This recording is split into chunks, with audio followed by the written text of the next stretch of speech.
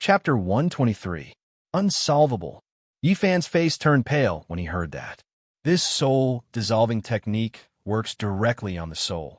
It's a metaphysical technique and is no longer a problem that can be solved by doctors, the old man said. I've only heard about this soul-dissolving technique from the elders of the previous generation. I've never seen the person affected by it with my own eyes. I've only heard from the elders that there's no cure for the person affected by this technique. Even the caster can't do anything about it. Yifan felt as if he had been placed in an ice cellar. He felt cold from head to toe. Don't think too much about it, the old man said. Wait until you see the person. Perhaps it's just a normal hypnosis technique. Yifan nodded. The only thing he could do now was to let the old man see Fujiwara no Chico immediately. He would know what was going on then. Senior, Yifan turned to the old man behind him and said, "Let's continue on our way." "All right," the old man replied. Yifan used the soaring technique again and continued flying in the direction of Zhou Mansion. The two of them did not speak along the way. Yifan felt uneasy. He was worried that Fujiwara no Chico was really affected by the soul-dissolving technique. It would be fine if it wasn't, but if it really was, Yifan did not dare to think about it. Ever since he found out that his beloved wife, Fujiwara no Chico, had lost her memories, his heart felt like it was being stabbed by a knife. He missed his beloved wife day and night. Even in his dreams, images of Fujiwara no Chico filled his dreams. If his beloved wife really could not recover her original memories, he really did not know what to do. Perhaps he would feel so much guilt that he wished he was dead for the rest of his life. The old man behind Yifan was also silent. He carefully thought back to the various amnesia techniques passed down by his ancestors and later developed by the Yi family. He wanted to see if there were any good methods that could help. However, after thinking for a long time, he could not think of a way to cure this technique. "Young man, don't worry." The old man was the first to break the silence. "If your wife is really affected by the soul-dissolving technique, I have an idea. You can try it. Maybe you can break the soul-dissolving technique." "Really?" Yifan suddenly felt a glimmer of hope. "Senior, what do you have in mind? Do you know Qingqinzi?" The old man asked Yifan. "Purple Sun Monastery's monastery master Qingqinzi?" Yifan blurted out. "That's right." The old man said, "This person's cultivation is extremely high, and his Tao techniques are exquisite. Perhaps he might be able to help you. Since the soul-dissolving art is related to the soul, why don't you ask him for help? He's from the orthodox Taoism, and I'm sure he'll have a way to break this soul-dissolving art." Yeah, Yifan was enlightened. He had heard from his father, Yi Kong, that Qingqinzi's Tao techniques were extremely exquisite. He had become the monastery master of the Purple Sun Monastery at such a young age. Back then, his father had even brought him to look for him to read his birth characters. "Senior is right," Yifan said excitedly as he thought of this. "To be honest, Senior, Qingqinzi and my father are close friends. If Chico is really affected by the soul-dissolving technique, I can ask him for help." "Haha, that's great." The old man smiled. Yifan was overjoyed. With the help of the Yi family and Qingqinzi, it seemed like there was hope for his beloved wife to regain her memories. The two of them traveled at lightning speed. After 6 hours, they arrived in the sky above the Zhou Manor. "Senior, we're here," Yifan said as he slowly retracted his spirit energy. He landed in a secluded place and placed the old man down. It was already close to dawn, and the sky was slightly bright. "What do you plan to do?" the old man asked Yifan. "I'll go check out the situation first.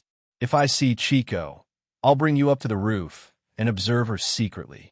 "What do you think, Senior?" Yifan said. "It's best if you can see her face to face. If it's too far away, I'm afraid it won't work," the old man said. Yifan was a little troubled. "It's best if you lure her out. I'll pretend to be a passerby and observe her secretly. That way, I'll be able to see clearly," the old man said. "Lure her out." Yifan pondered for a long time before saying, "All right, I'll lure her out. Senior, you can act according to the situation outside. Don't worry, I know what to do," the old man said as he took out a small golden needle pouch. He took out a golden needle and handed it to Yifan.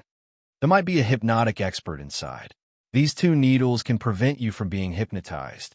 Hold this golden needle in your hand. If you feel that you're in a trance, use this needle to prick yourself. It can break the hypnosis technique. Remember, if you encounter a hypnotic expert, do not look into their eyes. Do you understand? Senior, I'll remember. Yifan took the golden needle and held it in his hand. Then, he gently flipped over the back wall and onto the roof.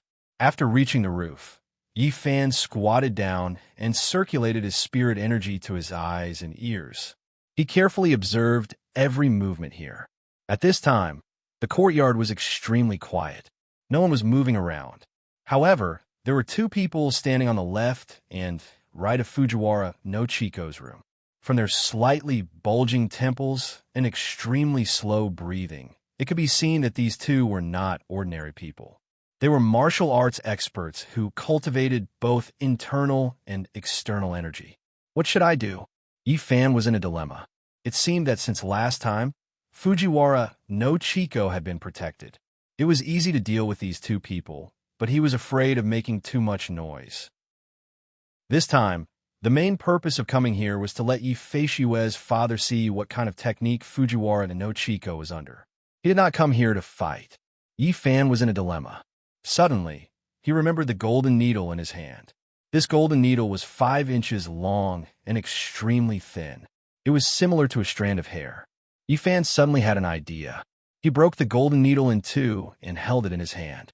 Using 50% of his spirit energy, he flung the 2 golden needles to the space between the eyebrows of the 2 people. These golden needles were originally thin and did not make much noise. In addition, Yifan used 50% of his spirit energy. The speed was extremely fast. In the blink of an eye, the 2 experts outside the room did not have time to notice. The 2 golden needles easily pierced the 2 people's brains. Although the 2 of them were experts who cultivated both internal and external energy, compared to Yifan's cultivation, it was like the difference between heaven and earth. The 2 people did not even make a sound. With a plop, they fell to the ground dead. Who is it? Fujiwara no Chiko's voice came from inside the room. Then, the door opened. A familiar figure that Yifan yearned for day and night stood at the door. Seeing Fujiwara no Chiko appear, Yifan's heart was filled with emotions. He wanted to rush over and hug her tightly. He wanted to tell her how much he missed her. But now was not the right time. Everything had to go according to plan. Yifan saw that Fujiwara no Chiko had appeared. He immediately stood up and used his movement skill to float towards the door. He deliberately slowed down his speed in order to lure Fujiwara no Chiko to take the bait. Sure enough, after Fujiwara no Chiko saw the 2 people lying dead at the door, she immediately used her movement skill to catch up from behind. The 2 people flew out of the courtyard one after the other. After Yifan reached the door, he directly used 70% of his spirit energy. A shadow instantly disappeared. When Fujiwara no Chiko chased out of the door, Yifan had already disappeared.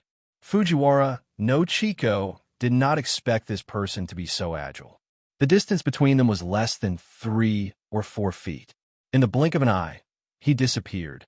She cautiously searched around the door, but did not find anything. Just as she turned around and was about to push the door open to enter the courtyard, an old voice sounded behind her. "Miss, may I ask if there are any pharmacies around here that provide medical services?" Fujiwara no Chiko turned around and saw an old man in his 50s or 60s slowly walking towards her. This old man looked to be in his 50s. He was carrying a small wooden box on his back. His face was rosy and full of energy. "Pharmacy?" Fujiwara no Chiko turned around and asked. Her eyes were full of suspicion. "It's like this. I am an outsider." "I pick ginseng for a living," the old man said. "I just picked a good ginseng a few days ago and wanted to come here to try my luck." This old man is unfamiliar with this place and unknowingly lost his way. "I also used up all my traveling expenses, so I want to find a pharmacy to sell my ginseng. After exchanging it for money, I want to quickly go home. I wonder if you can make it convenient for this old man to find a pharmacy with a fair price. This old man will thank you in advance." The old man said and bowed to Fujiwara no Chiko. "Where is this old man from?" Fujiwara no Chico asked. Since you have good ginseng, why don't you go to a bustling place to sell it? Why did you come to this small town? It can't be sold at a good price here. Fujiwara no Chico said and walked toward the old man. The old man had just left, and this old man appeared. How could Fujiwara no Chico not be suspicious? Moreover, it was early in the morning and the pharmacy was not open yet. This old man's words were full of loopholes. Sigh. The old man sighed and said, I'm not afraid that you will laugh at me, but I live in a small town not far from here. Although my family is not rich, we live a good life. However, my only son is always idle and lazy. A few days ago, because of a small matter on the street, he accidentally beat up a person and seriously injured him. The person who was beaten up is the son of the local county magistrate. How can we afford to offend him? The other party said that they want 1,000 taels of silver. If we don't pay, my unfilial son's life will be in danger. I sold my family property and barely managed to gather 600 taels of silver. Fortunately, there is still an old ginseng at home. This old man is afraid of losing face, so he came here to look for these old ginseng and sell it to save my unfilial son. My family has only had one son for 3 generations. Please don't lose it when it comes to me. As he said this, the old man covered his face and cried. Fujiwara no Chico heard this and frowned. Old man, can you let me see your ginseng? Okay. The old man wiped his tears and took out a yellow cloth bag from his body. After opening it, there was indeed a ginseng inside. The old man handed the ginseng to Fujiwara no Chico. Fujiwara no Chico reached out and took it. Sure enough, it was freshly unearthed ginseng. Fujiwara no Chico thought to herself. It seemed that she was too suspicious. Old man, you must be careful with such a good ginseng. Don't let bad people take it away from you. Fujiwara no Chico said as she handed the ginseng back to the old man. I just came here not long ago, so I don't know which medicine shop is a fair price. Why don't you go and ask someone else? Miss, you are not a local? The old man asked. Fujiwara no Chico shook her head. I have only been here for a few days, so I am not familiar with this place. Judging from your accent, you are not a local, right? The old man put the ginseng into his arms and asked casually. My parents died when I was young. Later, my uncle sent me to Japan to learn martial arts. I just came back a few days ago. Fujiwara no Chico said. I see, the old man said. Then I will go ask someone else. Sorry to disturb you. The old man said as he turned to leave. Old man, please wait. Fujiwara no Chico said. The old man stopped and turned to look at Fujiwara no Chico. Old man, when you ask someone else, don't say that you're selling ginseng. Just say that you are sick and want to see a doctor. Don't trust others easily. Fujiwara no Chico said as she took out an ingot of silver from her arms and stuffed it into the old man's hand. Take this 50 taels of silver. You are so old, you will need it in the future. No, the old man hurriedly refused. How can an old man like me take your silver? No, just take it. Be careful on the road. Fujiwara no Chico said as she stuffed the silver back into the old man's hand. Then, she turned and pushed the door open to enter the courtyard. Yi Fan, who was standing on a big tree a few dozen feet away, heard the conversation between the two clearly. Chico was still Chico. Although she had lost her original memories, she was still so kind. His lover was right in front of him, but he couldn't reunite with her. Only he could understand how it felt.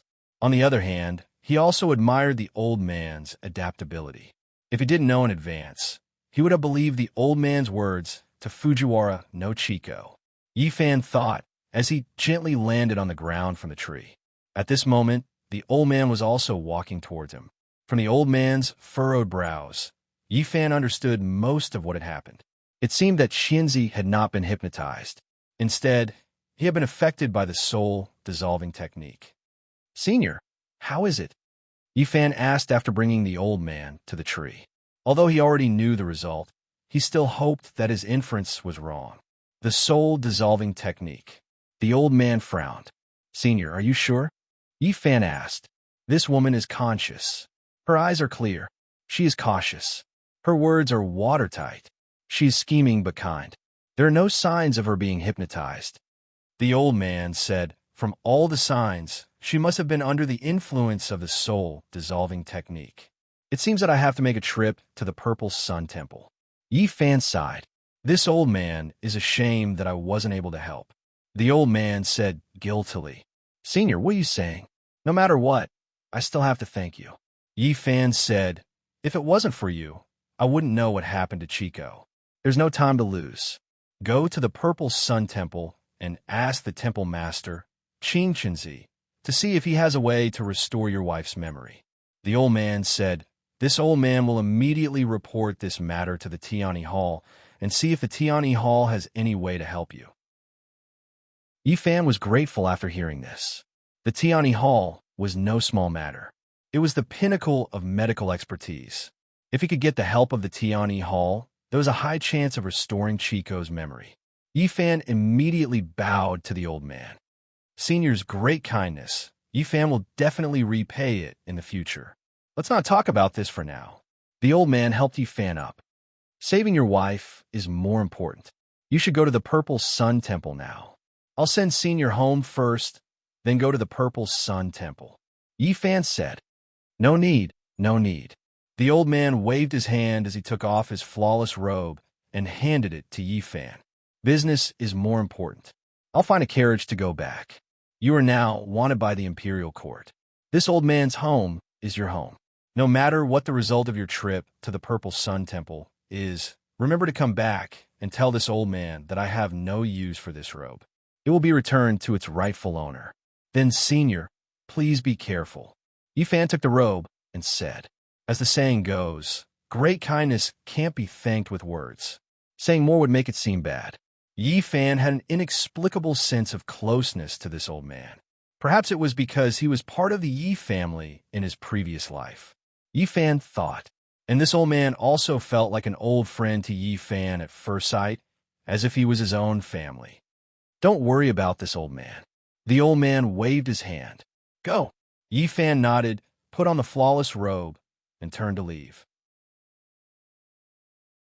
Chapter 124. In the dense forest, a shadow streaked across the sky. Yi Fan was half a foot above the ground, flying at high speed in the direction of Xiang Temple. The fallen leaves on the ground were blown into the air by the wind caused by Yi Fan's rapid flight. Although it was broad daylight, there were few people in the dense forest. Yi Fan didn't have any worries and only focused on his journey. The last time he went to Xiang Temple, he was still a baby, so he didn't know the way. Luckily, Xiang Temple was very famous. After asking around, Yi Fan knew the approximate location of Xiang Temple. I wonder if Chinzi can resolve this soul-dissolving technique. Yi Fan thought to himself. One must know that this soul-dissolving technique was a Japanese secret technique that no one could resolve. Although Chinzi's Tao was profound, it was still hard to say if he could recover Fujiwara no Chico's memories. It was a pity that he didn't know the whereabouts of his brother Kim. Otherwise, he would definitely be able to think of a way to recover his beloved wife's memories. Thinking of this, Yi Fan recalled what his other self said. Other than asking for help, what else could he do? Everything he had was given to him by others. Which one of them was obtained by himself? Yi Fan felt that these words weren't wrong at all. To be honest, even Yi Feishue's life wasn't saved by him. He was really too useless.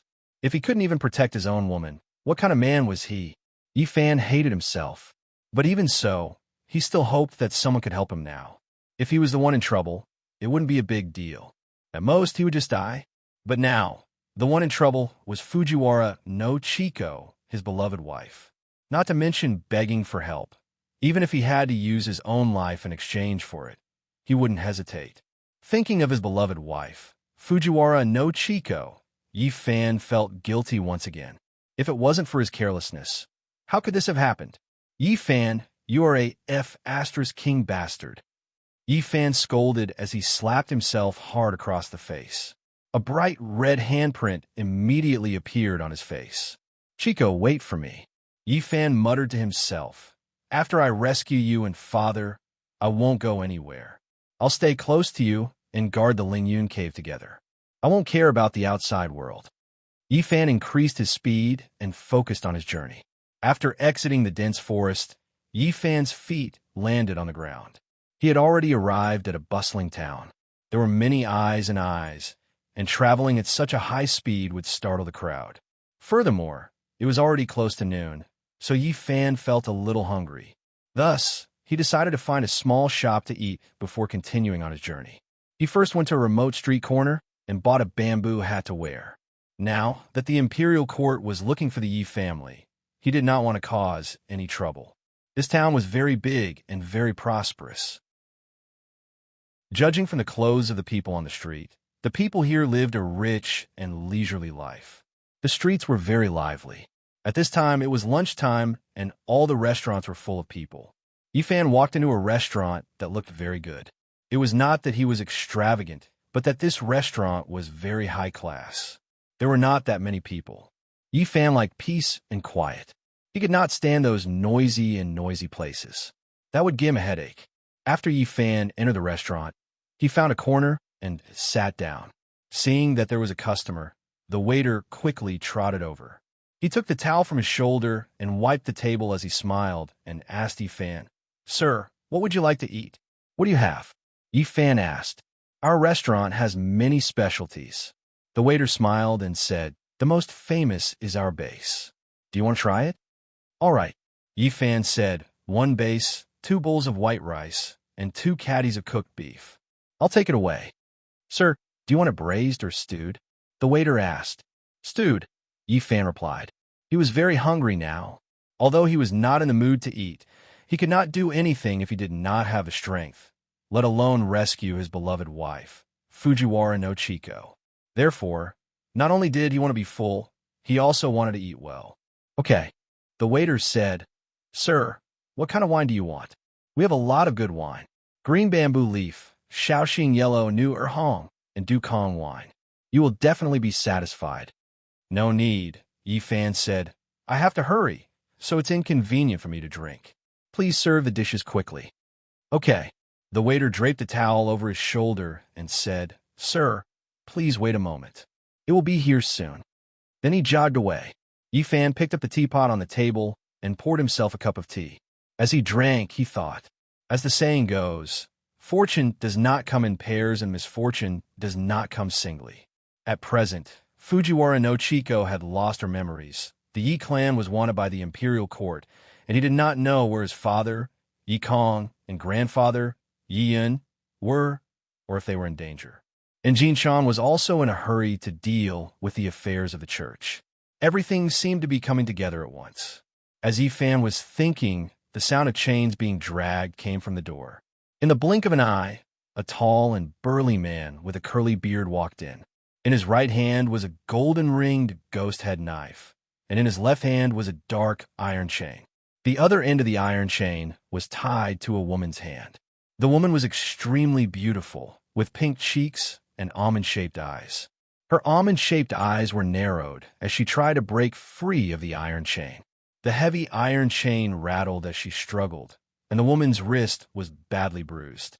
But even so, she did not cry out in pain and continued to stubbornly tug on the iron chain. However, her little strength was like scratching an itch for the curly bearded man. The man exerted a little force, and the woman was dragged in front of him. The woman's mouth was moaning, but she could not make any sound. Anyone with a little bit of Jianghu experience could see that the woman's acupoint had been sealed by the man.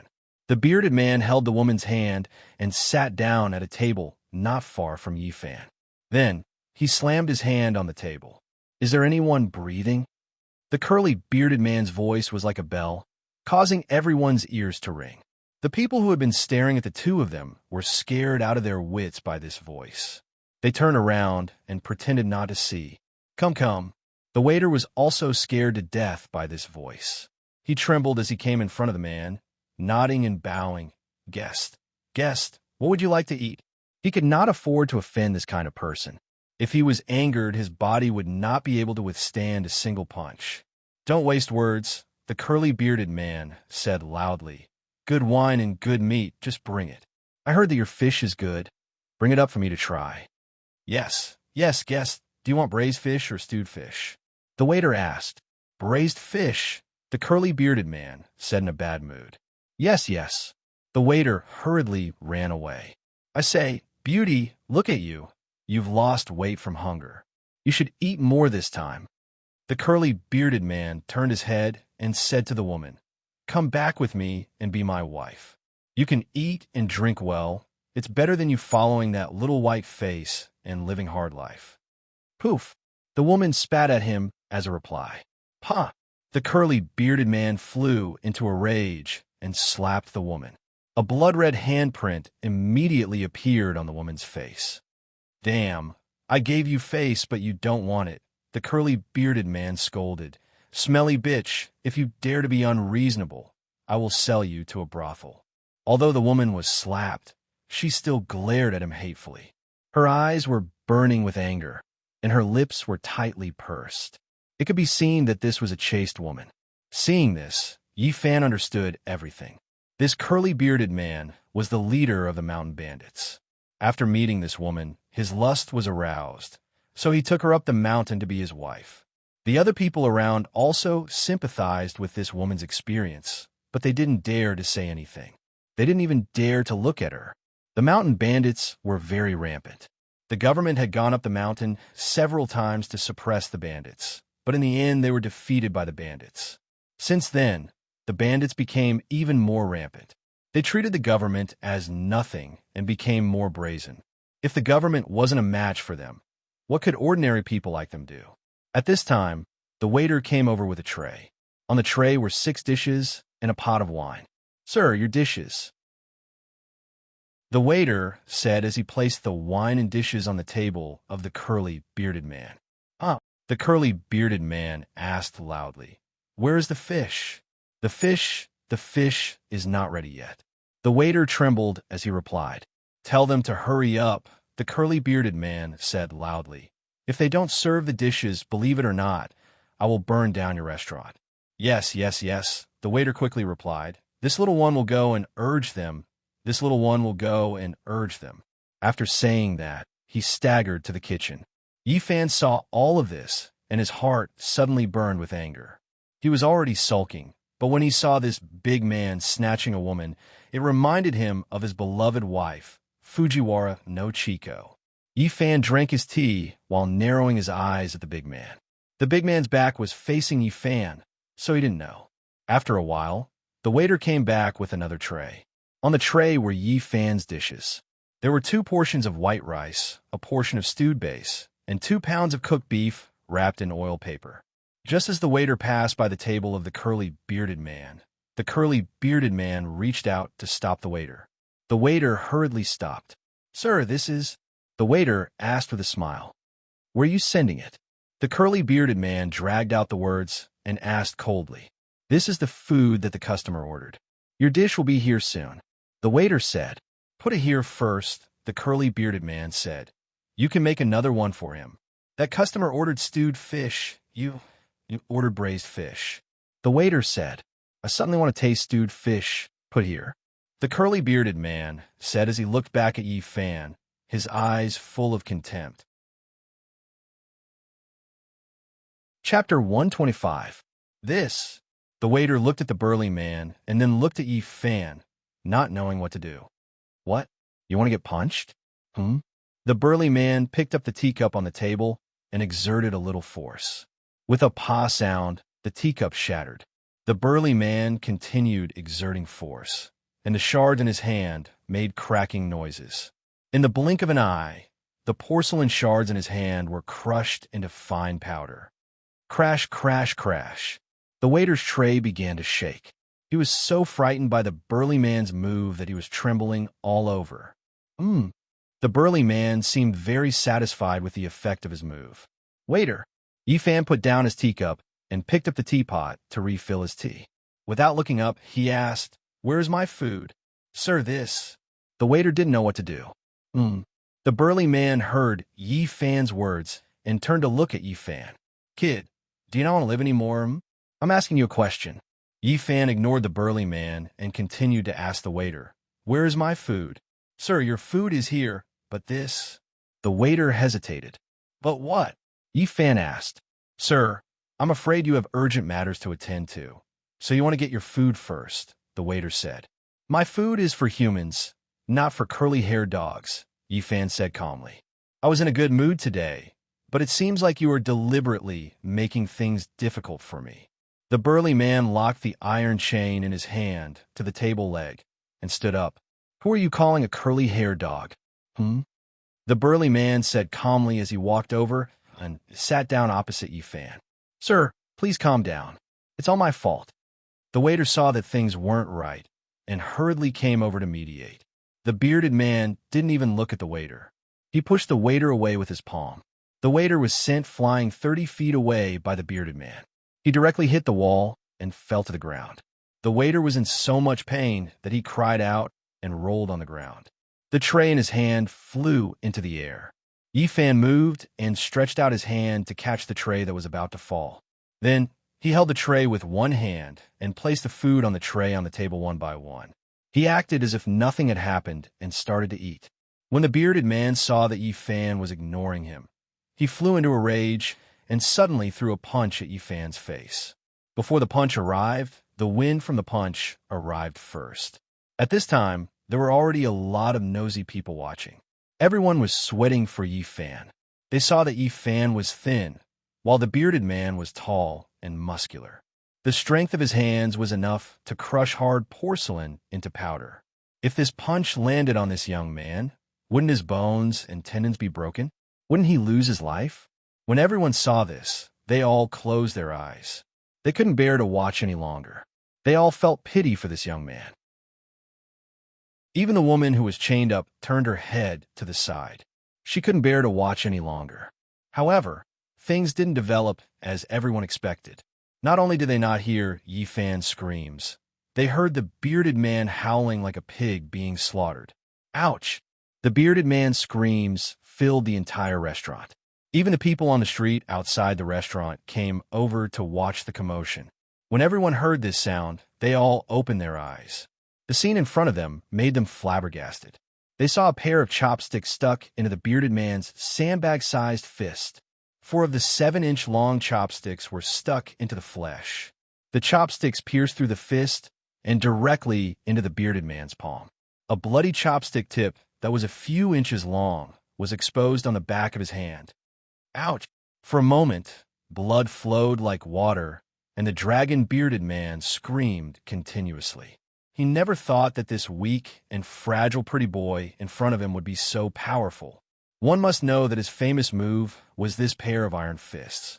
Not only that, his golden bell shield was also practiced to the point of perfection. Ordinary swords would only leave a white mark on his body.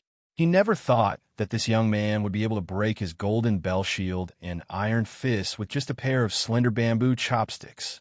He originally wanted to use this opportunity to show his face in front of everyone and let them know how powerful he was.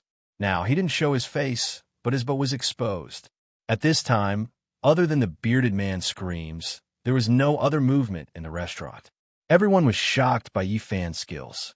They didn't know who this young man in the bamboo hat was to be able to subdue the bearded man in one move. They didn't expect this person to be so ruthless at such a young age. He directly crippled the bearded man's fist. The bearded man's fist probably wouldn't be able to harm anyone in the future. Yi Fan acted as if nothing had happened. He took out a pair of chopsticks from the bamboo container on the table and continued to eat. Good. Someone in the crowd shouted loudly. Good. Everyone seemed to have woken up from a dream and cheered. The woman who was chained up also looked at Yi Fan gratefully. You wait here. The bearded man used his other hand to cover his bleeding fist and said, If you're a man, don't leave. The bearded man's meaning was clear. He was on a call for reinforcements. I'm in a hurry. You better hurry. Yi Fan said as he stuffed rice into his mouth. You just wait. The bearded man said fiercely. He turned around and pushed the crowd aside to run out. Yi Fan stood up while chewing on his food. He walked to the side of the woman who was chained up. He grabbed the chain with both hands and used his imperial spirit energy to yank it. With a bang, the thick chain was forcefully broken by Yi Fan. The crowd once again exclaimed in surprise. They had never seen anyone who could break an iron chain with their bare hands, as if they were noodles. The woman was also stunned by Yi Fan's move. She knew she was lucky this time to meet an expert. Yi Fan tapped the woman's neck and released her mute acupuncture point. "Thank you for saving me." After the woman's acupuncture point was released, she bowed deeply to Yi Fan. "You should leave." Yi Fan took out 100 taels of silver and stuffed it into the woman's hand. "Go find a doctor to treat the wound on your hand. Then leave with your husband and live somewhere else." The woman wanted to refuse, but Yi Fan had already turned around and returned to eating. The woman walked in front of Yi Fan and knelt on the ground. "May I ask for benefactor's great name? In the future, my husband and I will definitely come to thank you. I can't reveal my name. Knowing my name is of no benefit to you." Yi Fan didn't even raise his head as he said, "You should leave quickly. It won't be easy to leave when those bandits come. Benefactor, take care." The woman saw that Yi Fan couldn't reveal his identity. She was also worried about her husband and child.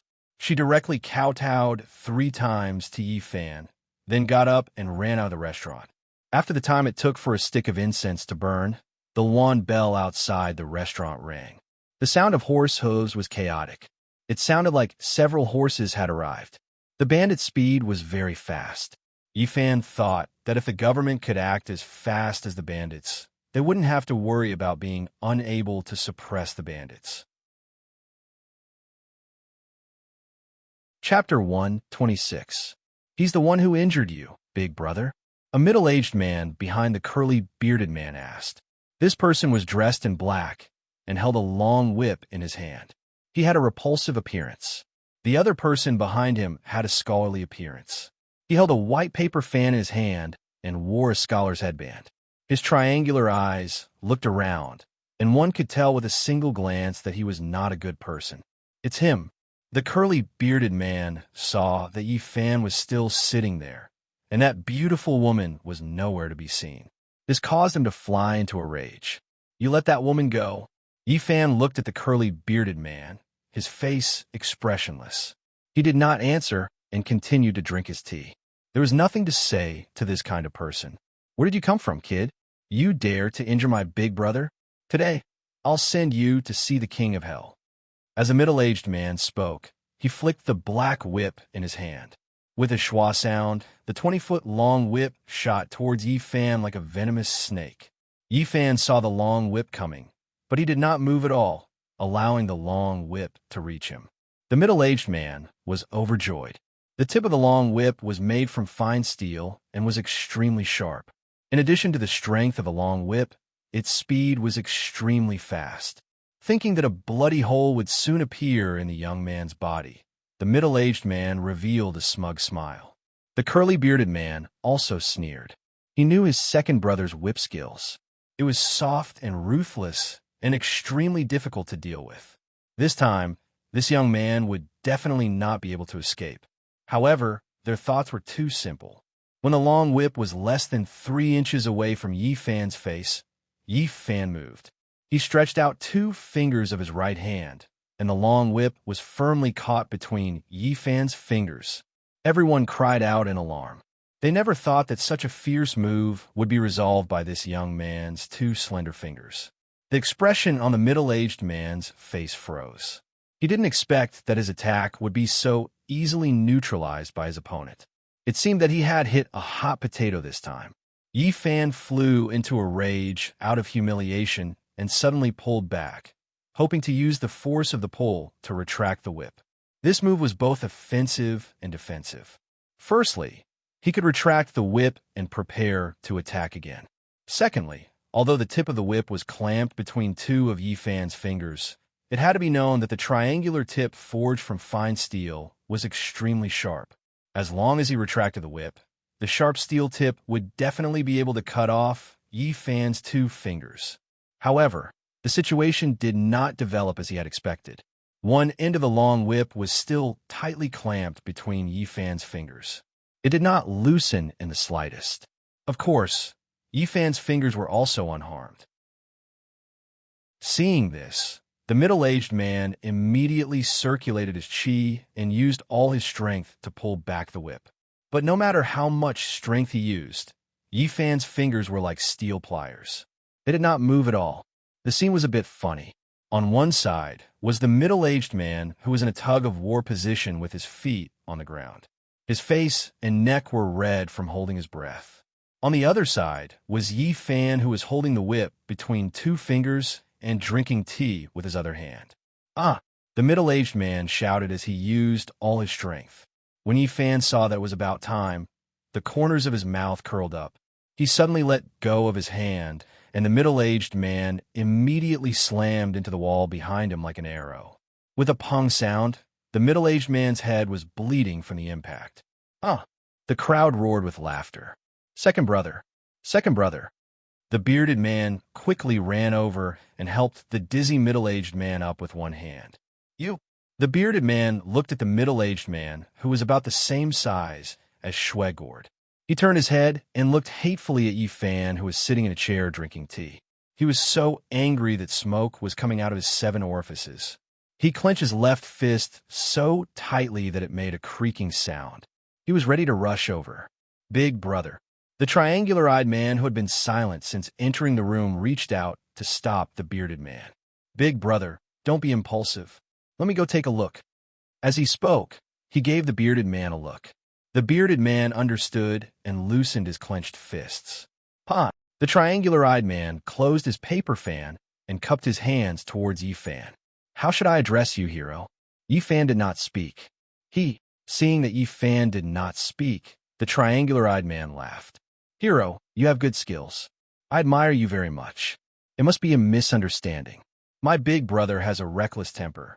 If he has offended you in any way, I will apologize on behalf of my big brother." As he spoke, he began to bow towards Yi Fan. To be honest, Yi Fan did not expect such a scene. According to his speculations, this triangular-eyed man was the most difficult expert to deal with.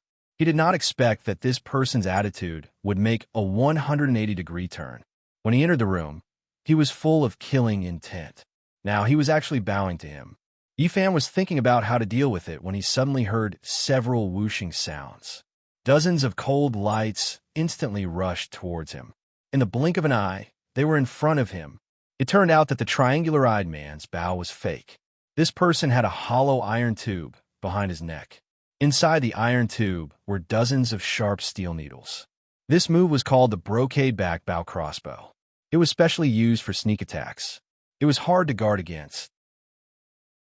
When he bowed to Yi Fan, he took advantage of Yi Fan's unpreparedness to secretly shoot out the dozens of steel needles from the iron tube behind his neck. This move was extremely vicious. He was already very close to Yi Fan, coupled with the strong mechanical spring in the iron tube. After shooting, the dozens of steel needles instantly flew in front of Yi Fan's eyes.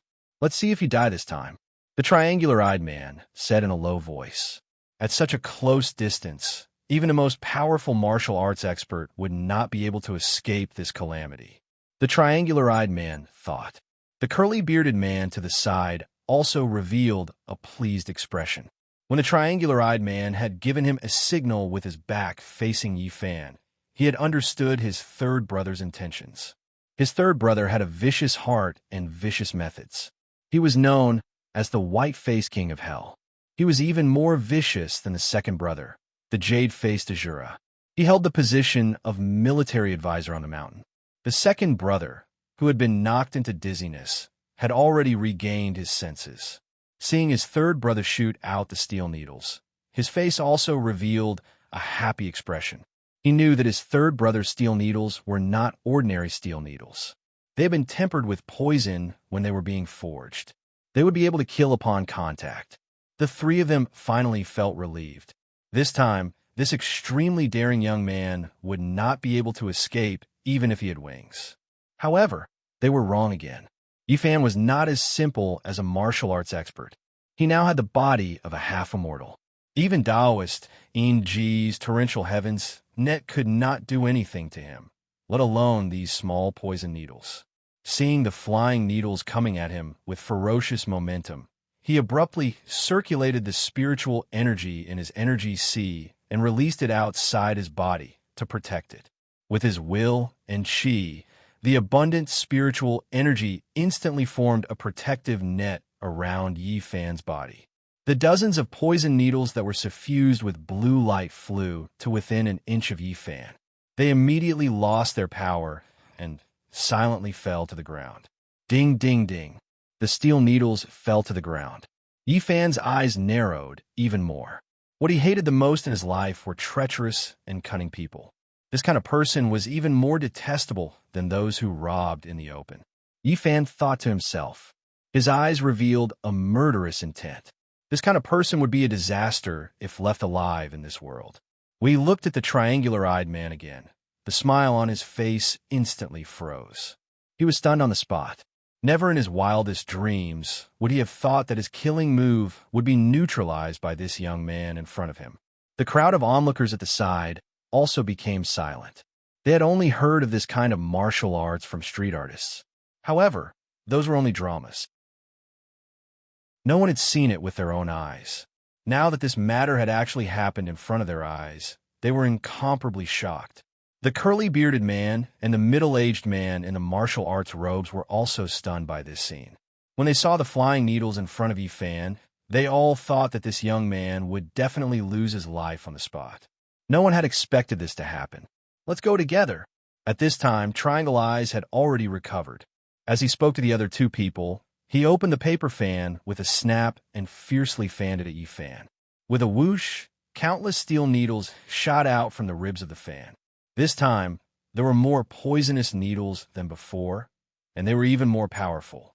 Moreover, these poisonous needles were extremely thin, about the same as a human hair. They were more than an inch long and were extremely fast. After shooting out the poisonous needles, Triangle Eyes pulled out a dagger from behind his waist. Using his Qin Gong, he suddenly rushed towards Yi Fan. What a sinister move. He first used the poison needles as a cover for himself. The real killer move was his dagger. This dagger was not an ordinary dagger. He had gotten it by chance when he was robbing an antique shop. It was extremely sharp and could cut through even a strand of hair with a single blow. Not to mention a person, even a piece of iron plate could be easily cut through. He thought that Yi Fan had a protective aura shield, so he wanted to use this sharp dagger to pierce through the aura shield and then personally end this young man's life. After hearing Triangle Eye's words, the curly-bearded man and the man in the martial arts robes understood tacitly. They immediately rushed over at the same time. Since the three of them were sworn brothers, they naturally had a tacit understanding of each other. The curly-bearded man clenched his left fist, his eyes blazing. He rushed towards Yi Fan like an arrow.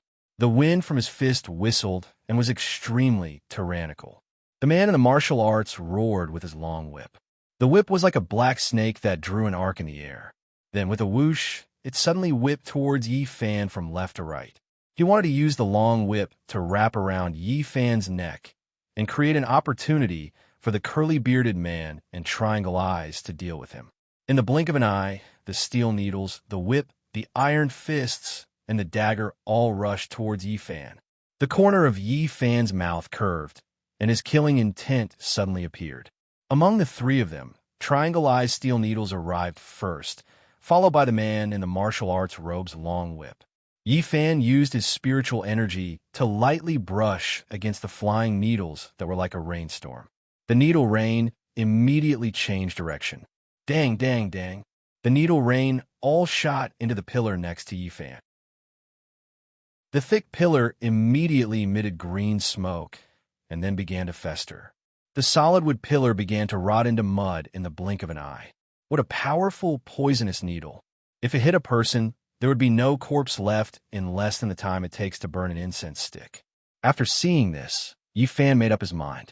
These three people must not be left alive in this world. If they were not killed, who knew how many innocent people would die tragically in their hands? Just as Yi Fan was thinking, the man in the martial arts robe's long whip arrived. The long whip whistled as it fiercely whipped towards the right side of Yi Fan's neck. Yi Fan couldn't help but laugh evilly. He stretched out 2 fingers of his right hand and once again firmly pinched the tip of the long whip in his hand. Seeing this, the man in the martial arts robes immediately used his movement technique and ran in circles. He had already calculated that Yi Fan would use the same trick, so he had already thought of a countermeasure. While Yi Fan was holding the long whip, he quickly tied Yi Fan up. Swish! Just as the man in the martial arts robes was running, Triangle Eye's dagger arrived in front of Yi Fan's eyes. He was the closest to Yi Fan, so the dagger in his hand naturally arrived first. The dagger glinted coldly as it stabbed towards Yi Fan's neck. This move was steady, accurate, and ruthless. It was full of ruthlessness. Yi Fan, who was holding the long whip, smiled faintly. He stretched out 2 fingers of his left hand and caught Triangle Eye's dagger with a swish. After catching the dagger, Yi Fan's 2 fingers exerted strength. Pa! The dagger broke with a sound. After Triangle Eyes saw this, he turned pale with fright. Not only was the dagger extremely sharp, it was also extremely hard. If one wanted to break the dagger, it would be impossible to do so without the strength of 1,000 pounds.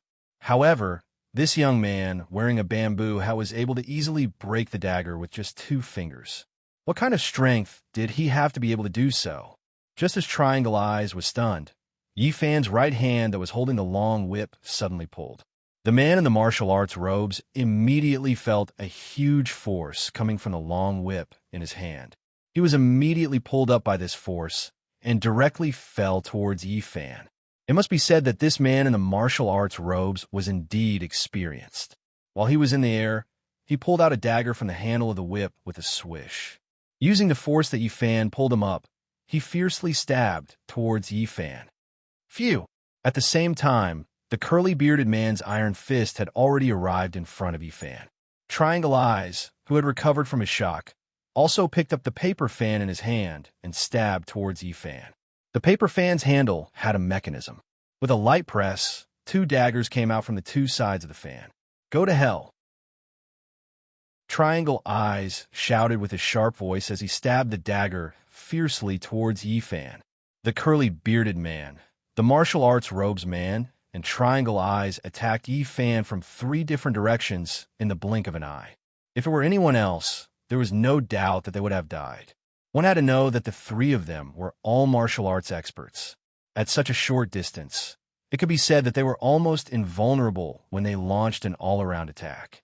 However, it was still the same. Yi Fan was not like his name, which had the word ordinary in it. He was a person with spirit chi cultivation. Now that he had experienced hundreds of battles, he did not care about 3 mere mortals. At this moment, he was determined to kill. He gently shook the long whip in his hand. The middle-aged man on the other end of the long whip was completely focused on the dagger in his hand and did not pay attention to the long whip in his hand. When Yi Fan shook the whip, his hand loosened and the long whip fell from his hand. Yi Fan's hands did not stop moving. He gently swung the 2 hands that were holding the end of the long whip and lifted it up. Under Yi Fan's control, the long whip seemed to have a mind of its own as it drew a beautiful arc in the air. It was like a long snake that was spitting out its poisonous tongue as it suddenly turned around. Swoosh! The moment the 3 of them were about to touch Yi Fan, the long whip in Yi Fan's hand firmly wrapped around their necks. The 3 of them did not see what Yi Fan had done before their necks were wrapped around by the long whip. The 3 of them felt their necks tighten and their breathing became rapid. All of this happened in a flash. The onlookers sighed. Just now, the 3 of them were attacking the young man at the same time. How did the situation turn around in the blink of an eye? Not only did the 3 of them fail to attack, but they also became turtles in a jar. The long whip turned around, and the handle returned to Yi Fan's hand. Yi Fan had an evil smile on his face. His eyes narrowed into slits as he quietly looked at the 3 of them who were suffocating from the long whip. His eyes were empty as if he was looking at 3 dead people. Cough, cough, cough. The 3 of them coughed violently from the long whip. Their faces were red, and their hands kept trying to tear the long whip around their necks. The corners of Yi Fan's mouth curled up, and he gradually exerted more force in his hands. Creaking sounds could be heard, and the long whip around the 3 people's necks tightened. It slowly dug into the flesh of their necks. As Yi Fan gradually exerted more strength, the 3 of their faces began to turn purple. It was no different from the color of a pig's liver. Their eyes also began to bulge with blood. It was a frightening red, especially the triangular-eyed man. His tongue was hanging out of his mouth. Yifan's hand shook again, and the three of their heads were tied together. This time, the three of them were strangled to the point that they could no longer make a sound. Each of them stared with bloodshot eyes. They could only exhale but not inhale. "Oh, you're quite powerful," Yifan said with an evil smile. "3 heads and 6 arms. Good. Han, spare us." The bearded man struggled to squeeze out a few words. He did not expect that he and his 2 sworn brothers would put their lives in the hands of others because of a dish. A good man knew better than to fight when the odds were against him. Survival was more important. Yifan sneered and shook his head. "I'm killing you for your own good. Remember, be a good person in your next life. Don't be a mountain bandit," Yifan said as he suddenly tightened his grip on the whip. Chapter 127. Puff. 3 streams of blood spurted several feet high. The 3 heads fell to the ground and rolled directly to the feet of the crowd. The eyes on the heads were wide open. Plop! The 3 corpses fell to the ground with blood spurting out of their necks. The blood spurting out of their necks instantly dyed the ground red. The crowd, who had just recovered from the shock, screamed and retreated when they saw the 3 heads at their feet. The timid ones were so frightened by the bloody scene that they fainted. Yifan looked at the 3 corpses and threw away the whip in his hand expressionlessly. He turned around and picked up the cooked beef wrapped in oiled paper from the table behind him. He then walked directly to the counter. The shopkeeper, who was hiding behind the counter, was so scared that his face turned pale and he was trembling like a sieve. He did not expect that this young man was not only skilled in martial arts, but also a ruthless person who killed without batting an eye. "My apologies for dirtying your restaurant. Please accept this silver." As Yifan spoke, he took out an ingot of silver and placed it on the counter. "Young hero, no need to do this." The shopkeeper saw that the young man was ruthless, but he was also a reasonable person. He gathered his courage and said, "Young hero, you have removed a big threat for our town. We can't thank you enough. How can we take your money?" You can't. "That's that," Yifan said. "You have to pay for the meal." "Young hero, you don't know." An old man walked out of the crowd. He looked to be in his 50s, had gray hair, and was leaning on a cane. "These 3 are the leaders of the bandits on Tiger Head Mountain nearby." The old man walked up to Yifan and said, "The leader is Zhao Feihu, nicknamed Flying Tiger Iron Fist. The second leader is Li Tianba, nicknamed Steel Whip Tai Sui. The third leader is Zheng Wenli, nicknamed Jade Faced Flying Squirrel. Since the 3 of them took over the mountain and became kings, they bullied men and women. They robbed openly and did a lot of bad things. Later, the government sent troops to the mountain to suppress the bandits. Who would have thought that they were no match for the bandits? Not only did they fail to suppress the bandits, but they also lost many good men. The government put up notices several times to recruit experts to get rid of the bandits, but they returned empty-handed. Later, the government posted a bounty of 1,000 taels of silver per head to take the lives of these 3 people. Young heroes' martial arts are superior, and you've gotten rid of these 3 scourges in just a few punches and kicks. This is a blessing for us common people. Us commoners should be thanking you. How can we accept your money?" After hearing the old man's words, everyone nodded in agreement.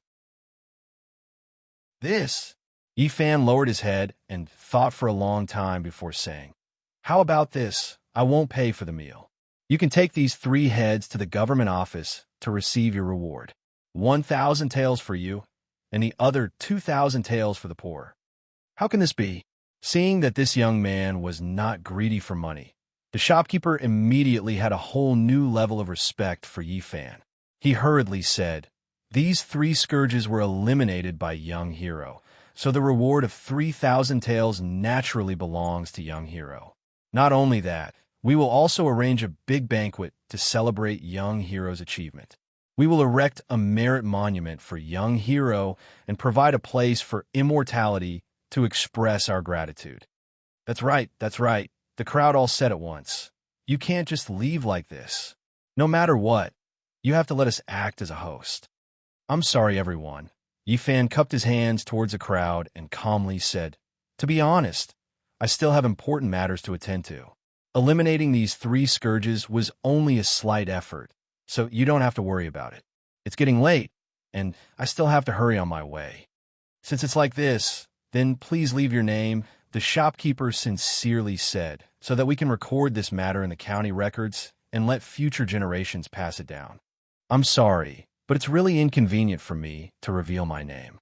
I still have urgent matters to attend to, so I'll leave first." As Yifan spoke, he used his spiritual energy to quickly rush out of the door. The crowd at the door only saw a shadow flash past in an instant, and only felt a light breeze pass by.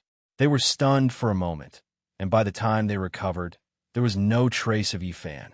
But the 3 fast horses at the door were missing a blue bristled horse. When the crowd saw this scene, they hurriedly ran out of the door, only to see a horse leaving behind a cloud of dust, already 1,000 feet away. "An expert," the shopkeeper muttered to himself as he looked at the distant figure. At such a young age, he's learned a lot of secret skills. He knows when to advance and retreat, yet he's not moved by fame and fortune.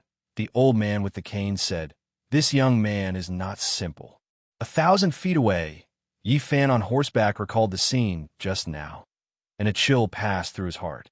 He didn't know why, but ever since he was controlled by the evil energy in his body, every time he wanted to kill someone, he would feel an indescribable excitement. He would have a bloodthirsty impulse, and he would unconsciously laugh wickedly. He didn't know why he was like this, but he knew that it was definitely not a good thing. To be honest, he didn't regret killing those 3 thieves, but when he thought about it, he shouldn't have used such a cruel method to kill them. At least they wouldn't have died so painfully, and no matter what, he should have left their corpses intact. Yifan thought to himself as he increased his speed. The blue bristled horse he was riding was a Great One horse, so its speed was extremely fast.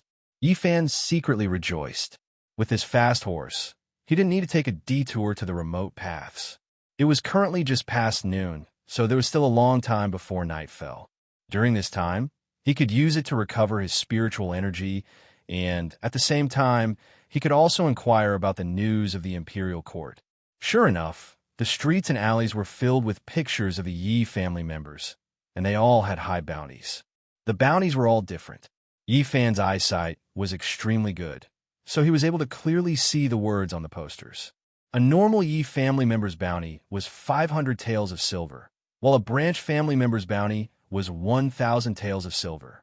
The highest bounty was actually 10,000 taels of silver. The highest bounty was none other than Yifan, his father, and Yifan's second uncle, Yichun. Second uncle? After Yifan saw Yichen's name, his brows furrowed. It seemed that second uncle hadn't left the Great Ming dynasty with his family, but had instead stayed behind. Moreover, he was still with father and the others. After seeing these pictures, Yifan felt the stone in his heart fall to the ground. Since the pictures were still there, it meant that father and the others were currently very safe and hadn't fallen into the hands of the imperial court. However, the discussion of the crowd in front of the pictures attracted his attention. He reined in the blue bristled horse and pretended to be passing by. He slowly walked past the pictures and carefully listened to the discussion of the crowd. What crime did the Yi family commit? In front of the pictures, a young man asked. They were actually wanted by the entire clan of the imperial court. You still don't know? A middle-aged man next to him looked at the young man with a face full of shock. You actually haven't heard of such a big matter? I just came back from buying goods outside the borders, so how could I know what happened inside the borders? The young man asked the middle-aged man. What happened to the Yi family? What happened? In the crowd, another fat man with a big head and big ears, dressed in silk and satin, took over the conversation. Trespassing into the imperial palace, false imperial edicts, conspiring against the law. Conspiring against the law? The young man was shocked. It can't be? How can it not be? The middle-aged man said. I heard that the imperial court had long been aware of the Yi family. However, because of the Yi family's contributions to the country, They only remove them from their positions and seize their power. Who would have thought that the Yi family harbored such hatred in their hearts? Just a month ago, the head of the Yi family brought his eldest son, Yi Kong, and the former official of the Ministry of War, Yi Chun, and secretly trespassed into the imperial palace at night with the intention of assassinating the current emperor. Fortunately, the state preceptor, Taoist priest Xuanji, saw them and saved the emperor's life. There was such a thing. After hearing this, the young man's face was full of disbelief. The Yi family has been loyal for generations. How could they do such a thing? People's hearts are hard to fathom. The fat man sneered with his hands behind his back. As the saying goes, a greedy man is like a snake trying to swallow an elephant. This Yi family wants fame, benefits, and power. After a long time, they naturally won't be satisfied with these. Presumably, they also want to sit on the dragon throne. Shopkeeper, how? You can't say it like that. Another well-dressed man in the crowd said. If you ask me, there must be a hidden story behind this matter. The young man said, the Yi family is generous and generous. There's no one in the Jianghu who doesn't know this. There's no way they would ruin the Yi family's reputation for fame and fortune. The fat man called Shopkeeper House sneered and said, that's just a show for the world to see, to win people's hearts. After hearing this, the young man looked at the fat shopkeeper with disgust. The imperial court's matters are not something people like us can understand. The middle-aged man said, whether this matter is true or false, I'm afraid only the imperial court and the Yi family know. Tis TSK, 10,000 taels. The fat shopkeeper clicked his tongue.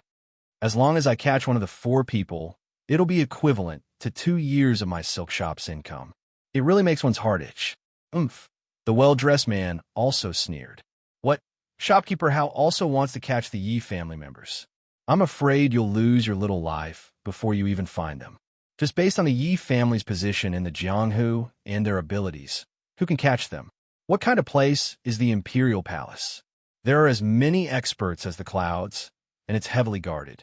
In addition, the Imperial Preceptor, Taoist priest Xuanji, has not been able to catch them. What? Does Shopkeeper Hao have this ability? Shopkeeper Li's words are wrong. The fat shopkeeper sneered and retorted. A dragon in the shallows is teased by shrimps. A tiger in the plains is bullied by dogs. Now that the Yi family's power is gone, who in the Jianghu would dare to step forward to help the Yi family? Everyone kicks a man who's down. I'm afraid that right now, not only will those so-called righteous sects not help the Yi family, they'll even hit them when they're down. You have to know that if one of them is caught, it'll be a great merit. Not only will you be able to clear your relationship with the Yi family, you'll also be rewarded by the imperial court. You'll be promoted and gain both fame and fortune. Isn't that killing 2 birds with 1 stone? Haha. The middle-aged man called Shopkeeper Li chuckled. Do you think those people in the Jianghu are the same as you, Shopkeeper Hao? Perhaps there's someone from a Yi family in disguise walking on this street right now. Or perhaps there's someone from a Yi family in the Jianghu nearby. Shopkeeper Hao, aren't you afraid that they'll hear what you said, sneak into your house at night, and take your little life? The fat shopkeeper immediately turned his head to look anxiously, then turned his head to glare hatefully at Shopkeeper Li. He pushed through the crowd of onlookers and walked out. Yi Fan, who was several zhang away, heard these words clearly. From these people's conversation, he could deduce that at that time, his father, Yi Kong, had hurried back to the ancestral home to discuss countermeasures. But he couldn't understand why his father, grandfather, Yi Kong, and grandfather, Yi Yun, and second uncle, Yi Chun, wanted to go to the imperial palace. Could it be that they were really going to assassinate the emperor? Impossible. They definitely wouldn't do such a thing. It seemed like there was more to this. Yi Fan thought as he lowered the bamboo hat on his head. Although the fat shopkeeper's words were harsh, it reminded him that the Yi family's power was already gone. Even though those Jianghu friends usually called each other brothers, but it was possible that there would be some people who would forget righteousness for the sake of profit and secretly track down the 4 of them. He had to be careful. The plan now was to hurry on with their journey and reach Purple Sun Temple as soon as possible. After rescuing Fujiwara no Chiko, the two of them would find their father's whereabouts. Yifan thought as he increased his speed. He pulled on the reins, clamped his legs on the horse's body, and the green mane horse under him began to gallop on the wide street. This town was not small. Yifan galloped for 4 hours before he left the town and came to a small road with few people. At this time, the sky had already darkened and smoke was rising from the chimneys of the houses in the distant town. Yifan dismounted from the horse and removed the reins, then patted the horse's head. "Old friend, thank you for giving me a ride. Now that you're free, go." As he said that, he stroked the green mane horse's mane. That green mane horse turned its head to look at Yifan, shook its ears, and let out a few snorts before trotting away. After Yifan saw that the green mane horse had left, he walked to the side of the road and found a clean rock to sit on. After riding on the horse for an entire afternoon, he was hungry. He took out the cooked beef wrapped in oil paper and placed it on the ground and started to eat it piece by piece. In another 2 hours, he would be able to reach the boundary of Purple Sun Temple. He hoped that the temple head, Chinchinzi, will be able to recover Fujiwara no Chiko's memories. Otherwise, he really didn't know what to do. Once he thought about Fujiwara no Chiko, Yifan lost his appetite. He casually ate a few slices of cooked beef, then wrapped up the rest of the beef and kept it in his arms. At this time, there was no one around, so Yifan leaped up, using his spiritual power to fly into the air, and flew towards the direction of Purple Sun Temple at high speed. This was the southern boundary, and compared to the cold and dry north, the air here was humid, the climate was warm, the vegetation was lush, and the scenery was beautiful. However, Yifan, who was in the air, didn't have the mood to appreciate the beautiful scenery. At this time, he was thinking about his beloved wife, Fujiwara no Chiko. He hoped that this time, he would be able to successfully recover his beloved wife's memories and let the two of them reunite once again. At this time, Yifan's Chi-Si was filled with spiritual energy, and in addition, Yifan was anxious to save his wife, so he gradually increased his speed. After flying for an hour, the sky had completely darkened, and the stars were twinkling, and the moon was bright. This made him recall the scene of him hugging Fujiwara no Chiko and flying in Yikong. Now that things were still the same, but the people were different, his heart was once again filled with anger. "Zhou Quan, I will definitely tear you into pieces." As Yifan spoke, he suddenly increased his spiritual power to 70%, and a shadow instantly flew past Yikong. Yifan, who was flying at high speed, was expressionless, and his expression was cold. Yifan maintained this extremely fast speed and flew for less than half an incense's time before he arrived at the boundary of Purple Sun Temple. The mountain range here was undulating, and the forest was lush. Yifan circulated his spiritual power to his eyes and ears, and carefully searched for the location of Purple Sun Temple. Just as he passed by a straight and steep mountain peak, his ears gradually rang with soft chanting sounds. Yifan could tell that this was the sound of Taoist evening classes, and it seemed like he had already arrived at the sky above Purple Sun Temple. Yifan hurriedly lowered his head to look carefully, but he was helpless. The trees on the mountain peak were tall, and the dense canopy was like an umbrella blocking his line of sight. Yifan could only slowly withdraw his spiritual power and slowly descend in the direction of the chanting sounds. As expected, after Yifan landed, he saw that not far away in the depths of the dense forest, there was a magnificent Taoist temple with cornices and arches. The Taoist temple scale was grand, but it didn't lose its exquisiteness, and it had a Taoist style. Above the Taoist temple's door, there were 3 ancient golden characters of Purple Sun Temple written in ancient seal. The strokes were vigorous, and it was extremely free and easy. Chapter 128. Pa, Pa, Pa. Even though Yifan was anxious, he still obediently knocked on the door of the Purple Sun Temple. The Purple Sun Temple had an extremely high status in the Tao sect. Chinchinzi was the temple master of the Purple Sun Temple, so his status was naturally even more revered. Even though his father, Yi Kong, was a close friend of Qin Chenzi, but he was still a junior, so he naturally had to follow the proper etiquette. Not long after Yi Fan knocked on the door, there was a knock on the door. A little Taoist boy who looked to be 7 or 8 years old, wearing a Taoist robe with delicate features, opened the door. He stuck his head out and sized up Yi Fan. Just as Yi Fan was about to ask, the Taoist boy spoke first. He used a slightly childish voice to ask Yi Fan, "You are Yi Fan?" When Yi Fan heard this, his heart trembled as he stood rooted to the ground. Other than Yi Feishue's father, only he knew that he came to the Purple Sun Temple. How did this little Taoist boy know? "Are you Yi Fan?" The little Taoist boy saw that Yi Fan did not speak, so he used a childish voice to ask again, "Are you Yi Fan?" "Yes." Yi Fan regained his senses and replied, "I am Yi Fan, immeasurable deity." When the little Taoist boy heard this, he immediately cupped his fists towards Yi Fan. He then moved to the side and said, "Mister, please come in." When Yi Fan heard this, he followed the little Taoist boy into the Purple Sun Temple with a puzzled expression. The Purple Sun Temple was extremely clean, tidy, and solemn. The ground was paved with blue stones, and there was a bridge built in the courtyard. There were countless exotic flowers and plants, and the night breeze caused the trees to rustle. It was extremely comfortable when it blew on one's body. If Yi Fan did not have matters to attend to, he really wanted to admire this famous Taoist temple. After passing through the mountain gate and the Three Purities Pavilion, the little Taoist boy directly brought Yi Fan to a side room in the backyard. Although this side room was small, the decorations were simple and elegant. After entering the house, the little Taoist boy began to make tea for Yi Fan.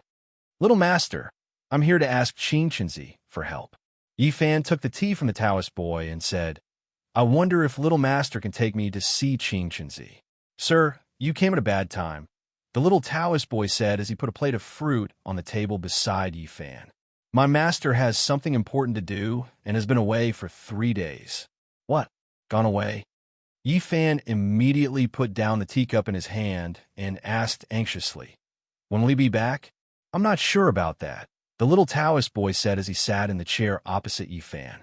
Then he took a big apple from the plate and put it to his mouth and took a bite. "Master did not say when he will be back. He only said that in 3 days, a young man called Yi Fan will be coming. He told me to take good care of him. That person is you." "What? 3 days ago?" Yi Fan was shocked when he heard the little Taoist boy's words.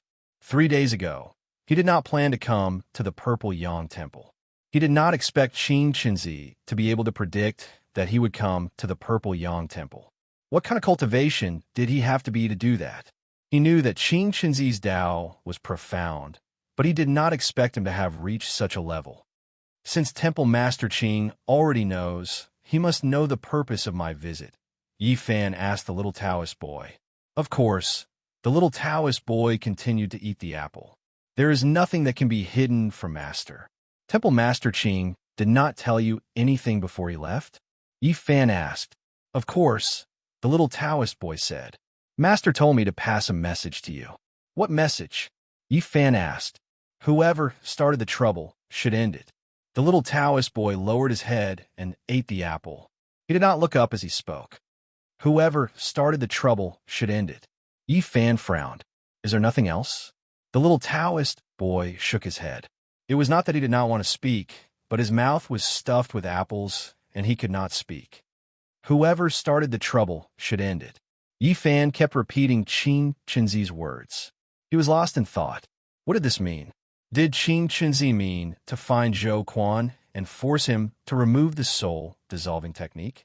However, Yi Feishue's father had personally said that the soul-dissolving technique could not be dispelled by the caster himself. Besides, even if he found Zhou Quan, he did not have full confidence that he could restrain him. That was not what Qin Chenzi meant. What does this mean? Yi Fan thought for a long time, but could not figure out the meaning of this sentence. He was so anxious that he blurted it out. You are so stupid. The little Taoist boy had finished eating the apple. He wiped his mouth with his sleeve and said, You can't even understand such a simple meaning." Yifan was stunned and quickly asked, "Little Master, do you know the mystery here?" "Little Master, please enlighten me." "It's very simple." The little Taoist boy said, "Master means that you can only solve this problem by yourself." "Me?" Yifan was shocked after hearing the little Taoist boy's words. "Little Master is joking. How can I? Don't you want to save your wife?" The little Taoist boy asked with a smile. "Yes." Yifan was surprised. "Little Master, how did you know?" The little Taoist boy laughed. "Master told me." "Oh." Yifan's eyes lit up. "In that case, did Master Qing say how to save her?" "He did." The little Taoist boy replied. "What is it?" Yifan asked hurriedly. "The one who tied the bell should untie it." The little Taoist boy laughed. Yifan was completely speechless.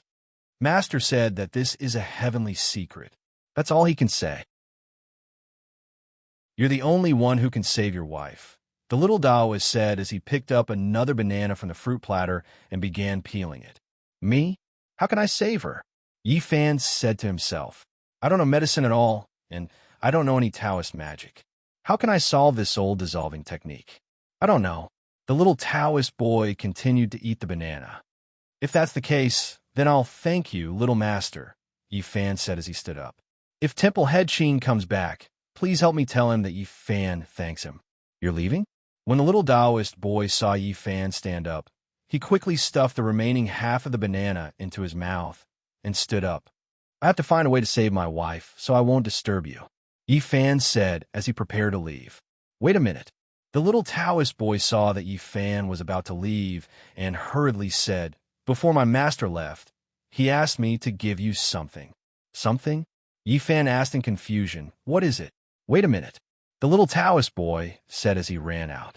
After a while, he ran back with a small wooden box in his hand. "Here, this is it," the little Taoist boy said as he handed the box to Yifan.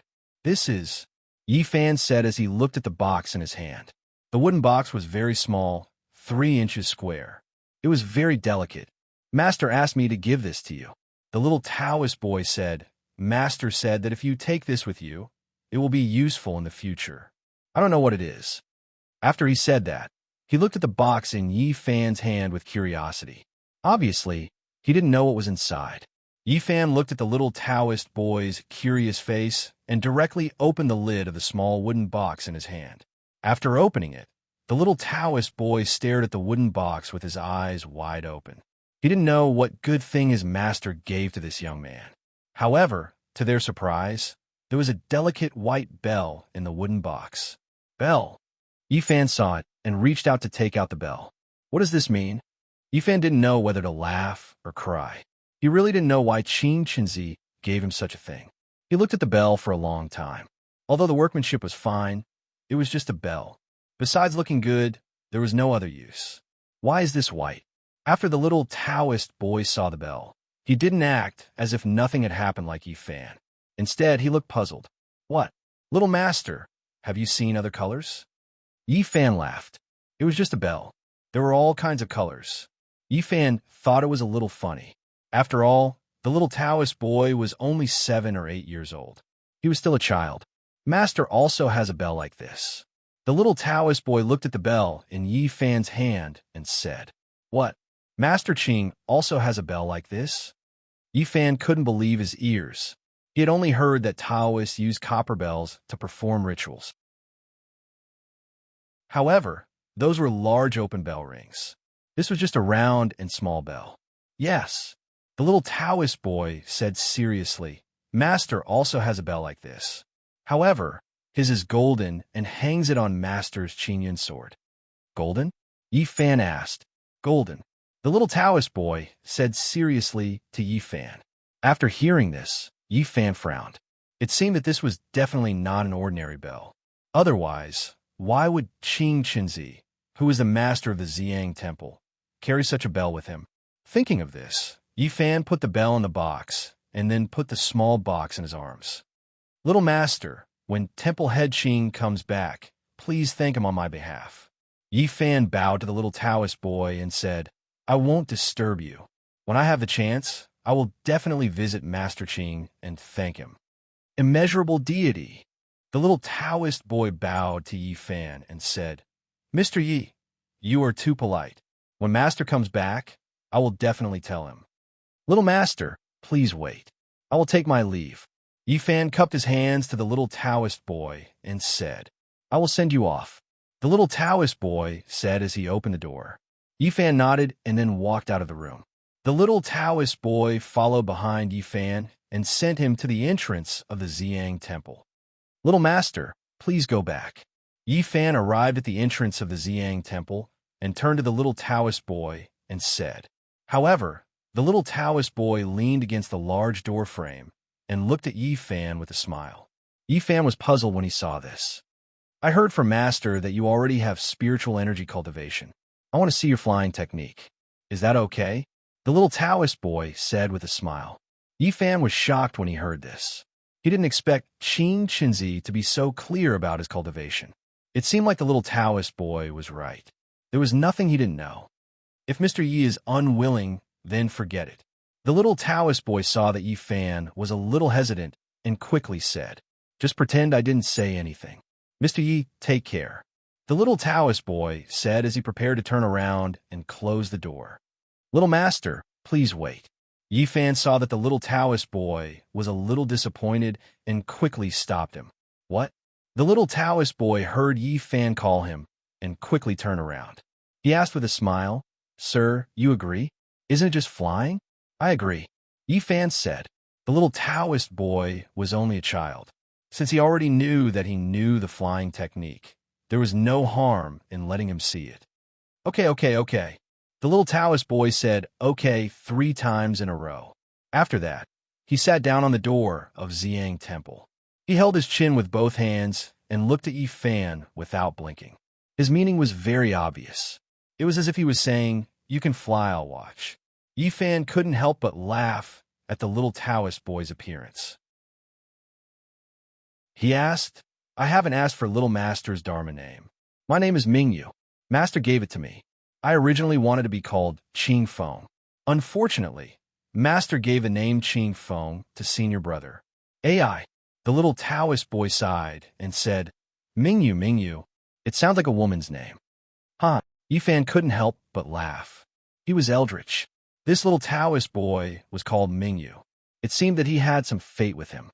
If he didn't have other matters to attend to, he really wanted to chat with this little guy for a while. What are you laughing at? The little Taoist boy thought that Yi Fan was laughing at his name and was a bit angry. What's so funny? Are you going to fly or not? If you're not going to fly, I'm going back. The little Taoist boy said as he prepared to get up. Don't. Yi Fan stopped laughing. I'll just fly. It's just that I didn't make fun of you just now. I just want to tell you that I have a connection with the you character. The two of us are really fated. Really? After the little Taoist boy heard this, he looked sideways at Yi Fan. Of course, Yi Fan said. The ancient said, how can the light of a firefly compete with the brilliance of the bright moon? From this, it seems that the you character means perfection. There's nothing wrong with it. Firefly, bright moon. The little Taoist boy muttered, and a smile gradually appeared on his face. That's true. In that case, it's much better than the name of senior brother Qing Feng. Of course. Yi Fan then comforted the little Taoist boy and said, Qing Feng is nothing. Have you ever seen Qing Feng blow the moon away? Ha, no. The little Taoist boy said with a smile. That's it. Yi Fan said with a smile. You're very interesting. The little Taoist boy said with a smile, if there's a chance, I really want to compete with you in the art of flying. After hearing this, Yi Fan's smiling face suddenly froze.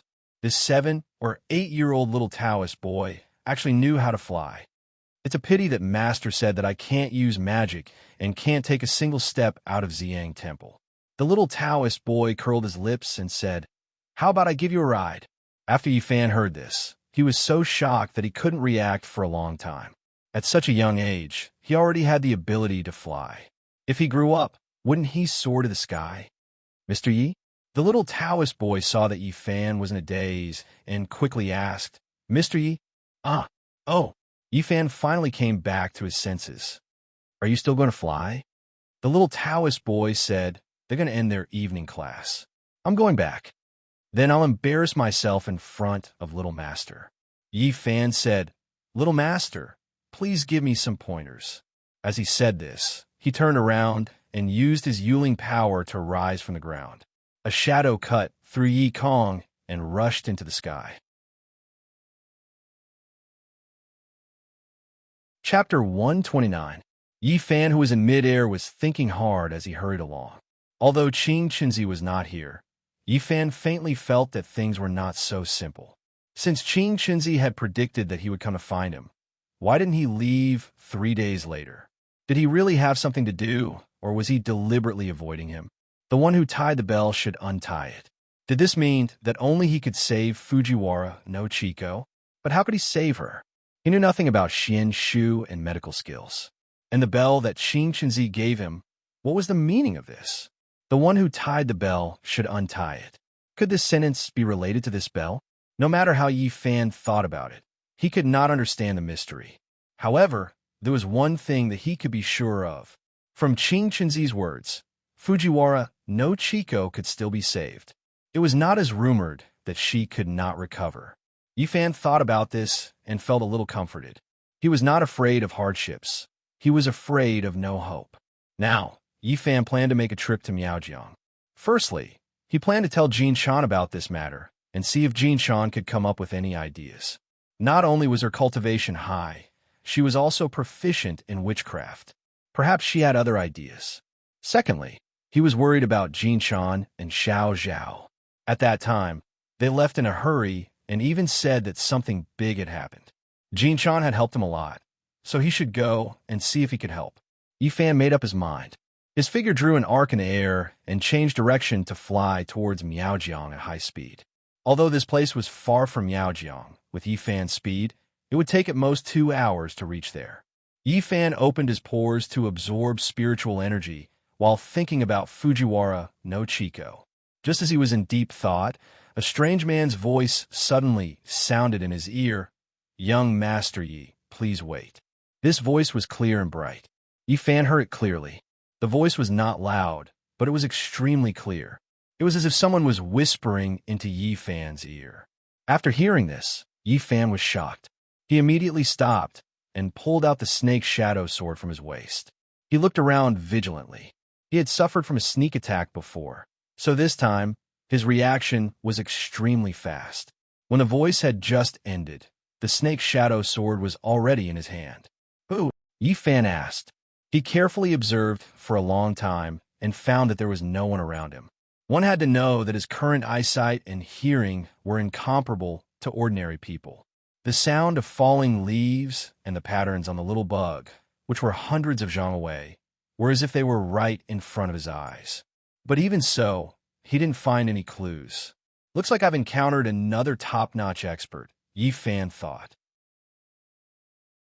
He gripped the snake's shadow sword tightly, closed his eyes, and began to use his senses to sense the changes in the air around him. Humans needed to breathe, and when they breathed, there would be a flow of air, and the flow of air would naturally expose their position. Yi Fan focused his mind and calmed his breathing. As one with the mind, he gradually became one with his surroundings. As expected, Yi Fan, who had his eyes closed, sharply sensed a faintly discernible flow of air several zhang in front of him. Although it was extremely weak, Yi Fan, who was one with the mind, was still able to capture this aura. After discovering this aura, Yi Fan suddenly opened his eyes. As soon as he opened his eyes, Yi Fan was so angry that he almost fainted. Several zhang away, a man wearing a black robe with golden threads was floating in the air with his back facing him. It turned out that the moment he closed his eyes, the other party had already appeared. Yi Fan was still feeling pleased with himself, thinking that he had made great progress and was one with the mind. Only when he opened his eyes did he realize that the other party had purposely appeared and exposed his aura. It was obvious that the other party was purposely teasing him. What a deep cultivation! Yi Fan thought to himself in shock. This person's cultivation was so deep that it left one speechless. "Who are you? Why did you call out to me?" Yi Fan asked. "Haha, to tell you the truth, I have been waiting here for a long time." The man in the black robe with golden threads turned around and looked at Yi Fan with a smile. He looked to be in his 30s. His face was like beautiful jade, his eyes were like stars, his eyebrows were like ink, and his hair was like a knife. He had a handsome figure and an imposing aura. He wore a black robe with golden threads and a pair of cloud-walking shoes.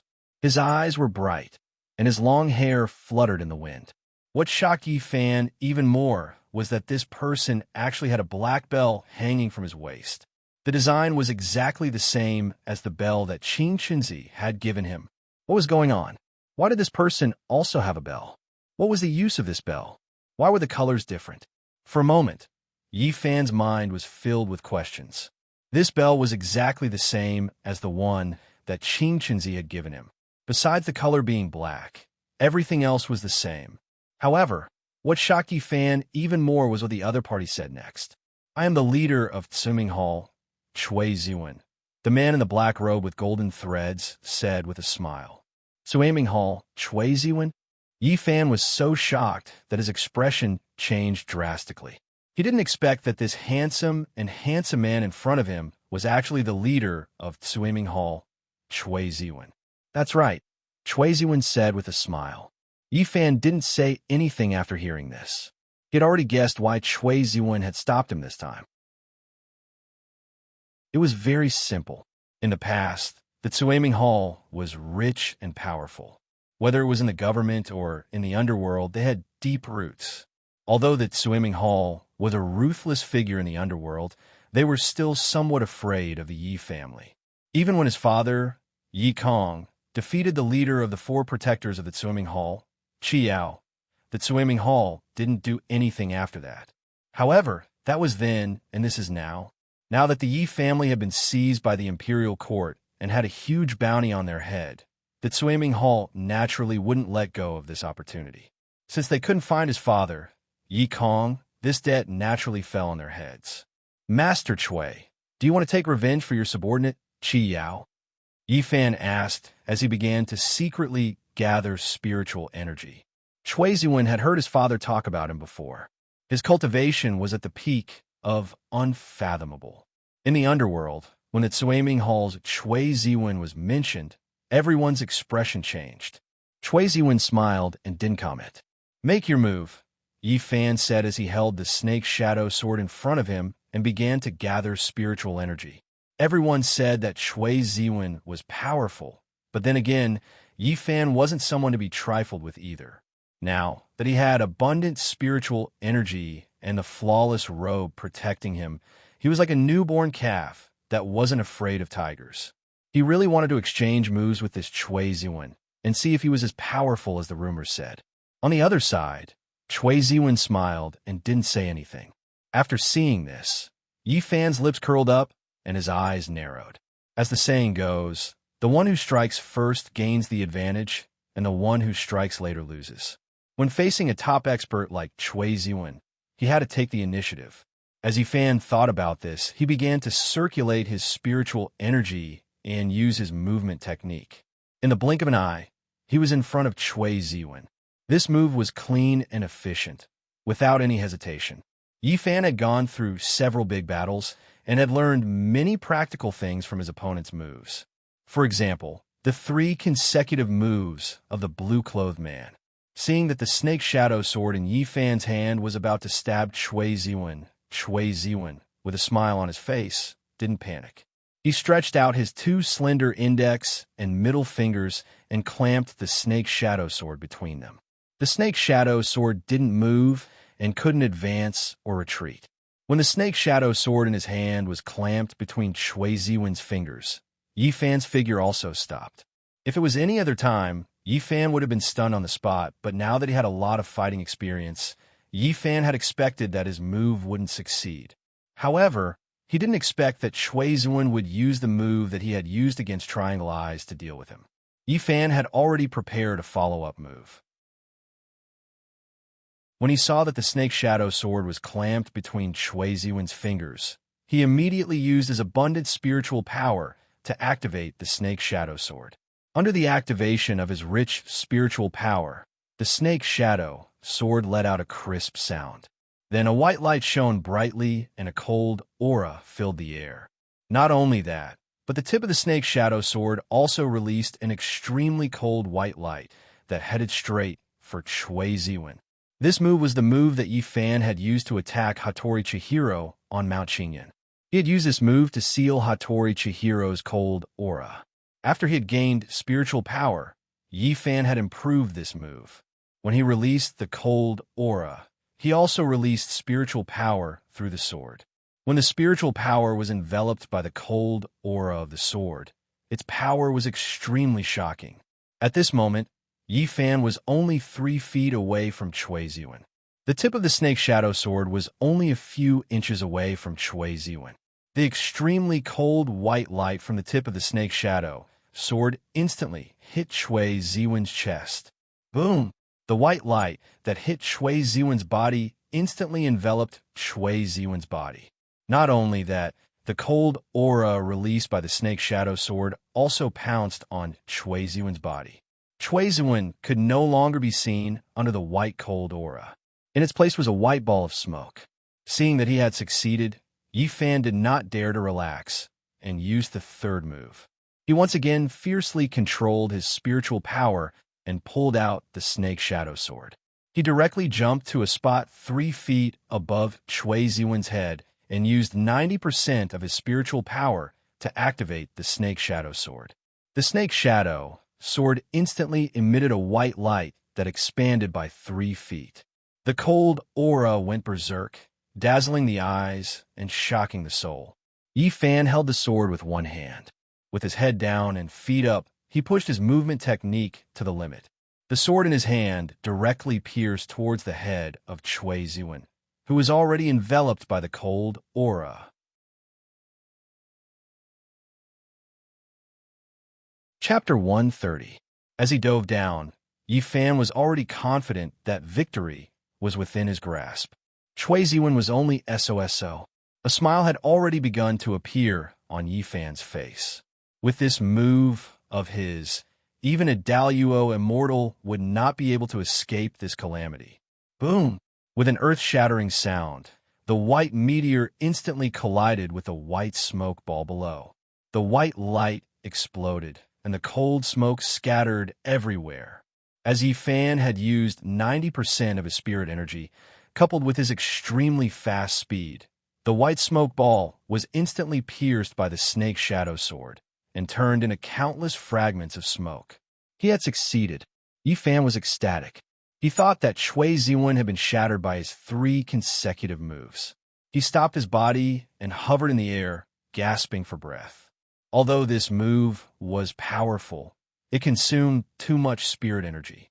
However, Yi Fan was wrong, and very wrong. When the white smoke gradually dissipated, Yi Fan suddenly discovered that 20 feet away, Chui Ziwen, dressed in a black robe with golden threads, was looking at him with a smirk on his face. Chui Ziwen was actually unscathed. When Yi Fan saw this scene, he was dumbfounded. It seemed that not only did he not injure Chui Ziwen, he might not even be able to trap him. When he had just used the cold chi, this Chui Ziwen must have already dodged and was not trapped by his cold chi at all.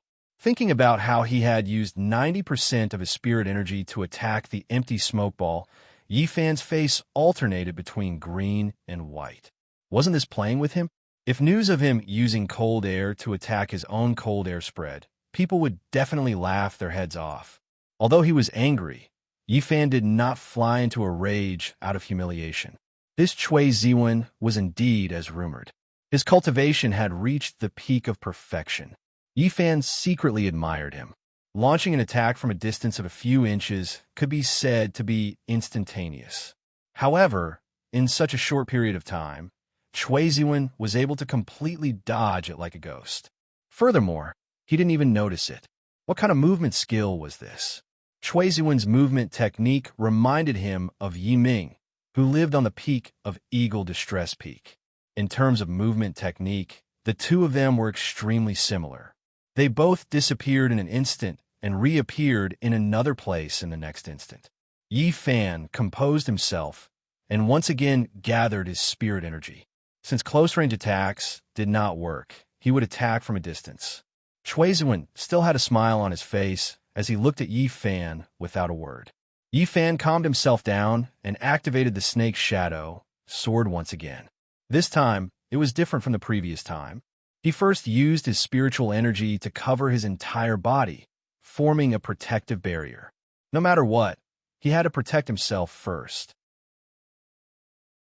After forming the spirit energy cover, Yi Fan was still a little worried, so he added a layer of cold air outside the spirit energy cover.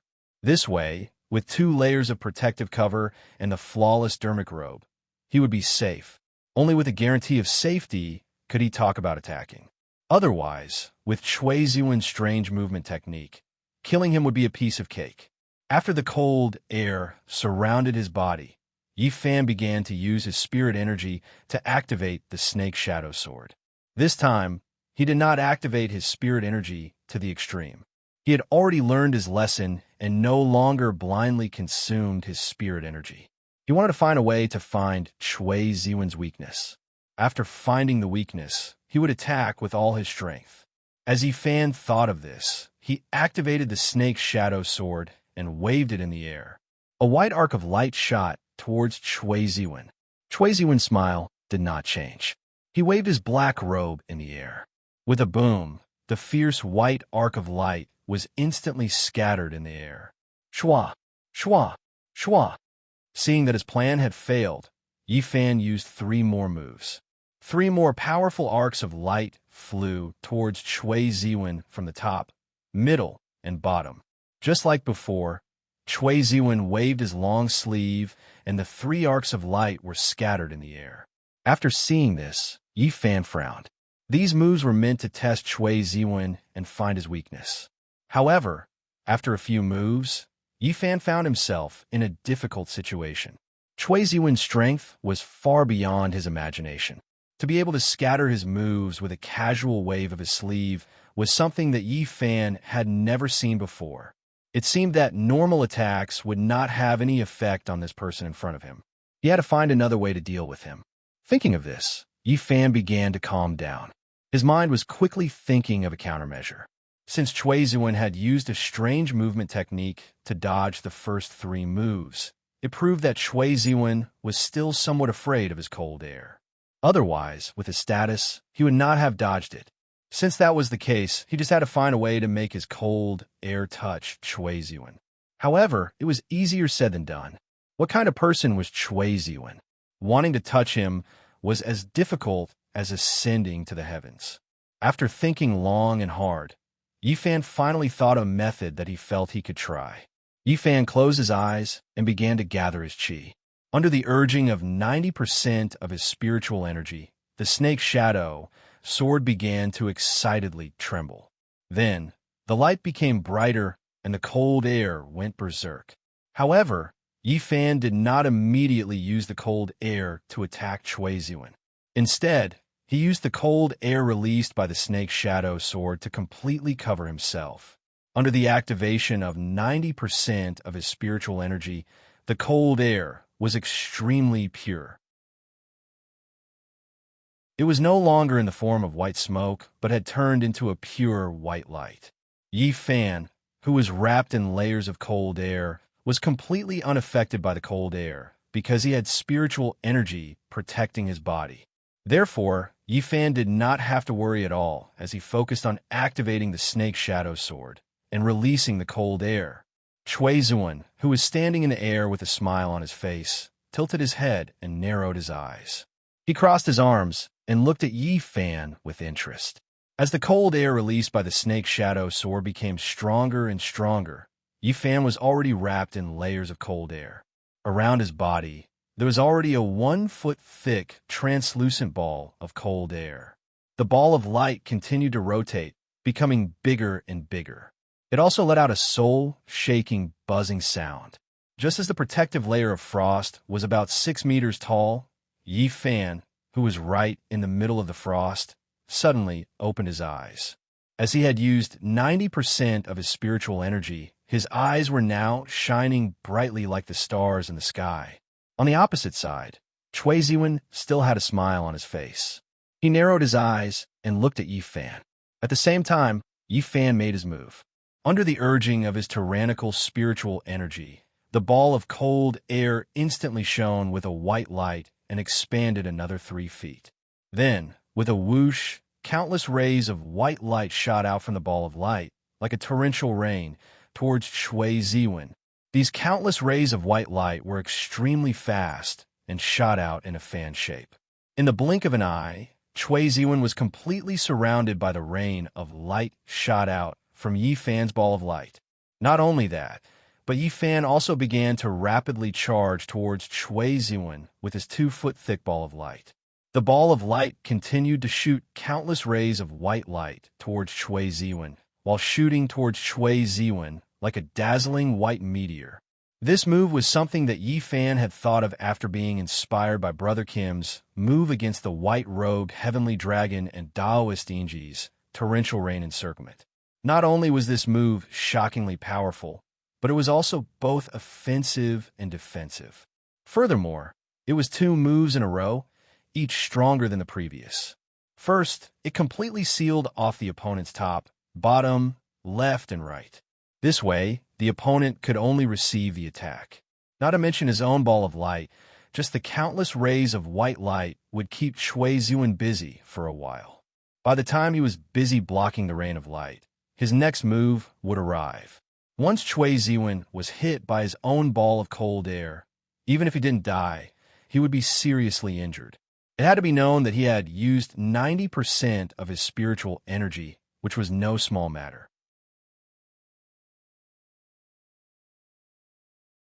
Chapter 131. Whoosh! Countless rays of light instantly enveloped Chui Ziwen. Chui Ziwen's mouth curved upwards. He didn't seem to care about the light rain at all. Without any movement, a faint layer of red light appeared around his body.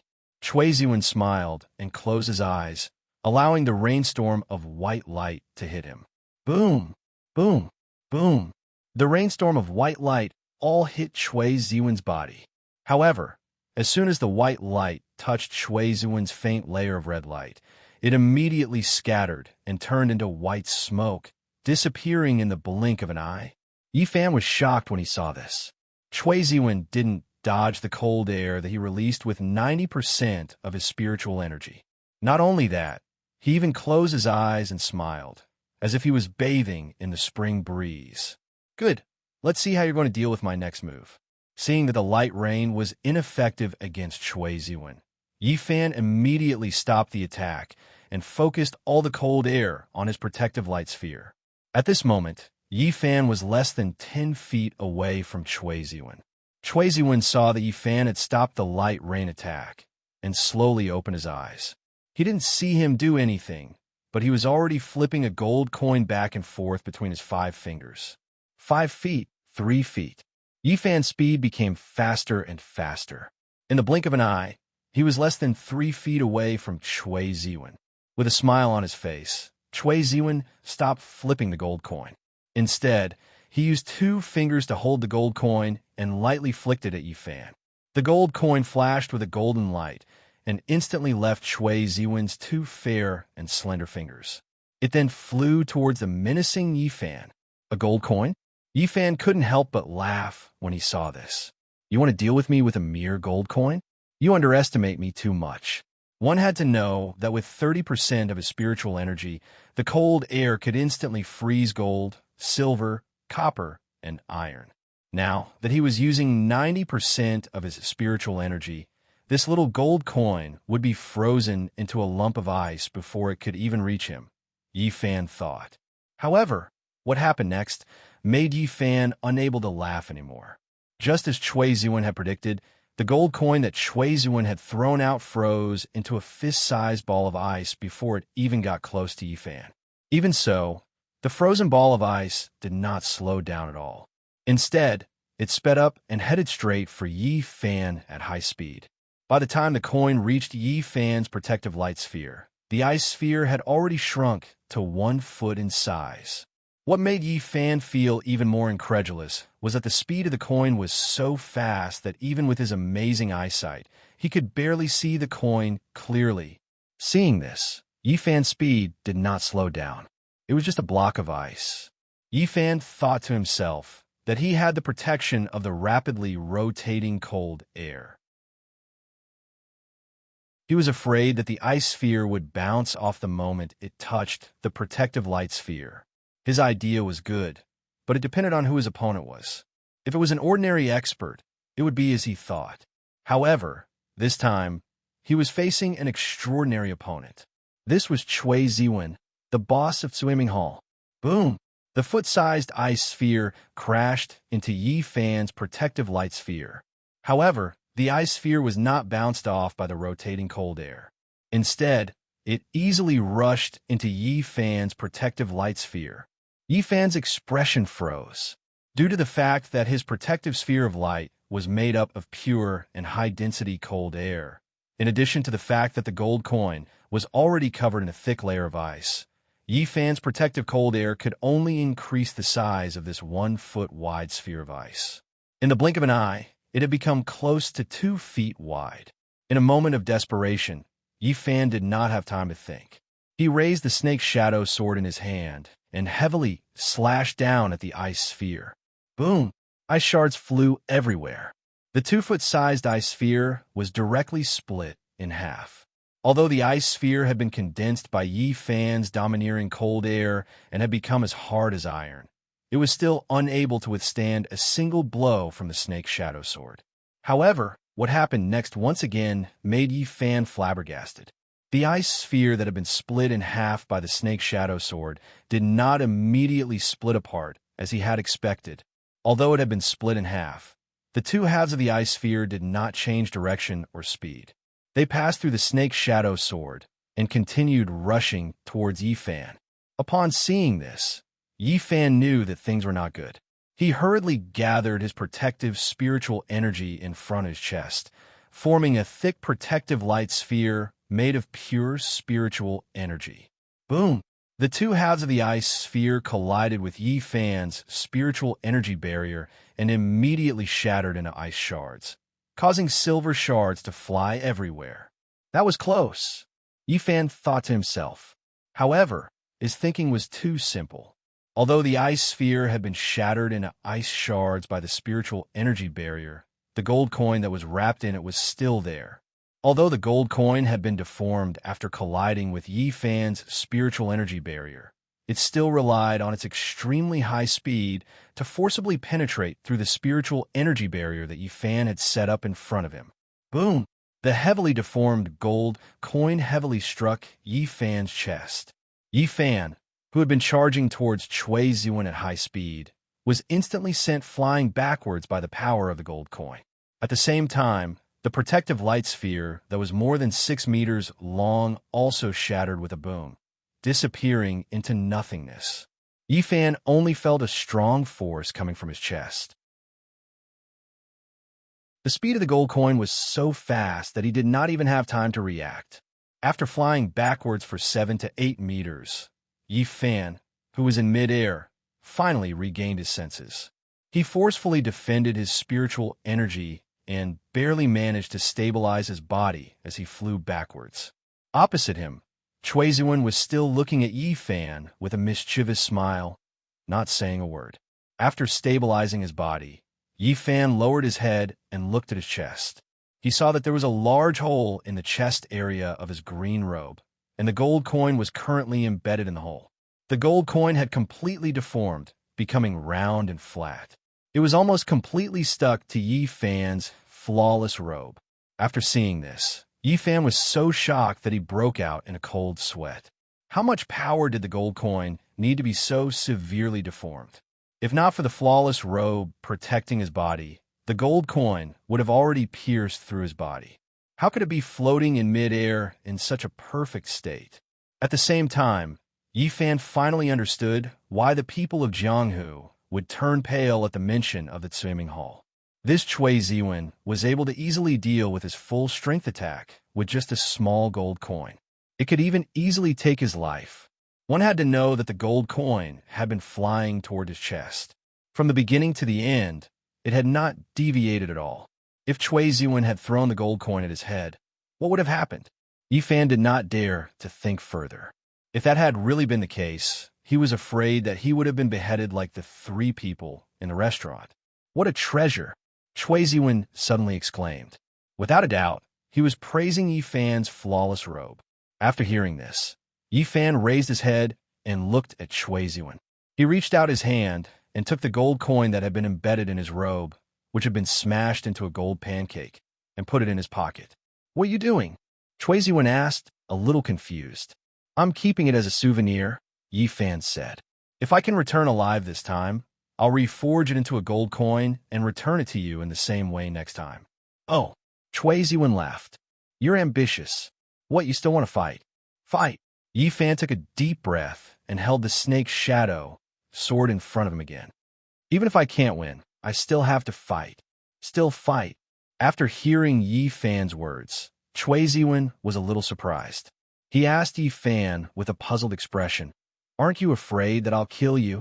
This time, I'll use all my strength and all my cultivation, Yi Fan said. After hearing this, Chui Ziwen frowned and did not say anything. The temper of the young man in front of him was very similar to his own in the past. They were both so stubborn and unwilling to admit defeat. Yi Fan focused and began to mobilize all the spiritual power in his dantian. After the surging and overbearing spiritual power flowed through his body, it began to gather in his right arm that held the snake's shadow sword. Suddenly, Yi Fan's right arm emitted a dazzling white light. This was not the end. Not only did Yi Fan transfer all the spiritual power in his dantian to his right arm, he also began to use his mind to absorb the spiritual power of the Jade Blood Phoenix. At this time, the Jade Blood Phoenix's spiritual power had completely recovered and was very abundant. The Jade Blood Phoenix around Yi Fan's neck suddenly emitted a bright red light. The red light slowly flowed from Yi Fan's left shoulder to his left arm. Suddenly, Yi Fan's left arm shone with a red light. At this time, Yi Fan's left arm was emitting a dazzling red light, while his right arm was emitting a dazzling white light. He had already gathered all the spiritual power in his body into his arms. After seeing this, Chui Ziwen frowned slightly and then nodded slightly. Pa! Yi Fan put his arms together and held the snake's shadow sword with both hands. He raised the treasured sword high above his head. Ice Dragon Seal. Yi Fan spat out 4 words. As Yi Fan spoke, the red and white lights on his arms instantly flowed into the snake's shadow sword in his hand. The 2 lights intertwined and entangled with each other. In the blink of an eye, the snake's shadow sword in Yi Fan's hand turned into a red and white light sword. Wong! The snake's shadow sword trembled with excitement. The eyes of the little snake on the sword hilt glowed with a green light, and its tongue flickered with a red light. Scales slowly grew on its small body as it coiled around the sword hilt. 2 horns slowly grew out of the small snake's head. The snake's head gradually turned into a dragon's head, for dragon claws also slowly extended from its body. The ice dragon sword was unsealed. The moment the snake's shadow sword completely unsealed into the ice dragon sword, a violent wind blew in all directions, and the weather changed. Even the white clouds above Yi Fan were pierced through by the ice dragon sword's sword chi. The ice dragon sword truly lives up to its reputation, Chui Ziwen said as he looked at the ice dragon sword that was steaming with auspicious air. Yi Fan let out a deafening shout. His long hair flew upwards as he used all the spiritual energy he had gathered in his arms to activate the cold dragon sword. The cold dragon sword let out a deep dragon roar. The red and white light on the sword instantly expanded, and the cold energy went berserk. The surrounding air within a radius of several dozen zhang was completely frozen by the cold energy released by the cold dragon sword into a white mist that curled up in spirals. The light on the snake's shadow sword expanded and formed a 9 zhang long and 3 feet wide sword of light. The huge sword body flowed with white light and red light, as if a red dragon was coiling around a white jade pillar. At this moment, Yi Fan's eyes were blood red. His face was ferocious and filled with killing intent. Chui Ziwen frowned and looked at Yi Fan without saying a word. Kill! Yi Fan roared. At this moment, his voice had become extremely sharp, like that of an Azura. It was not his original voice at all.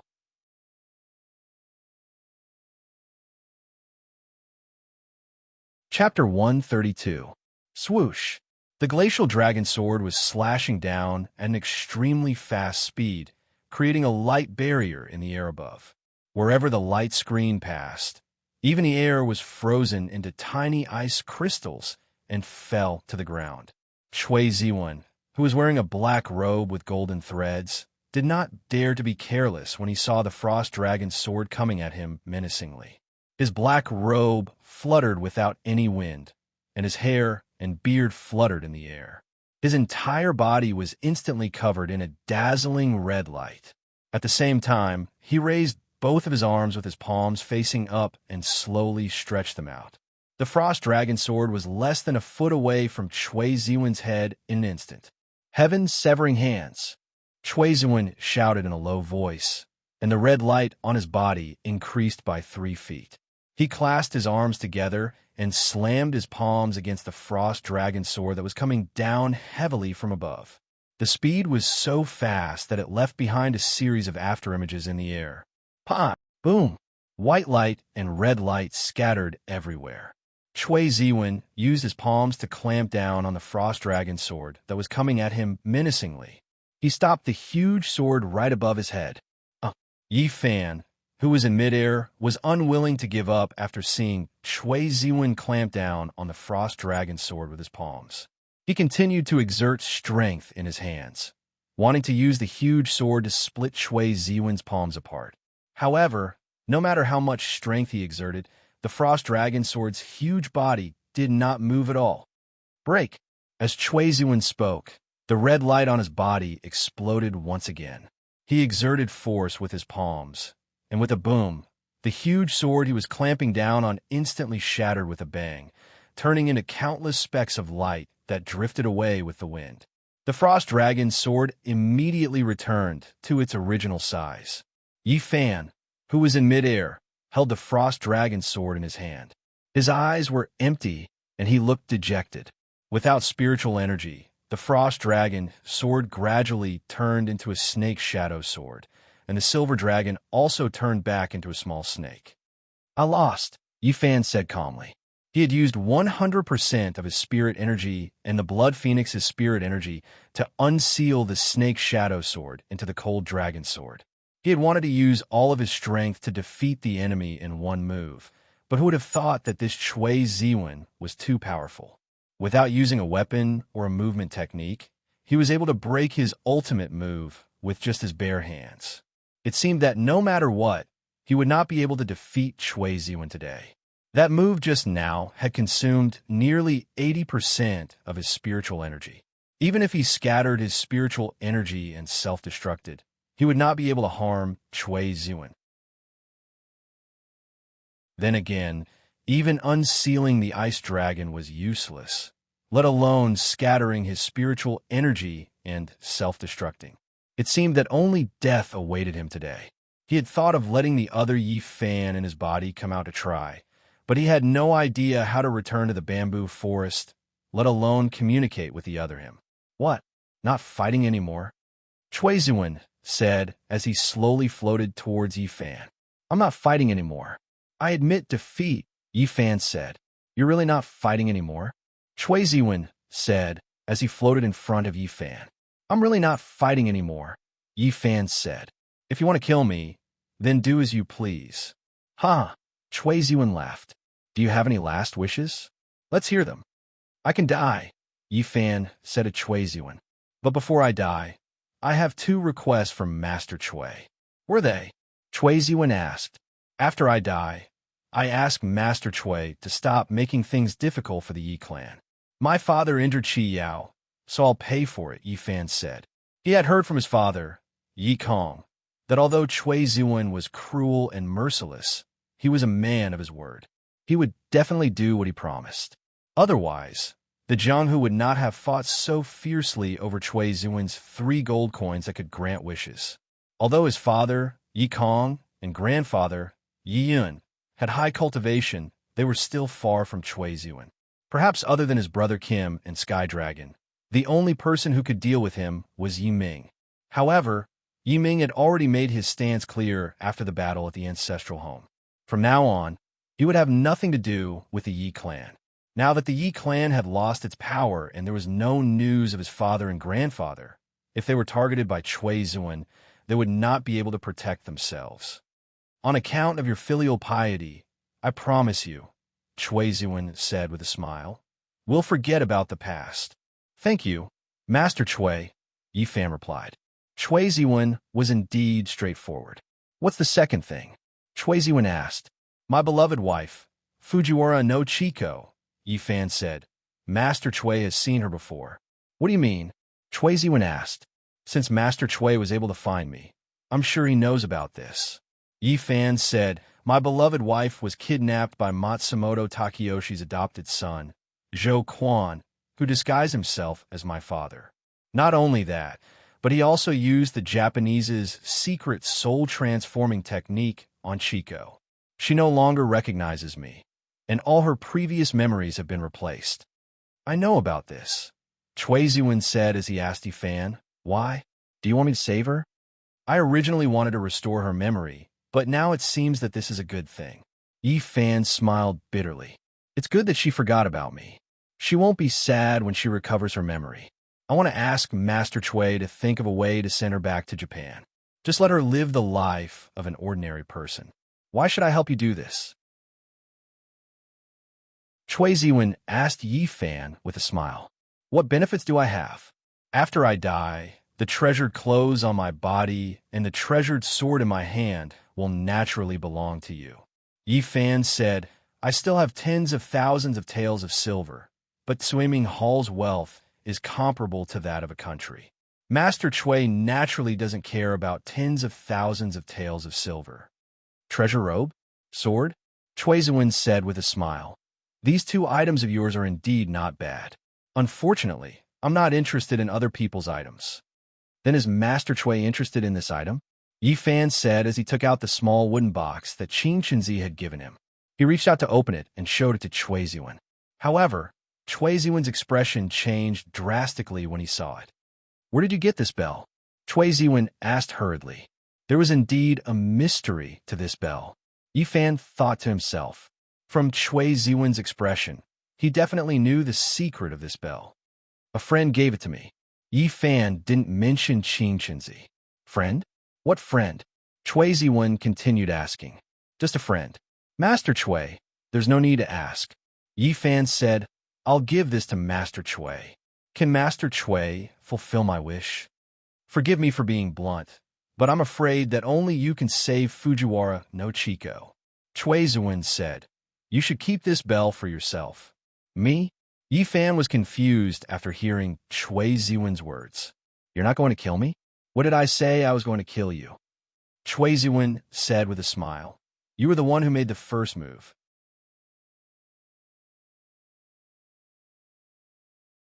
Chapter 133. What? You don't believe me? Cui Zuan asked with a smile when he saw that Yi Fan was silent for a long time. I believe you, Yi Fan answered honestly. If Master Cui wanted to kill me, he wouldn't have hit my chest with that gold coin just now. Ha! Cui Zuan smiled and nodded. I saw that you were surrounded by auspicious qi, so I thought that you must be wearing an invulnerable treasure robe. So, I tested it with a little force and I didn't expect it to work. When Yi Fan heard this, his heart trembled. The words, use a little force, came out of Cui Zuan's mouth, as if it was an understatement. This made Yi Fan unable to accept it. If a little force was able to send him, who had 90% of his spiritual energy, flying, then what if a little force was used? Wouldn't he turn into ashes? Master Cui, since you're not here to kill me, why are you blocking my way? Yi Fan asked. I'm not blocking you. I just happened to bump into you. Cui Zuan smiled. Bumped into you? I'm going to visit an old friend, Cui Zuan said. While I was passing by this place, I saw a green shadow passing by in the clouds, surrounded by auspicious air. When I looked closely, I realized it was you, young Master Yi. Therefore, I stayed behind and pressed the clouds to wait for you here. Waiting for me? Yi Fan asked curiously. Master Chui and I have never met before. How did you recognize me? Ha ha ha. Chui Ziwen laughed. During the battle at the Yi family's ancestral home, your father, Yi Kong, defeated the head of the Zhuiming Hall's guardians, Qi Yao. You defeated the Japanese expert, Hattori Chixio, alone. Of course, I recognized you and your father. My father defeated Qi Yao. Doesn't Master Chui want to avenge him? Yi Fan asked. Humph. Chui Ziwen sneered. If that be Astra's Stard could really get the weaponsmithing manual, I wouldn't have sent him. What? Yi Fan understood the meaning behind Chui Ziwen's words and hurriedly asked, Master Chui, are you saying that you sent Qi Yao to the Yi family's ancestral home despite knowing that he would be defeated? I didn't have a choice. Chui Ziwen put his hands behind his back and looked up at the Mingyu in the sky. Matsumoto Takeyoshi has one of my gold coins, so I can't just send him away. Sending the head of the four guardians is also an explanation to Matsumoto Takeyoshi. That be asterisk star didn't disappoint me. He actually disappeared after the battle at the Yi family's residence. Umph, Chui Ziwen sneered. He has a guilty conscience. Master Chui, are you so sure that the expert that Matsumoto Takeyoshi sent to the Yi family's ancestral home that day won't succeed? Yi Fan couldn't believe it. After all, Kuju Junichiro had already cultivated 6 tails. If not for the appearance of Yi ancestor Yi Ming, the 3 of them would have been dead. Hee, Chui Ziwen chuckled after hearing Yi Fan's explanation. With the Yi family cultivators standing guard at the top of the Agony Hawk Peak, it would be pointless for anyone to go. You know him? Yi Fan asked Chui Ziwen in surprise. Chui Ziwen nodded, then shook his head. Yi Fan saw Chui Ziwen shaking his head and nodding his head. He didn't understand what Chui Ziwen meant. I've passed by the peak once, Chui Ziwen said. However, I didn't see his face. When I looked down from the clouds, all I saw was a red light shrouding the peak. I thought that he didn't want me to see him, so I didn't force him. I see. Yi Fan changed the topic. I saw that Master Chui also has a black bell. Other than the color, it's exactly the same as the white bell in my hand. I wonder what this bell is used for. Why? Didn't the friend who gave you the bell tell you? Chui Ziwen asked Yi Fan. Yi Fan shook his head. It seems that the time isn't right yet, Chui Ziwen said. Now is not the time for you to know. When the time is right, you will naturally know the mystery of this bell. Master Chui, can you tell me? Yi Fan asked. Haha. Chui Ziwen laughed. Heaven's secrets can't be revealed. You don't have to ask. In that case, why was Master Chui waiting for me? Yi Fan went straight to the point. Of course I was waiting for you, Chui Ziwen said. I have a piece of bad news for you. Bad news? Yi Fan frowned. What bad news? To be honest, he hadn't heard any good news since his beloved wife, Fujiwara no Chiko, got into trouble. It's about your wife, Fujiwara no Chiko, Chui Ziwen said. Chiko? Yi Fan hurriedly asked. What happened to Chiko? I recently received news that Matsumoto Takeyoshi's only son, Matsumoto Taro, who is the Minister of War, Zhou Dao, will get married on the 10th of next month. Chui Ziwen paused for a moment before continuing. The bride is none other than your wife, Fujiwara no Chiko. After Yi Fan heard Chui Ziwen's words, he felt as if he had been struck by lightning. His body swayed, and he almost fell from the sky. This news was like a nightmare to him.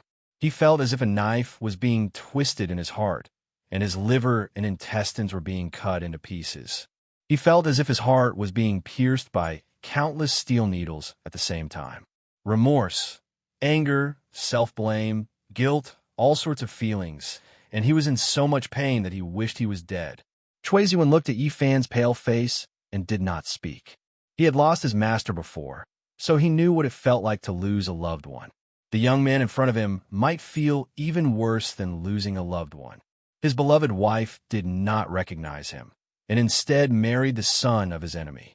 If it were anyone else, they would not be able to bear such a blow. He quietly looked at Yi Fan, waiting for him to calm down. The two of them floated in the air like this, and neither of them spoke. Is this news reliable? Yi Fan's eyes stared straight, and he opened his mouth to break the silence. Look at this. Chui Ziwen said as he took out a red invitation card and handed it to Yifan. Yifan took the red invitation card with trembling hands. The invitation card was made of luxurious materials, and the edges were sealed with gold foil. The gilded mandarin ducks on the cover were vivid and lively, and it looked very festive. The red she character on the cover was even more eye-catching. But in Yifan's eyes, this was not an invitation card, but a sharp knife that stabbed straight into his heart. He opened the invitation card. The handwriting inside was strong, but it did not lose its elegance. One look, and you could tell it was written by a famous person. He saw the following words: "Respectfully inviting Tsiming Hall's Master Chui to come to my humble abode on the 10th day of the 3rd month and attend my cousin Ruoli's wedding ceremony. Please condescend to come. Zhou Dao." Zhou Ruoli, after Yifan finished reading, he closed his eyes and looked up to the sky. He took a deep breath and then exhaled. "Senior, where is the location?" After a long time, Yifan spoke. "It's still the same place." Chui Ziwen said, "Thank you, Master Chui." Yifan bowed his head and bowed to Chui Ziwen. "No need to be so polite." Chui Ziwen helped Yifan up and said, "This is all I can help you with. Whether or not we can save Fujiwara no Chico depends on you. Forgive this junior for taking the liberty to ask." Yifan cupped his hands and bowed towards Chui Ziwen. "Can my wife still be saved? Is there a savior in this calamity in her life?" "Ha!" Chui Ziwen looked up to the sky and laughed. "Aren't you her savior? But this is heaven's secret and also the fate of the two of you." Chui Ziwen reached out and patted Yifan on the shoulder. "Everything has its own destiny. You don't have to be sad, just do your best." Yifan nodded after hearing this. Qing Chenzi said that whoever started the trouble should end it. Chui Ziwen said that the key to everything was himself. Although Yifan didn't fully understand, there was one thing he was sure of, and that was that his beloved wife, Fujiwara no Chico, was not hopeless. "And this white bell of yours," Chui Ziwen continued, "I advise you not to show it to others, so as to avoid attracting unnecessary trouble. When the time is right, someone will naturally tell you the secret of this bell. This junior will remember." Yifan said, "Okay." Chui Ziwen nodded and said, "What I said to you today, don't mention it to anyone except the two of us. This junior will remember." Yifan said as he handed the invitation back to Chui Ziwen. Chui Ziwen waved his hand. "I have no use for this thing. You can deal with it yourself." "I wonder if Senior will be present on the 10th of next month?" Yifan asked. "I can't directly oppose Matsumoto Takeyoshi for the time being." Chui Ziwen said, "I will naturally be there on the 10th of next month." "What? Does Senior also have a grudge against Matsumoto Takeyoshi?" Yifan faintly understood the meaning behind his words. "It's inconvenient for you to know about this, and it won't do you any good." Chui Ziwen said to Yifan, "Why are you asking me if I will be there?" "To be honest," Yifan said to Chui Ziwen, "I want to forcibly rescue Chico during the wedding ceremony on the 10th of next month." He really couldn't wait any longer. There was less than a month until the 10th of next month. As the saying goes, a long delay means trouble. He was afraid that if he waited too long, something would go wrong. Therefore, he came up with a bold and direct method, which was to snatch her. No matter what, he had to snatch Fujiwara no Chico back first, and then slowly think of a way. This method was originally his last resort. Unless it was a last resort, he wouldn't use this method. After all, Fujiwara no Chico's cultivation was not low. He was afraid that he would accidentally hurt his beloved wife.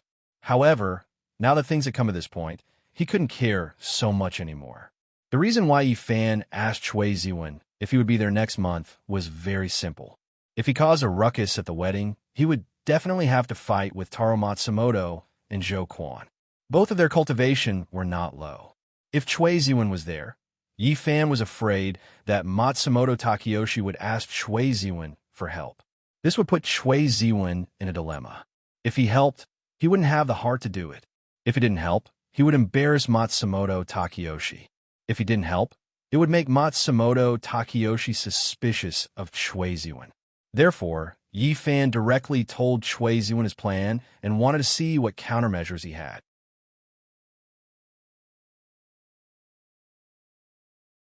Chapter 134.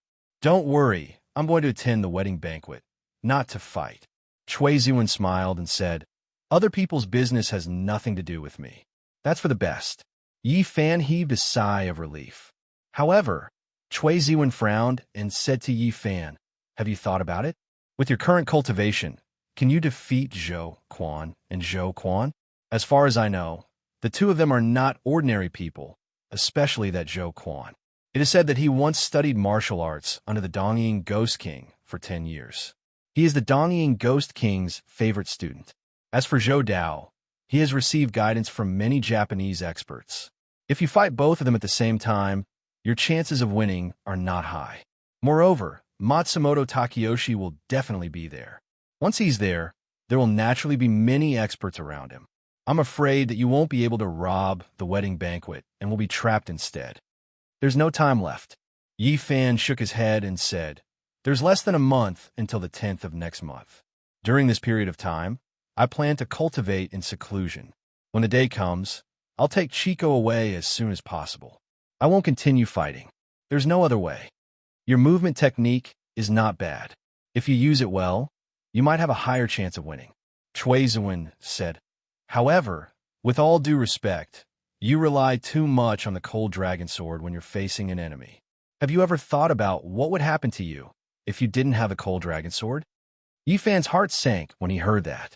Chui Ziwen's words coincided with the words of the other Yi Fan in his body. They were right. He had indeed relied too much on the cold aura of the cold dragon sword. If he didn't have the cold dragon sword, he wouldn't have any decent moves other than his movement technique. Actually, you don't have to rely on the cold dragon sword at all, Chui Ziwen said. You have to know that all moves are the same. Other than mysterious spells, you rely on speed and strength in battle. In the end, it's about the density of your spiritual power. Although your spiritual energy is pure and abundant, you won't use it well. You're like a beggar holding a golden rice bowl. Master Chui, you mean? Yi Fan felt that Chui Ziwen's words had hit the nail on the head, so he hurriedly asked for guidance. Spiritual energy is the source, but you're directly using it to face the enemy. You're really wasting a heavenly treasure, Chui Ziwen said with a smile. Your Yi family is a family of weaponsmiths, so I'm sure you also understand the principle of forging weapons. No matter how good a material is, it won't become a divine weapon if it isn't tempered. Spiritual energy is also the same. It's a raw material, but it's not a divine weapon. Chui Ziwen instructed Yi Fan. If you hit a boulder twice with 250 kilograms of strength, the boulder might not move at all. But if you hit it once with 500 kilograms of strength, the boulder will definitely shatter into pieces. The same 500 kilograms of strength will result in a world of difference. Do you understand what I'm saying? After hearing this, Yi Fan felt as if he was suddenly enlightened. Chui Ziwen was right. He used his spiritual energy like he spent money. He was never stingy with it. It was fine if he was dealing with ordinary experts, but once he encountered a top-notch expert, his spiritual energy would often be stretched to the limit. Not only that, but he was also, like Chui Ziwen said, directly using his spiritual energy. He had never thought about how to unleash the full potential of his spiritual energy. Your spiritual energy is pure and profound. Your 5 senses are sharp. You have treasured clothes, a treasured sword in hand, and a treasured jade that contains the spiritual energy of heaven and earth. You should be invincible, Chui Ziwen continued. Unfortunately, you only care about using your spiritual energy when facing an enemy, causing your life to be on the line several times. This is a big taboo. You should know that when experts fight, not only do they compete in battle strength, but they also compete in intelligence and endurance. In a situation where spiritual energy is evenly matched, the one who can last until the end will be the winner. I'm sure you have a deep understanding of this feeling. After hearing Chui Ziwen's words, Yi Fan was first shocked, then he nodded heavily. He was shocked because he did not expect Chui Ziwen to be able to see through the blood jade spirit phoenix on his body. Chui Ziwen was right. During the battle at the Yi clan's ancestral home, his spiritual energy was exhausted.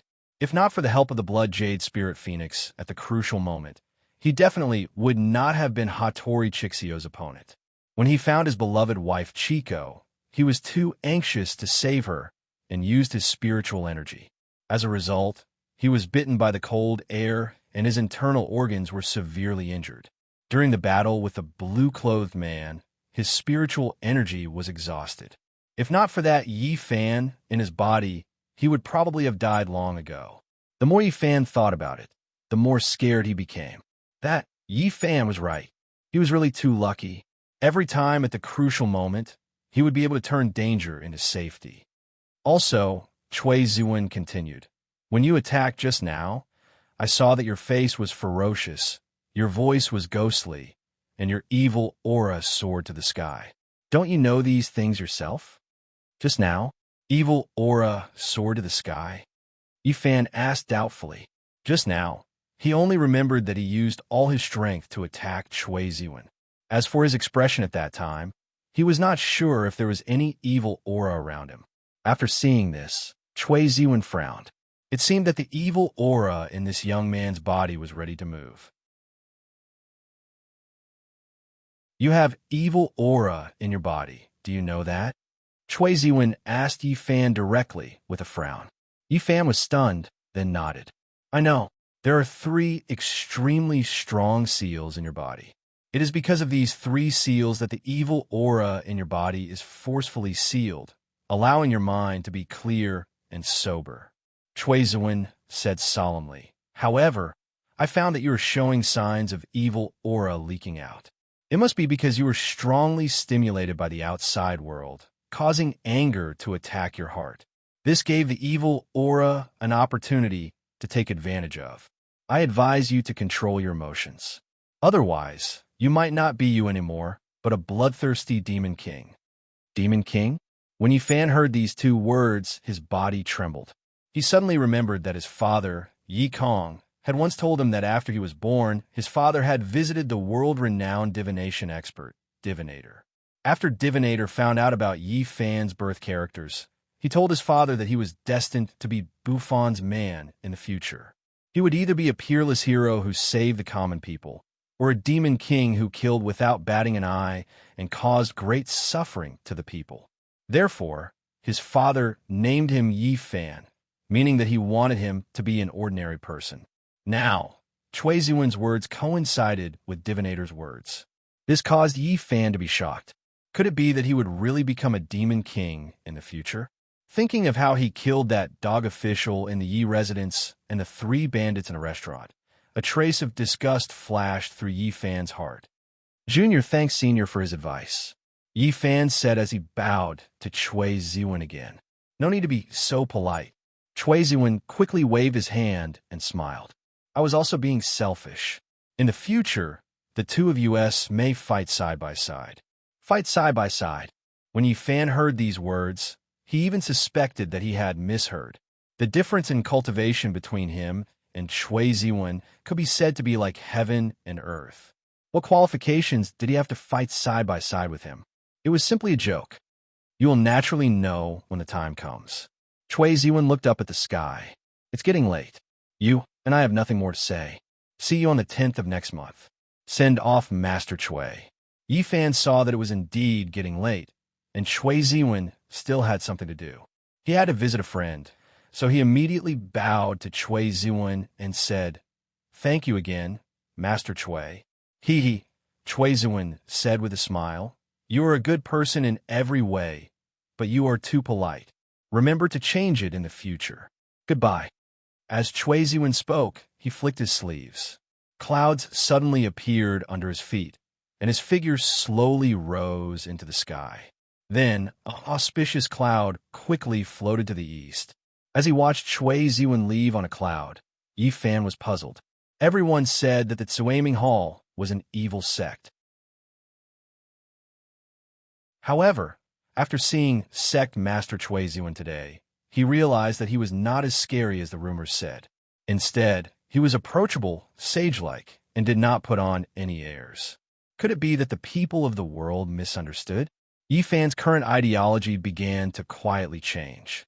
The Tsuaming Hall's sect master, Cui Zuan, and the other him in his body were all labeled as evil.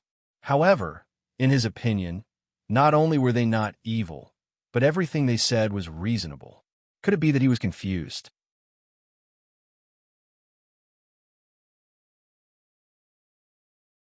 Chapter 135.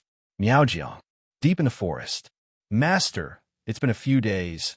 Why hasn't there been any movement? Xiao Zhao, who was carrying a green bamboo basket, asked. Didn't your grandmaster say that at most half a month, at least a few days? It's only been a few days. Jinshan said next to her. The master and disciple talked as they came to the intersection of two roads. Give me the bamboo basket, Jinshan said. Xiao Zhao took the bamboo basket from her back and handed it to Jinshan. Jinshan took out a small green bamboo tube that was more than 3 inches long and 2 inches thick. Then she opened the stopper and poured out 7 or 8 small, colorful pills in her hand. Put the bamboo tube away, Jinshan said as she handed the bamboo tube to Xiao Zhao. Xiao Zhao took a look at the bamboo tube and found that it was full of pills similar to the ones in Jinshan's hand. These pills were different in size and color. Master, Xiao Zhao asked, what are these things? Xiao Zhao put the stopper on the bamboo tube and asked Jinshan. Goo worms, Jinshan said as she stomped a small hole in the ground with her foot. Goo worms. Xiao Zhao looked at the pills in her hand and asked curiously, this is a goo worm? But it looks like a pill to me. These are all refined from the eggs of goo worms. They will mature in less than an hour after they are released. After 4 hours, they will reproduce. Jinshan said as she pinched a black pill from her palm and threw it directly into the small hole under her feet. The pill was strange. As soon as it entered the soil, it began to decompose instantly and then quickly seeped into the soil. Jinshan then kicked the soil with her foot and buried the small hole. Goo worm eggs? Xiao Zhao asked in confusion. Why are the colors all different? Silly disciple, Jinshan said with a smile. Insects are different, so the eggs they lay will naturally be different. Look, Jinshan pointed to the red egg in her hand and said, this red one is the egg of the fire snake, which needs to be placed in dry sand. This black and yellow one is the egg of the poisonous bee, which needs to be placed in a place where there are bees. This cyan one is the egg of the poisonous scorpion, which needs to be placed in a damp grassland. And this green one is the caterpillar goo, the blue one is the dish goo, the purple one is the bat goo, and the one I just released is the ant goo. So many? Xiao Zhao felt incredulous after hearing Jinshan's words. What is this?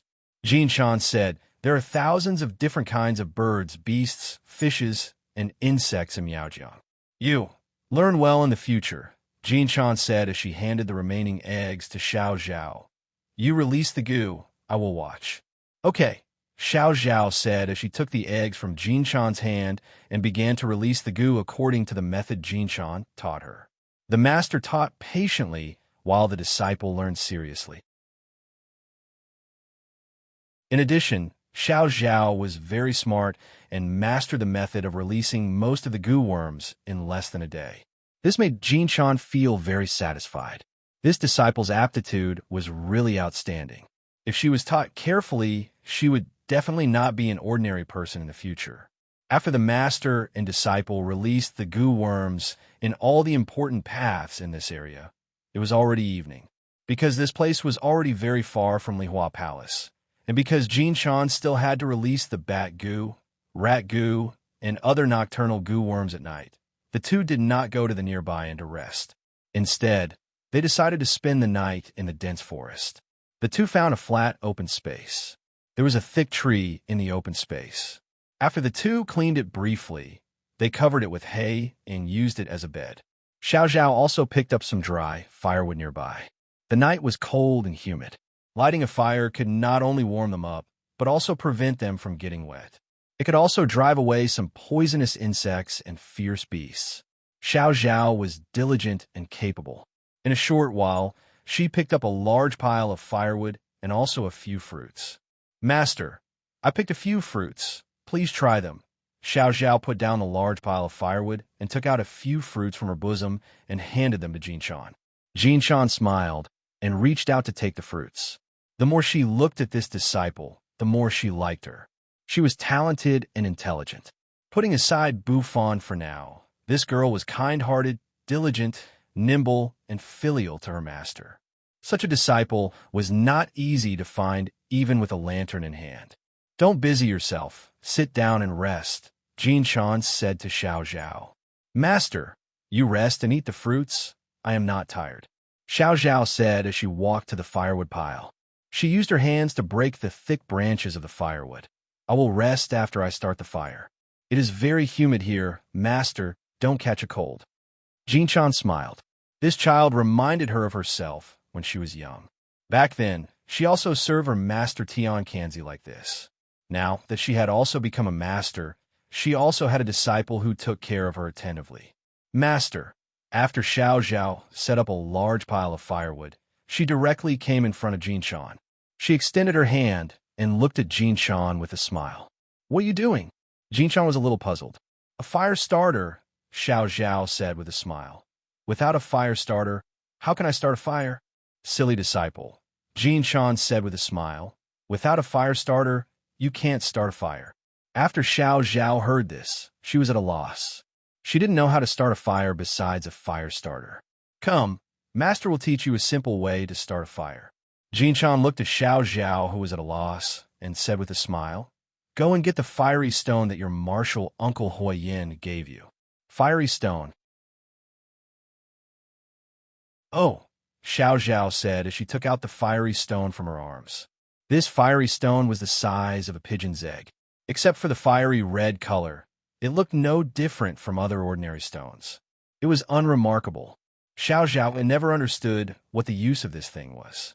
After taking out the fiery stone, Xiao Zhao directly handed it to Jin Shan. Look carefully. Jin Shan held the fiery stone in the palm of her hand and said to Xiao Zhao with a smile, Today, Master will show you a magic trick. With that said, she used the hand holding the fiery stone to point at the pile of firewood a few feet away from her. Bang! The pile of firewood immediately burst into smoke, and in an instant it was burning. Wow! After seeing this, Xiao Zhao suddenly felt that it was incredible. Her mouth was wide open. Is this the power of the fiery stone? Jin Shan nodded with a smile. Master, give me the fiery stone. Xiao Zhao rubbed her hands and said excitedly to Jin Shan, Let me try. Jin Shan stretched out her hand, and Xiao Zhao immediately picked up the fiery stone and held it in the palm of her hand. She didn't expect such a small and inconspicuous stone to be so powerful. After Xiao Zhao grasped the blazing fire stone, she imitated golden silkworm and pointed her finger at a thick piece of firewood on the ground. Bang! The firewood instantly burst into flames. Wow! Wow! Wow! Xiao Zhao jumped up excitedly. I did it too. Looking at Xiao Zhao jumping up and down like a child, Jin Shan also laughed. This fiery stone may seem inconspicuous, but its power is not small. Just now you only used a finger. If you clench your fist, the power will increase by dozens of times. If you use your qi to stimulate it, the power will be even more extraordinary. Your martial uncles are really bleeding this time. None of the things they gave you weren't supreme treasures. Master, wait a moment. After listening to Jin Shan's words, Xiao Zhao immediately took out all the things from her arms. The withered twig-like motherwood that Shu Mu Sun had given her, the colorful water-repelling pearl that Shu Shui Ling had given her, and the small bag of yellow sand that Shu Tu Kuan had given her. Master, after Xiao Zhao took out these things, she directly placed them in front of Jin Shan, and then excitedly said to Jin Shan, What are the uses of these treasures? Please teach me. Ha ha ha! Jin Shan laughed. You little girl, you weren't even this happy when you received the gift from your Shu. Why? Are you anxious to know the power of these treasures now? Master, don't keep me in suspense. Xiao Zhao shook Jin Shan's arm and began to act coquettishly. Just teach me. When the time comes, I can also bully Brother Yi and give you face, right? I'll also let him know that our Li Hua Palace is not to be trifled with. At the thought of being able to bully Yi Fan, Xiao Zhao felt particularly proud in her heart. She even couldn't wait to see Yi Fan's embarrassed expression. Okay. Jin Shan was swayed back and forth by Xiao Zhao. So she could only agree, I'll teach you. I'll teach you, okay? If I don't teach you, this old woman will be shaken apart by you, little girl. Master, you're not an old woman, Xiao Zhao said. Master is a great beauty, captivating the fish and birds, hiding the moon and shaming the flowers. Even if Chang'e comes down from the heavens, she will be ashamed. Xiao Zhao's mouth was sweet, and words of praise came out of her mouth. Flatterer, Jin Shan said with a smile as she tapped Xiao Zhao's head with her hand. That's how it is, Xiao Zhao said with a smile. First, I'll let you see the motherwood that your Shu Mu son gave you, Jin Shan said as she picked up the withered branch in front of her. This motherwood, as its name suggests, is the mother of all trees. Its vitality is extremely strong. Come and look, Jin Shan said as she stood up and stabbed the withered branch in her hand into the ground 3 zhang away.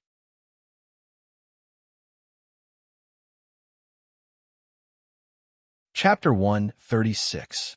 The moment motherwood entered the soil, it immediately took root, stretched its body, and straightened its body. Not only that, but the withered twig-like motherwood now became emerald green, and it even began to grow young leaves. What was even more incredible was that as the motherwood became full of vitality, its body started to grow, becoming thick and tall. At the same time, countless branches started to grow and were filled with buds. In the blink of an eye, a towering tree stood in front of the two. The thick tree trunk could not be hugged by 5 or 6 people.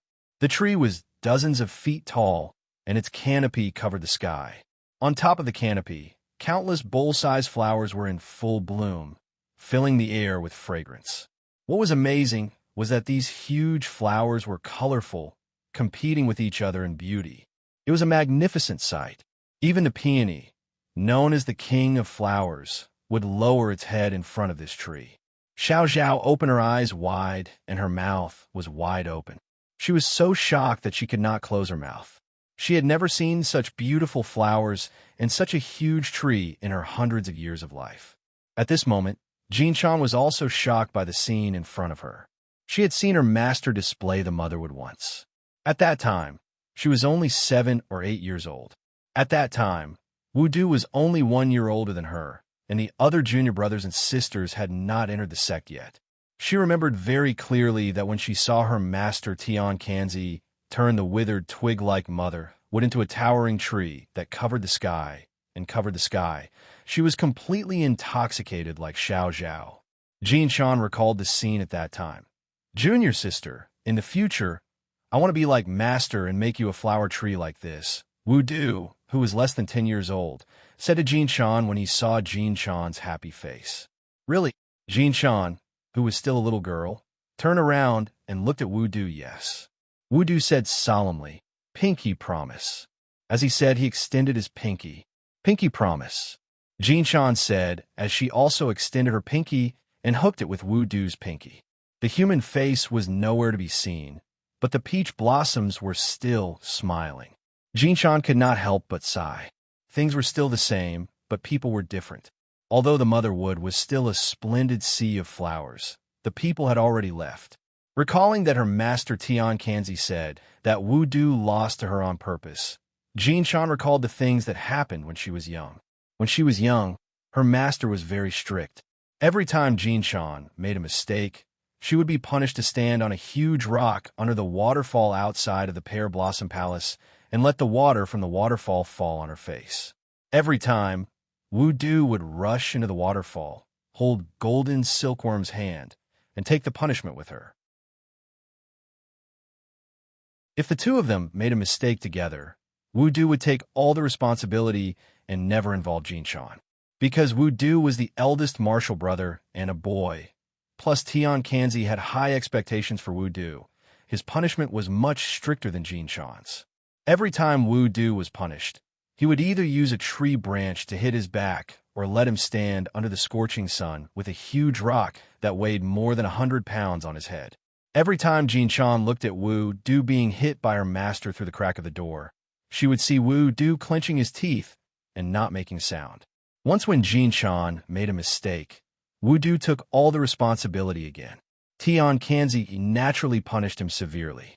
When Wu Du was being hit by his master, he inadvertently turned around and saw Jin Shan peeking at the door.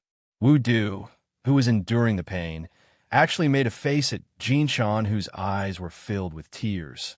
Thinking of this, Jin Shan's eyes were filled with tears. Master, this flower tree is so beautiful. Xiao Zhao did not notice the change in her master's mood.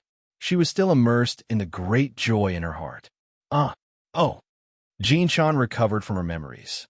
It is indeed beautiful. Master, Xiao Zhao asked, how do we take back this motherwood? We can't just let it grow here. Simple. Jin Shan calmed her emotions and then said, go to the crown and find a 7-colored flower. Pick it and motherwood will naturally recover. 5-colored flower? Xiao Zhao asked doubtfully. There are no less than 10,000 flowers on this tree. It is easier said than done to find a 7-colored flower. Although there are many flowers on this tree, there is only one 7-colored flower.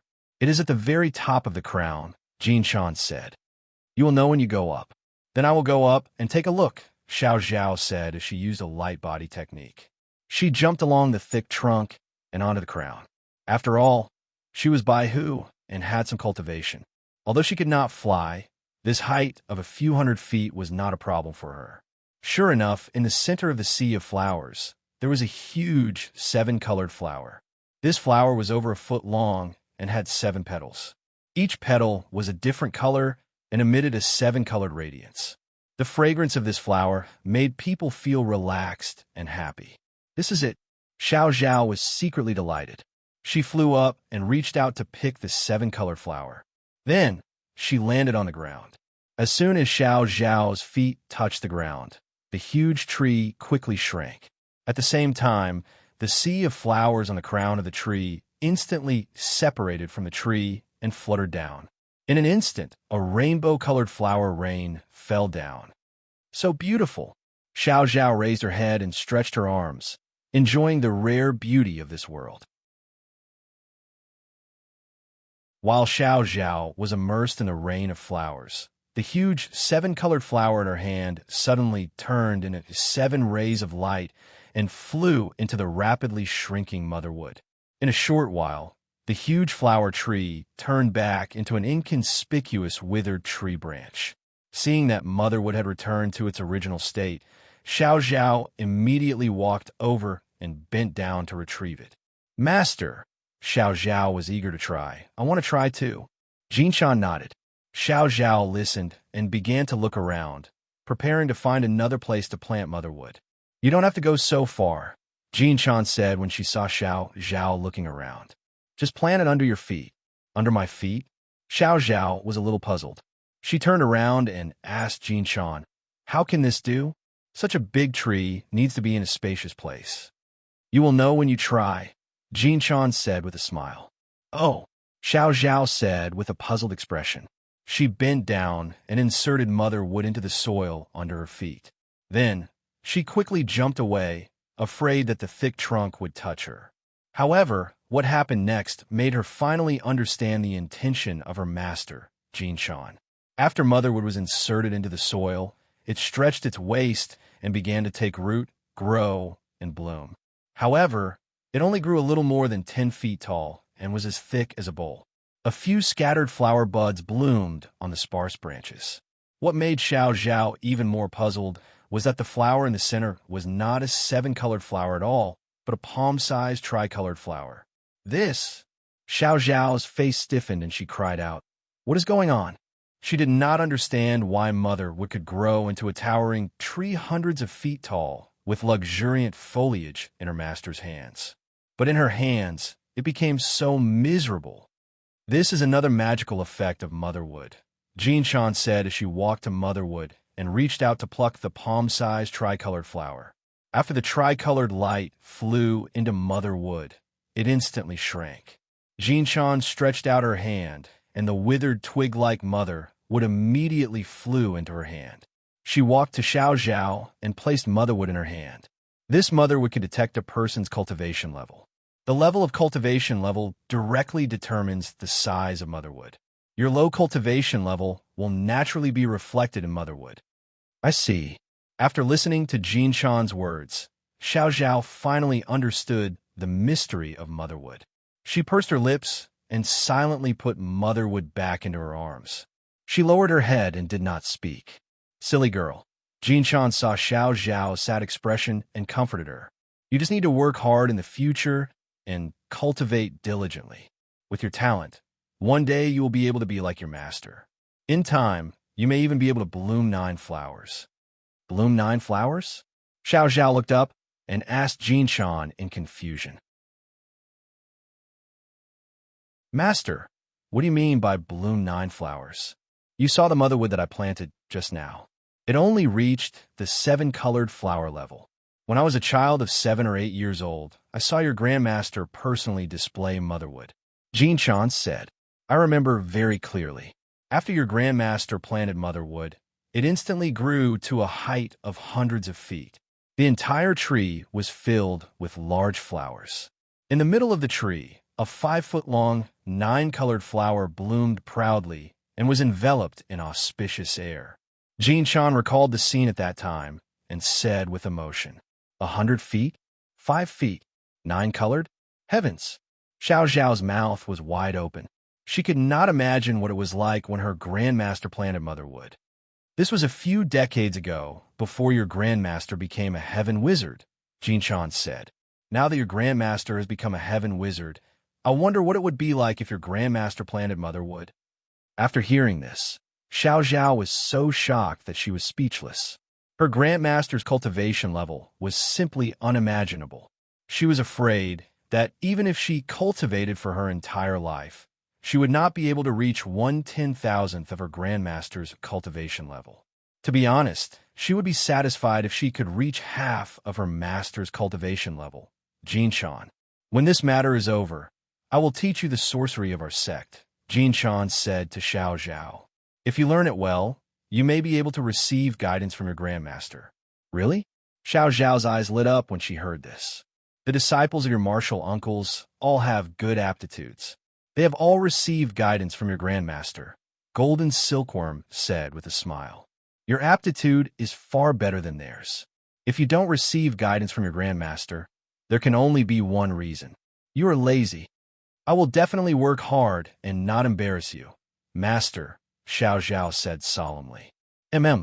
Jin Chan smiled and nodded.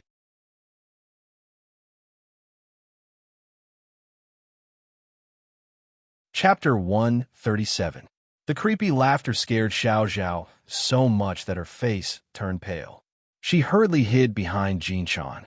She was a girl, so she was naturally scared to hear such a creepy laughter in the middle of the night. Jin Chan frowned slightly.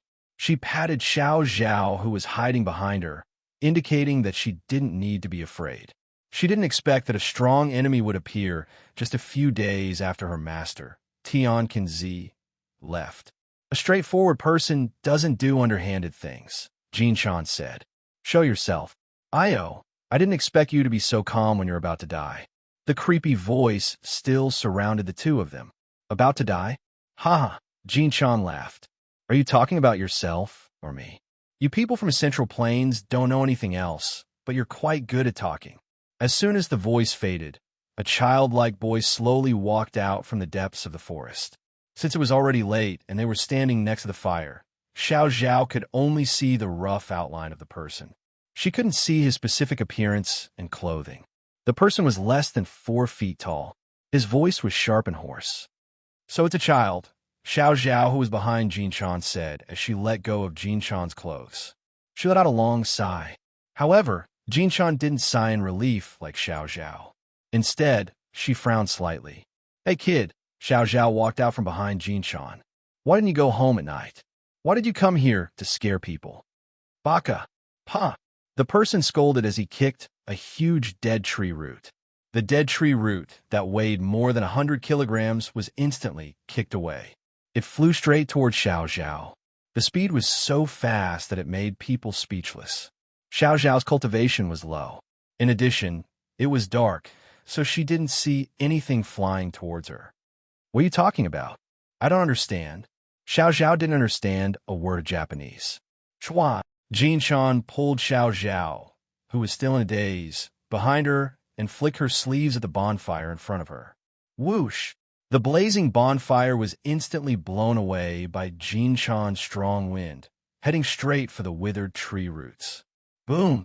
Sparks flew in all directions as the bonfire blocked the momentum of the withered tree roots. Countless pieces of firewood fell from the sky, along with sparks. Pah! The burnt black, withered root fell heavily on the ground and rolled a few times before finally coming to a stop. What made people's hair stand on end was that the huge withered root emitted a sizzling sound after a burst of smoke and instantly turned into a pool of black liquid. The smell was pungent and unpleasant. What a despicable trick! Jin-chan cursed in a low voice. Master, who is he? At this time, Xiao Zhao came back to her senses. Looking at the pool of black liquid, she felt very scared. If it wasn't for her master's timely action, perhaps she would have already turned into a pool of blood. Ha ha ha! The person let out a burst of strange laughter and said with his hoarse voice, I didn't expect you to have some skills. Humph! Jin-chan sneered. At this time, the bonfire was completely extinguished. Under the starlight in the sky, Xiao Zhao finally saw the full appearance of the person who came. This was clearly a child. Xiao Zhao secretly shouted in her heart. She saw that this person looked to be in his teens. His hair was loose and his face was still childish, but there was a sinister expression that didn't match his age. Although his stature was small, he was wearing a gray cloak. At his waist, there was a gray-handled Japanese saber that was taller than him. It looked neither fish nor fowl. What was even more shocking was that this person's eyes were actually blue. Against the backdrop of the night, this pair of eyes emitted a faint blue light, like a ghost. I didn't expect my luck to be so good. I met two great beauties at the same time. The person walked towards the two while staring at Jin-chan and Xiao Zhao with a pair of blue eyes. I really have good luck with women. Pervert! Xiao Zhao angrily scolded. Don't say it so harshly. The blue-eyed boy smiled. Don't you Han people have an old saying? A fair lady is a good match for a gentleman. Bah! Xiao Zhao said angrily. You're worthy of saying the word gentleman. The blue-eyed boy smiled and turned to look at Jin-chan. Your luck is really good. Jin-chan didn't get angry after hearing it. Instead, she smiled. It's your blessing to die here. Is that so? The green-eyed boy asked as he stopped 10 meters away from Golden Silkworm and his disciple. What a pity. Jin-chan looked at the blue-eyed boy and shook her head. Pity? Pity what? The blue-eyed boy asked. It's a pity that Miaojiang is a pure land. Jin-chan said with regret. If you die here, you'll pollute this land. What a sharp tongue. The green-eyed boy was enraged after hearing this. On his childish face, a pair of venomous green eyes were almost emitting fire. In a moment, I'll cut off your tongue. Let's see how you can still be so glib. I don't have time to talk nonsense with you. Jin-chan stopped smiling. Who are you? What are you doing in my Miaojiang? I'll let you know before you die. Listen carefully. The blue-eyed boy put his hands behind his back and said, I'm one of the 5 boys under the Ghost King of Japan, the blue-eyed boy. This time, we're here to help Lord Matsumoto under the order of my master. When we passed by Miaojiang, I remembered that my master once said that there's a mysterious sect in Miaojiang called Pear Blossom Palace. The sect master Tian Kinzi's cultivation is extremely high. There's a secret book in the palace called Green Sorcerer Scripture. Master once said that it's a great regret not to be able to take a look at the Green Sorcerer Scripture in this life. The green-eyed boy said, and looked at Golden Silkworm with a wicked smile. Since the 5 of us passed by here by chance, how can we miss this great opportunity? How do you know that we're from Pear Blossom Palace? Xiao Zhao asked. The blue-eyed boy laughed. I heard the conversation between the two of you just now. Naturally, I know that you're from Pear Blossom Palace. Originally, we were still looking for the whereabouts of Pear Blossom Palace. Who would have thought that we'd find it without any effort? If we didn't see the tall flower tree, how could we find you so easily? Jin-chan's heart sank after hearing that. It seemed that when she showed Motherwood just now, it attracted their attention. From the blue-eyed boy's words, there were a total of 5 of them this time. She didn't know where the other 4 were now. As Jin-chan thought, she began to look around vigilantly to prevent the other four from suddenly attacking. Xiao Zhao naturally understood her master's meaning. She immediately turned around and took out the fiery stone. She stood back to back with Jinshan and carefully observed the movement behind them. Master, Xiao Zhao, who was standing back to Jinshan, whispered, "Do you want to inform those martial uncles now?" After Xiao Zhao became Jinshan's disciple, she learned a lot from Jinshan. Ever since she saw that her master could talk to the long-tailed magpie at Yi Fan's house, Xiao Zhao paid attention to this matter. On the way back to Lihua Palace, she begged Jinshan. It was not that Jinshan didn't want to teach her, but there were too many types of animal languages, and they were extremely complicated. It was impossible to learn them in a short time. In addition, Jinshan didn't know what happened at Lihua Palace at that time, so she was a little anxious. However, she couldn't stand Xiao Zhao's coaxing and pestering all the way. Jinshan had no choice but to casually teach Xiao Zhao a few animal languages. Who would have thought that Xiao Zhao was so smart that she could infer 3 things from one example?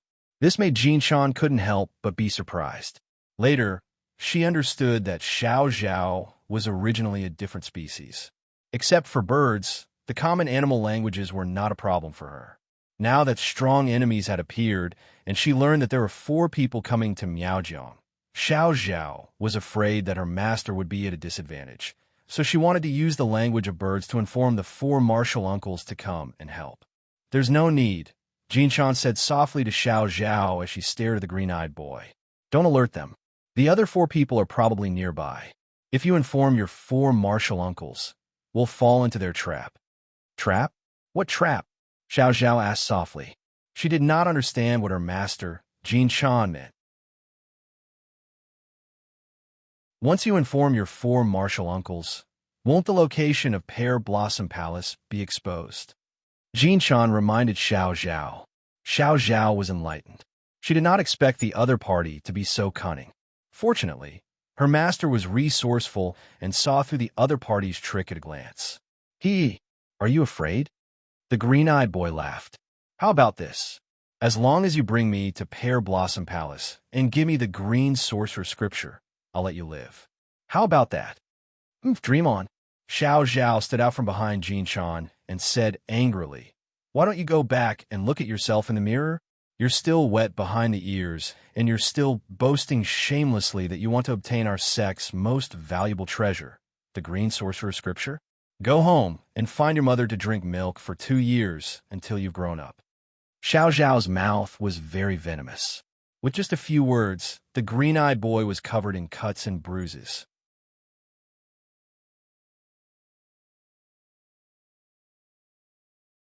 Chapter 138. The green-eyed boy scolded as he sent a palm strike toward Xiao Zhao. Whoosh! A black gas was emitted from the green-eyed boy's palm. The black smoke billowed and headed straight toward Xiao Zhao. Xiao Zhao, the fiery stone. Jinshan, who was standing behind Xiao Zhao, reminded her softly. She intended to train Xiao Zhao's combat experience, so she did not do it herself. Instead, she stood behind Xiao Zhao and gave her pointers.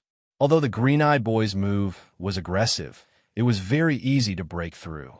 It could be easily resolved by using fire. "Yes, master." Xiao Zhao was extremely intelligent. She knew her master Jinshan's intention.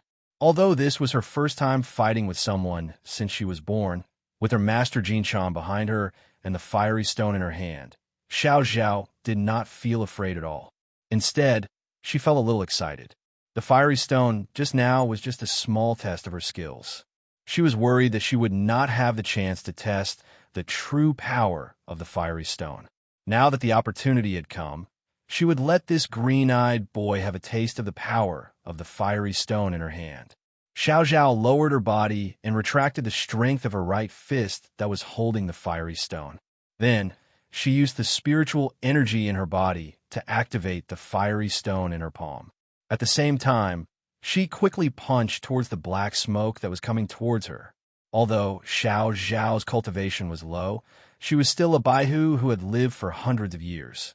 She already had some spiritual energy in her body. In addition, she had taken the 100 herbs pill refined by the 1,000 Demons Hall's leader, Qing, which made up for her lack of spiritual energy. Therefore, Xiao Zhao's punch was vigorous and methodical. Under the activation of her spiritual energy, a red flame suddenly rose on her white fist. As she rapidly punched, a flame as thick as an arm spurted out from her fist. It was like a fire snake that rushed straight towards the black smoke that was coming towards her. Boom! The surging black smoke was instantly dispersed by Xiao Zhao's domineering flame. Not only that, after the flames dispersed the black smoke, they did not stop at all. In a spurt of energy, they directly pounced on the furious green-eyed boy. The green-eyed boy's brows furrowed slightly. He had never thought that this little girl who looked so weak and fragile would actually have such a domineering move. He didn't know that the flame was emitted by the fiery stone in Xiao Zhao's hand and thought that Xiao Zhao was hiding her strength. Seeing that Xiao Zhao's flame didn't come with good intentions, he used his movement technique and quickly moved 5 feet to the side to avoid this move. Boom! The flames hit the ground where the green-eyed boy had been standing. The grassy ground instantly turned into scorched earth. Wow! Wow! Wow! Xiao Zhao saw that she had dispersed the black smoke of the blue-eyed boy with one move and forced him to dodge sideways. She shouted excitedly, "Master, did you see that? I beat." Before Xiao Zhao could finish her words, she felt weak all over. Her body went soft, and she sat on the ground, sweating profusely. Jinshan quickly helped Xiao Zhao to sit beside a big tree behind her. Master, Xiao Zhao, who was sweating profusely, only felt that there was no strength in her body at all.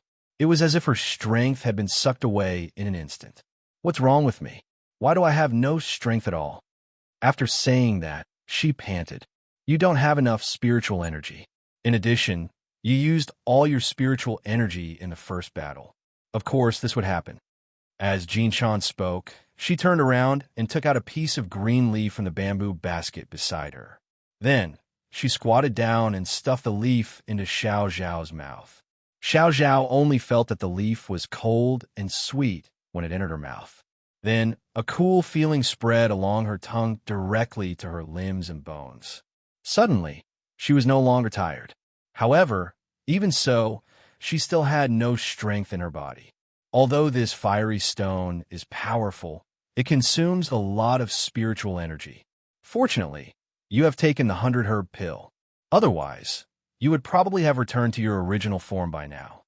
Jinshan said to Xiao Zhao with a smile. You fought well in the first round. Rest well and watch me. As Jinshan spoke, she stood up and walked slowly back to the opposite side of the green-eyed boy. I was wondering why this beauty looked a little strange.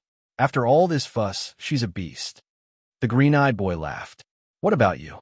Don't tell me you're also... You? After hearing the green-eyed boy's words, Xiao Zhao was so angry that she trembled all over. She wished she could swallow this green-eyed boy alive. Who are you calling a beast? Jinshan raised her eyebrows and asked coldly. Why? Am I wrong? The green-eyed boy smiled even more proudly. Isn't she just a beast? Before he could finish his words, he saw Jinshan opposite him waving her hand at him across the air. The green-eyed boy only felt an extremely aura quickly attacking his face. The green-eyed boy did not dare to be careless. He reached out and flipped his palm, directly protecting the left side of his face. He only heard a slap, and that extremely power hit his palm. The power was so great that even he was surprised. If it were not for his quick reaction, this slap would have sent him flying. Try saying that again, Jinshan said calmly. After the green-eyed boy received this attack, he frowned. This beautiful woman in front of him actually had this kind of skill. In such a short distance, she could actually release such a great power across the air. What made him even more confused was that such a great power did not cause the slightest wind. This was simply impossible. Even the most powerful master could not practice to make a move without stirring up the airflow, unless... When the green-eyed boy thought of this, he suddenly came back to his senses. Interesting. The green-eyed boy curved his mouth and said with an evil smile, I didn't expect to meet a master of controlling ghosts here. I'll have to ask for some advice. Jin-chan frowned after hearing this. She did not expect that the other party would see through her as soon as she made a move. That wave of her hand just now was just an ordinary gesture. She did not use any strength at all. The one who hit the green-eyed boy was none other than the two ghost servants who carried the red palanquin for her. Swoosh! A yellow talisman appeared in the green-clothed boy's hand out of nowhere. Bang! The talisman burned without any fire. The green-eyed boy put away the evil smile on his face and closed his eyes tightly. His face was solemn. At the same time, he began to mutter to himself in a low voice. As the hoarse incantation sounded, the burning flames on the talisman in his hand immediately turned from orange to blue. Appear! The green-eyed boy suddenly opened his eyes that were flashing with green light and shouted in a low voice. Swoosh! Swoosh! Swoosh! Swoosh!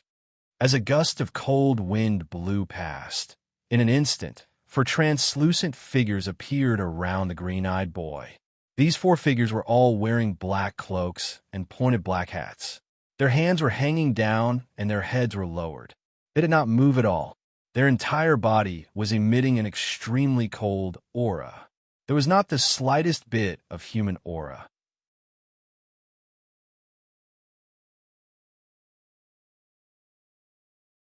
Chapter 139. You're quite knowledgeable.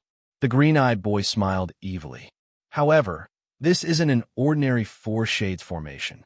He enjoyed. Jin-chan frowned after listening. This 4 shades formation was said to be created by a master of magic in the Tang dynasty. She heard from her master, Tian Kanzi, that this person was called Zhang Fu. He was gifted. It was said that he was born with yin-yang eyes and could see ghosts that ordinary people couldn't see. Not only that, this person was also proficient in Chimendunjia. Later on, he even created the famous extreme yin formation, 4 shades formation.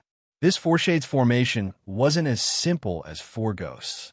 It was 4 demons that absorbed the extreme yin qi of heaven and earth. One must know that the power of a normal malicious ghost was incomparable to that of a normal ghost. It was born from resentment after it suffered a great injustice or was tortured to death. Due to the strong resentment, it caused them to have no humanity at all. Once they appeared, the living creatures there would suffer a great calamity. Normally, under such circumstances, the Taoist priest who came to exorcise the ghost would choose to kill them directly. This was because the malicious ghost had already lost its mind due to resentment. Unless it was an extremely profound Taoist priest or an eminent monk, it was impossible to exorcise it. If a normal malicious ghost was already so powerful, the power of a malicious ghost that absorbed the extreme yin qi of heaven and earth could be imagined. This was also the brilliance of Zhang Fu back then. Not only could he make a malicious ghost with deep resentment, but he could also make it listen to his orders. He could also make the malicious ghost absorb the extreme yin qi of heaven and earth and turn it into a powerful demon ghost. This demon ghost was different from malicious ghost. Not only did it have its own mind, but its own cultivation compared to a normal malicious ghost was like heaven and earth. There might be many masters who could kill a malicious ghost, but there were probably not many who could subdue the demon ghost. Besides Zhang Fu, there was no other master who could make a malicious ghost become a demon ghost and be willing to listen to his master's orders. Even the masters of Mao Mountain, Dragon Tiger Mountain, and Xiang Temple were looking at him from behind. Perhaps they could control evil spirits, but they could only do so by force, or by using spells or talismans. They could not be compared to Zhang Fu's spells at all. It was said that after Zhang Fu had created the 4 yin formation, there had been many ghost controlling experts and yin cultivators who had come to challenge him. In the end, without exception, all of them had been defeated by Zhang Fu's 4 yin formation. In the end, Zhang Fu felt that he had been too ostentatious, so he claimed that he was sick and refused to see anyone, let alone show the might of the 4 yin formation to the world. However, as the saying goes, in Jianghu, one has no choice. Those warlocks who had a strong interest in the serene formation were still unwilling to give up. When they saw that Zhang Fu had closed his door and refused to see any guests, they joined forces and used the ghost-controlling technique to surround Zhang Fu's residence. Then, each of them tried their best to force him out. As a result, Zhang Fu's house became lively. At first, it was only the things in the house that moved on their own. Then pots and pans flew everywhere. Later on, more and more warlocks joined in to besiege Zhang Fu, causing the sky above his house to be shrouded in black gas and the cries of ghosts and gods. In the beginning, Zhang Fu did not find it strange. He thought that as long as he endured for a while, these people would naturally disperse. However, although Zhang Fu was proficient in the art of divination and controlling ghosts, his parents were ordinary people who had never seen such a scene. When Zhang Fu's parents saw a group of ghosts walking back and forth in the courtyard in broad daylight, they were so scared that they fainted on the spot. In less than 3 days, the 2 old people died, passing away from this world. When Zhang Fu saw that both of his parents had passed away, he was in so much pain that he wished he was dead. He was filled with regret. If he had not created the serene formation, he would not be where he was today. He hated the Jianghu people who were drooling over the serene formation outside the door. They said that they wanted to learn from each other, but in reality, they were drooling over his serene formation. They would not give up until they got their hands on it. When he could not bear it, there was no need to bear it anymore. In his grief and indignation, Zhang Fu had the intention to kill. After he buried his parents in the courtyard of his home, he, dressed in plain clothes, directly displayed the serene formation. For a time, the cold wind roared and the ghost's voice rang out. This serene formation originally only needed to mobilize 4 ghost demons, but in his rage, Zhang Fu directly mobilized 12 ghost demons. These 12 ghost demons had been trained by him for many years. Although their strength had not reached the level of Ghost Immortal, their cultivation was very high. The serene formation that Zhang Fu usually showed to outsiders only mobilized 4 ordinary ghosts, and no one could defeat it. This time, he directly mobilized all 12 ghost demons. The scene could be imagined. When the 12 ghost demons appeared, the weather suddenly changed. The sky, which was originally cloudless for thousands of miles, was suddenly covered by dark clouds and thunder rumbled. The people outside the courtyard still didn't know what was happening in the courtyard. They thought that it was because of the great increase in their power that caused the weather to change. Each of them was secretly delighted. However, they didn't know that they were about to die in the serene formation that they coveted. Just when these people were secretly happy, the courtyard door opened with a bang. Zhang Fu, dressed in morning clothes, opened the door and walked out with a murderous look. As soon as they saw Zhang Fu appear, the dozens of spell masters present were overjoyed. They had finally forced Zhang Fu out. However, some of them noticed that something was wrong. When they saw Zhang Fu wearing plain clothes and looking sad and indignant, they knew that they had made a big mistake. Zhang Fu was alone and did not have a wife or children. Now that he was dressed in morning clothes, his parents must have passed away. As for the cause of death, they did not need to think to know. There was Yin Qi here, and there were ghosts everywhere. They must have been scared to death. They looked at Zhang Fu again. His face was cold, his fists were clenched, and his teeth were clenched. A pair of bloodshot eyes swept back and forth across the crowd. His gaze was cold, and it made people shudder. Don't you want to see the serene formation? Zhang Fu, who was dressed in morning clothes, said coldly, "I'll let you see enough." After saying this, Zhang Fu made a hand seal with one hand. With a whoosh, 12 ghost demons appeared together and surrounded everyone present. These 12 ghost demons were dressed in 12 black cloaks. Their faces were pale, and they were surrounded by ghostly qi. The expressions of the 12 ghost demons were different. Some narrowed their eyes and smiled evilly. Some frowned and looked worried. Some looked like they were crying, as if they were sad. Some were angry and gnashing their teeth. These 12 ghost demons represented the 12 emotions of a human: happiness, anger, sorrow, joy, and fear. "Brother Jean, what are you?" Among the people who came, a man dressed in a long robe who looked like a teacher asked Zhang Fu. Among all of them, he was the only one who did not participate in the formation. He had also advised the others not to use extreme methods to force Zhang Fu. Unfortunately, his words carried little weight, and no one listened to him at all. Instead, they went from bad to worse, showing off their spells.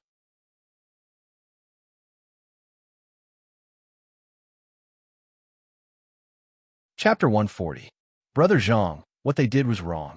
The man in the robe saw that Zhang Fu did not speak and knew that he had the intention to kill. He tried to persuade him. No one thought that things would turn out like this. Brother Zhang, please don't be angry. Let me ask you. Zhang Fu looked at him coldly and said, "Did you make a move?" I didn't even have time to persuade them. How can I make a move? The man in the robe said, "It's okay to spar, but you can't mess around." So you didn't make a move? Zhang Fu asked coldly. The man in the robe nodded. Step aside. It's none of your business. Zhang Fu then glanced at the rest. Who else hasn't made a move? Step forward. Everyone looked at each other and did not speak.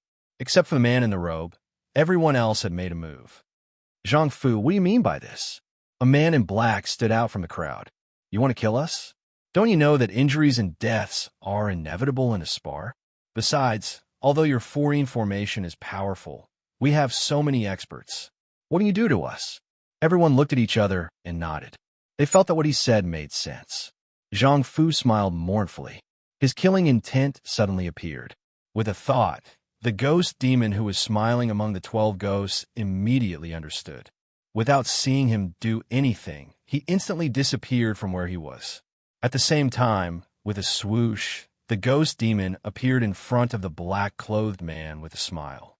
Before the black-clothed man could react, the ghost demon's slender white fingers pierced straight into the black-clothed man's neck. Zhang Fu had already trained to be mentally connected with the 12 ghost demons. As long as he moved his mind, the 12 ghost demons would immediately know. Pucci! Blood splattered everywhere.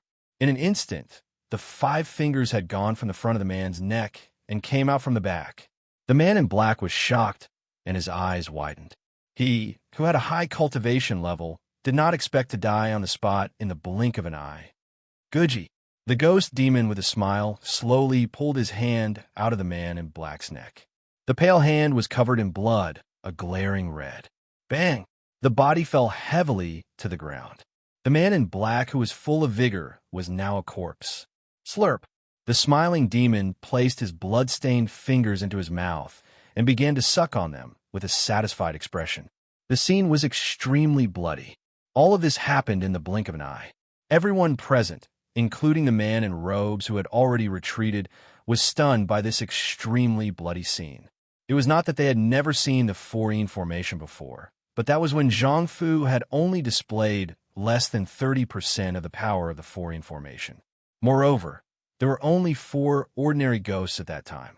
How could they be compared with the 12 ghosts now? Among the people present, many people's legs began to tremble. They were all experts in controlling ghosts.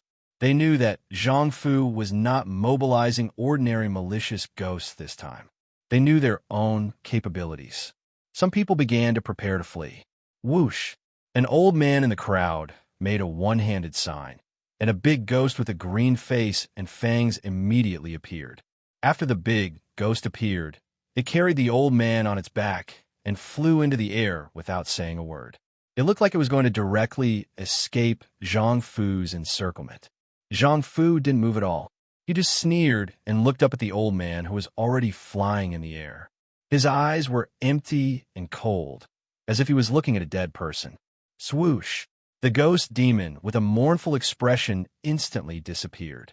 The old man in the air looked down and saw that there was one less ghost. His expression changed drastically, and he immediately urged the big ghost to escape. Unexpectedly, in the blink of an eye, the crying demon had already appeared above his head. The two of them were so close that the crying demon's face was almost touching the old man's face.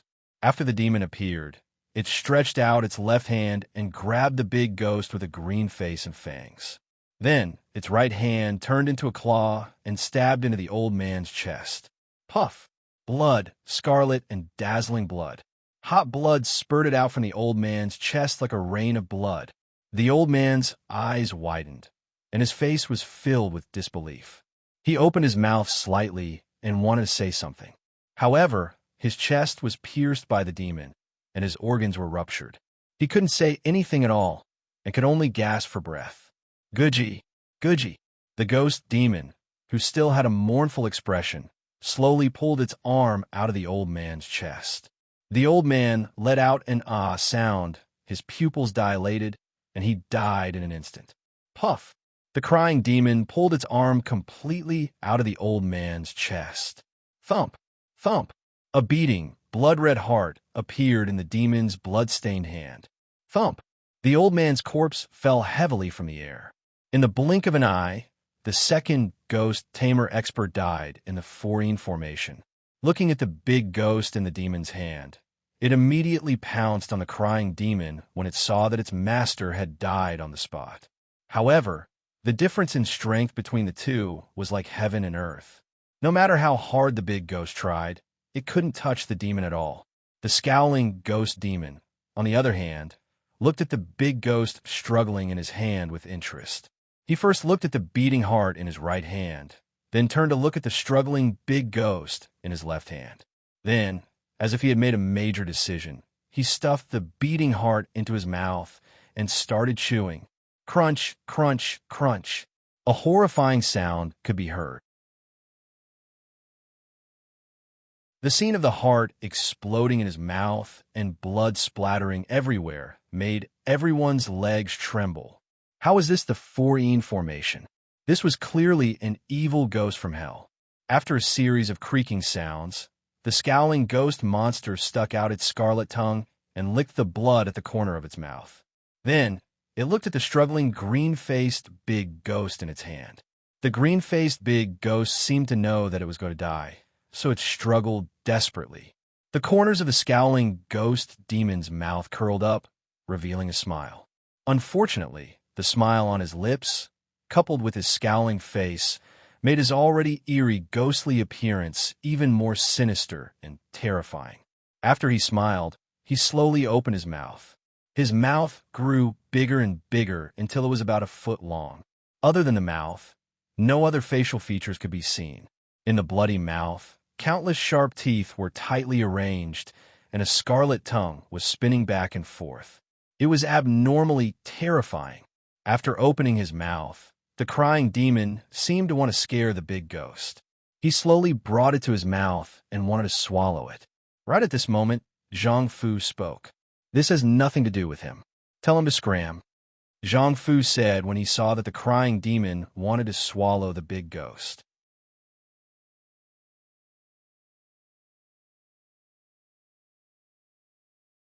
Chapter 141. Swoosh. The scowling ghost demon returned to its original position. It licked its lips greedily as it looked at the people in the middle, as if it was looking at a pile of delicious food. At this time, the crowd had become silent. The sound of swallowing saliva could be heard clearly. Everyone's foreheads were covered in dense sweat. In the blink of an eye, 2 ghost-controlling experts had died tragically under the serene formation. If they didn't do anything, they would be the next. Zhang Fu, a middle-aged man in a green shirt in the crowd, said, "You've already killed 2 people. 1 life for 1 life. What else do you want?" "What else?" Zhang Fu said with grief and indignation. "In order to force me to show myself, you cast a spell to scare my family and cause me to lose my parents. I have to take revenge." Zhang Fu said with a murderous look in his eyes, "Today, I'll let you die with my parents. In that case, don't blame us for bullying you with numbers." The middle-aged man said to the people around him, "Let's go together." "Good. I don't believe that you can defeat so many of us by yourself." "That's right. You're arrogant and conceited. Today is the day you die. Don't talk nonsense with him. Let's go." The crowd began to stir. In fact, they knew that if they didn't join forces, they would lose their lives here. They might as well go all out and join forces to eliminate Zhang Fu to prevent future trouble. As they spoke, they took out their magic weapons and used everything they had learned to fight against Zhang Fu's foreign formation. Since everyone was either a ghost-controlling expert or a Yin refining sorcerer, they all used their special skills. For a moment, ghostly shadows and waves of Yin Qi filled the air. Countless ghosts and evil spirits roared as they came out of the Yin fog and pounced on Zhang Fu. Among the group of ghosts, there were giant ghosts the size of a small hill, headless ghosts with heads in their hands, hanged ghosts with long tongues, and female ghosts with disheveled hair. There were so many that it made one's scalp tingle. Humph! Zhang Fu sneered and made a gesture with one hand. Kill. Swoosh! As soon as Zhang Fu said the word kill, 12 ghosts with different expressions disappeared instantly. Then, they turned into 12 black gas and rushed into the countless evil spirits. After the 12 ghost demons charged into the ghost array, ghostly wails and howls could be heard everywhere. Looking at the 12 ghost demons, it was as if they had entered an uninhabited land. Wherever they passed, the ghosts would be torn into pieces. Some had their heads torn off by the ghost demons, while some had their bodies cut in half. Some had their bodies pierced through by the ghost demons, leaving a huge hole in their stomachs. After receiving Zhang Fu's order to kill, the 12 ghost demons became abnormally excited. The ghost demon with the crying face had not had enough of the hearts earlier, so it did not care about the countless ghost demons swarming towards it. Instead, it focused on the humans and dug out their hearts to eat. In the blink of an eye, the screams of ghosts and the wails of humans filled the air. Severed limbs were scattered all over the ground. Organs and intestines were everywhere. How was this the human world? It was clearly the 18th level of hell. Zhang Fu turned around, closed his eyes, and remained silent. The man in the long robe outside the circle was already trembling in fear at the tragic scene in front of him. He even peed and shat. As the sounds of tearing and killing gradually weakened, Zhang Fu opened his eyes again. He slowly turned around and looked at the hellish scene in front of him with an expressionless face. At this moment, the 12 ghost demons had finished killing. The ghost demon with the crying face was still munching on the heart in its hands. Fresh blood, minced meat, feces, urine, and severed limbs covered the entire space. Zhang Fu formed another seal with one hand. The 12 ghost demons looked at Zhang Fu and instantly turned into a gust of wind and left, leaving Zhang Fu, the man in the long robe, and the scattered corpses on the ground. Wah! Thunder rumbled, and the sky was filled with heavy rain.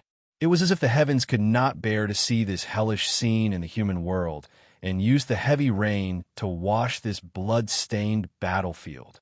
Zhang Fu closed his eyes and raised his head, allowing the rain to mercilessly wash over him. He could no longer tell if the rain on his face was tears or rainwater. He only knew that he had avenged his parents, and now he was carrying a blood debt. Swoosh! A bolt of lightning flashed across Yikong. Boom! A clap of thunder sounded immediately. Under the illumination of the lightning, the man in the long robe collapsed on the ground at the side, found that Zhang Fu's hair had turned completely white. His originally young and handsome face was full of wrinkles, and he looked very old. In the blink of an eye, a young man in his early 20s had turned into an old man in his twilight years. His life had been shortened by the heavens. The man in the long robe was dumbfounded from then on. There was no more news about Zhang Fu in the Jianghu. Some said that he was seriously ill because of the heavy sin of killing and had passed away. Some said that he had become a monk and practiced hard day and night to atone for his sins of killing. Some said that he had gone out to wander and cultivate. There were all kinds of different opinions. This foreign formation disappeared from the Jianghu and never appeared again. What's wrong? Are you scared? The green-eyed boy saw that Jin Chan was deep in thought and asked with an evil smile, "Where did you learn this foreign formation?" Jin Chan looked sideways and asked, "Learn." Ha ha! The green-eyed boy laughed. "I created this foreign formation myself. After the guidance of my master, the Dongying Ghost King, Its power is not inferior to Zhang Fu's back then. You created it yourself? Jinshan heard and let out a long sigh of relief. It seemed that this Fourine formation was not the same Fourine formation. At first, she was worried that Zhang Fu had spread the Fourine formation overseas. If that was the case, she was afraid that she would not be able to escape today. According to her master, Tian Kanzi, Zhang Fu's Fourine formation was very powerful. If they really fought, Jinshan would not be able to take 3 of Zhang Fu's moves with her current cultivation. What do you mean? Are you looking down on my Fourine formation? The green-eyed boy saw that Jinshan was relieved and asked. No, but, Jinshan said with a smile, you said that your Fourine formation is not inferior to Zhang Fu's. I don't quite agree with you. Are you doubting my formation? The green-eyed boy said with a smile.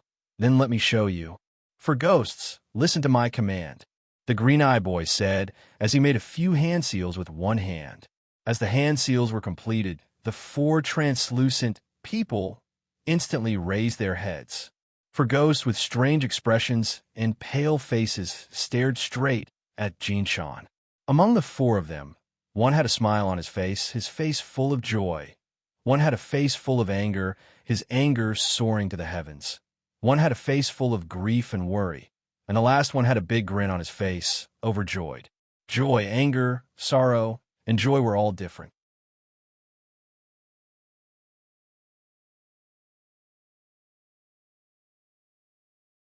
Chapter 142. Here they come. Jinshan was on full alert. Swoosh! The 4 malicious ghosts of joy, anger, sorrow, and joy appeared beside Jinshan in an instant, completely sealing off all 4 directions of Jinshan. They were indeed ghosts. Their movements were strange, disappearing and reappearing in an instant. They were already 3 feet away. After the 4 malicious ghosts surrounded Jinshan, they instantly stretched out their slender pale hands and stabbed at Jinshan with lightning speed. Oomph! Jinshan sneered. At the critical moment, Jinshan's shadow flashed, and she was already in midair.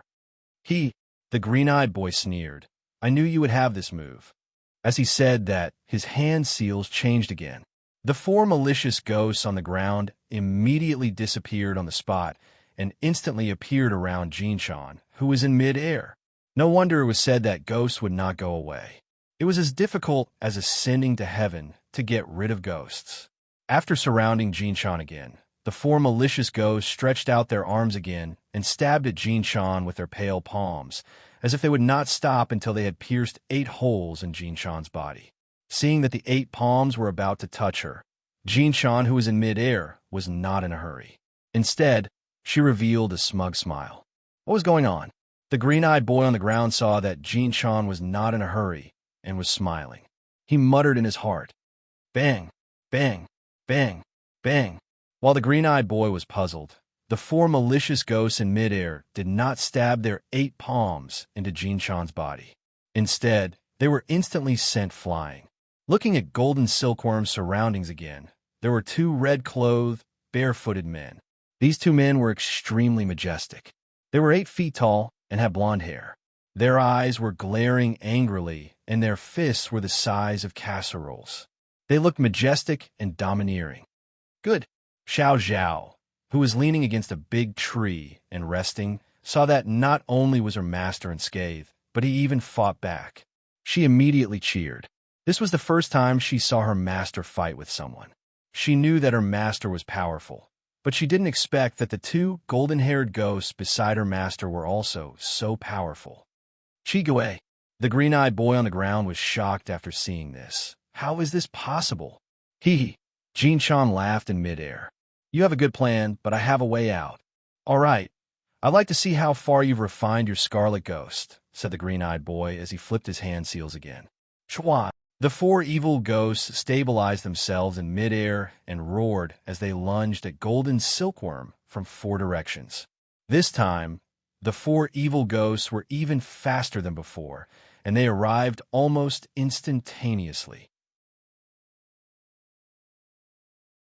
Seeing the 4 ferocious ghosts charging at them, the 2 red-robed men beside Golden Silkworm adjusted their direction and directly raised their fists.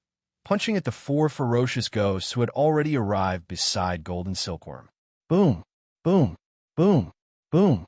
The four fists sent the four wraiths flying again. Ayo! The four wraiths were beaten until they howled. Originally, using a physical body to fight the wraiths was like fighting the air. There was no point to exert force. However, using wraiths to fight wraiths was different. Both of them had a pure body.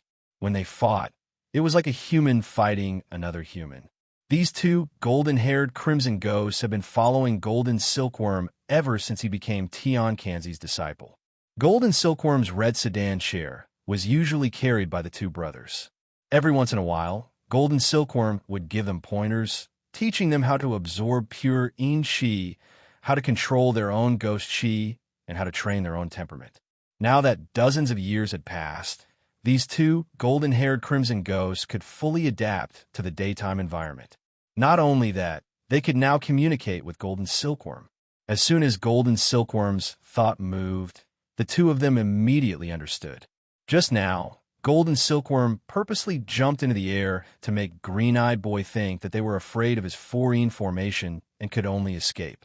In fact, she had already ordered the two blonde red wraiths to guard in the air and find an opportunity to attack the four wraiths. The golden-haired red ghost was really lucky. The two of them were brothers when they were alive. Later, they died tragically in the chaos of war.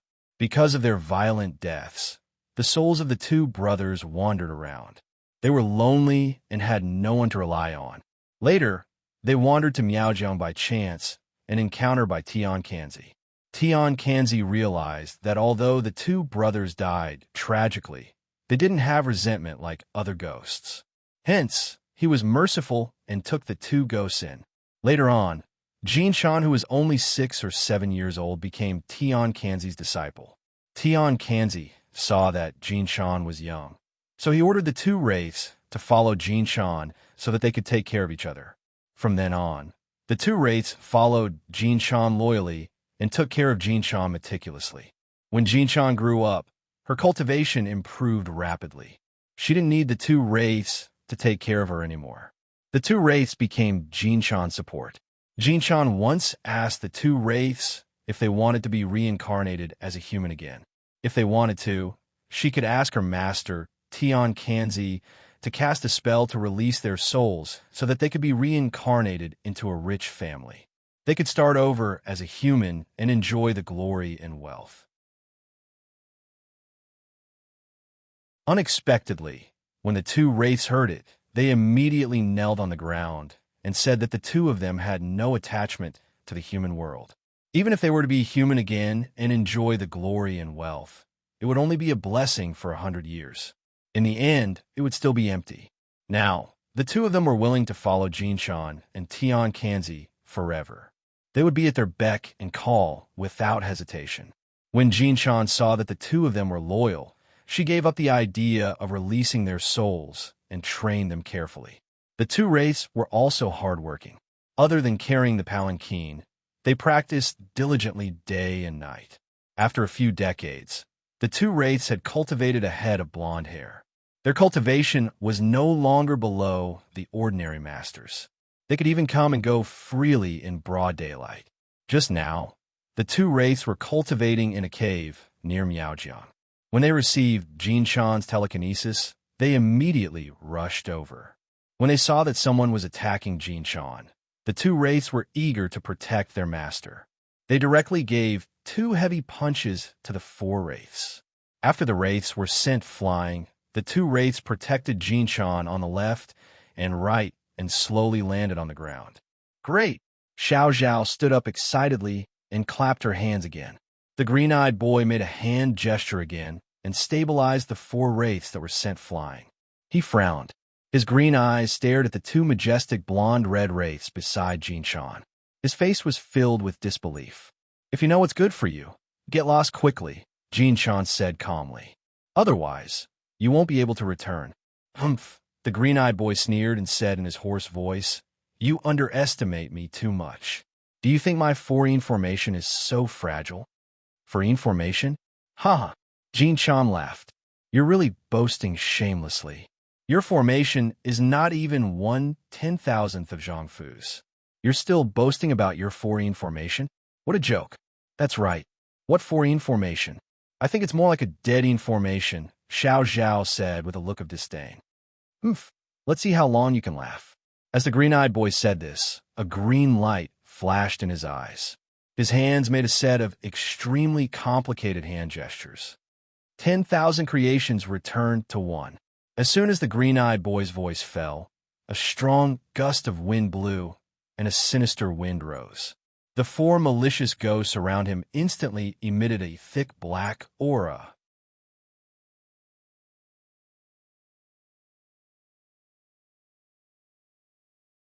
Chapter 143. Whoosh! The 4 malicious ghosts instantly turned into 4 streams of black gas and intertwined with each other at an extremely fast speed. Boom! The 4 streams of black gas formed a high-speed, rotating black gas column. The wind brought about by the rotation of the gas column blew up the sand and gravel on the ground instantly, causing dust to fly everywhere. Seeing this, the 2 blonde-red ghosts beside Jinshan immediately stood in front of Jinshan to protect her. Huff! As the high-speed rotating black gas pillar gradually dissipated, a 3-zhong tall giant ghost wearing a black hat, a black robe, and a pair of black curved boots appeared in front of Golden Silkworm. Black gas lingered around its body. What was even more inconceivable was that this giant ghost actually had 4 faces, front, back, left, and right. The 4 faces still had the 4 expressions of joy, anger, sorrow, and joy. The giant head kept turning, and the 4 faces with different expressions alternated with the turning of the head. It made one's hair stand on end. The green-eyed boy laughed and said to Jinshan, "To be able to die in the hands of my giant ghost, you can be considered to have died a worthy death. But it's a pity for such a beauty like you." "Is that so?" Jinshan laughed and said, "I'd like to see how your giant ghost is different from the 4 malicious ghosts just now."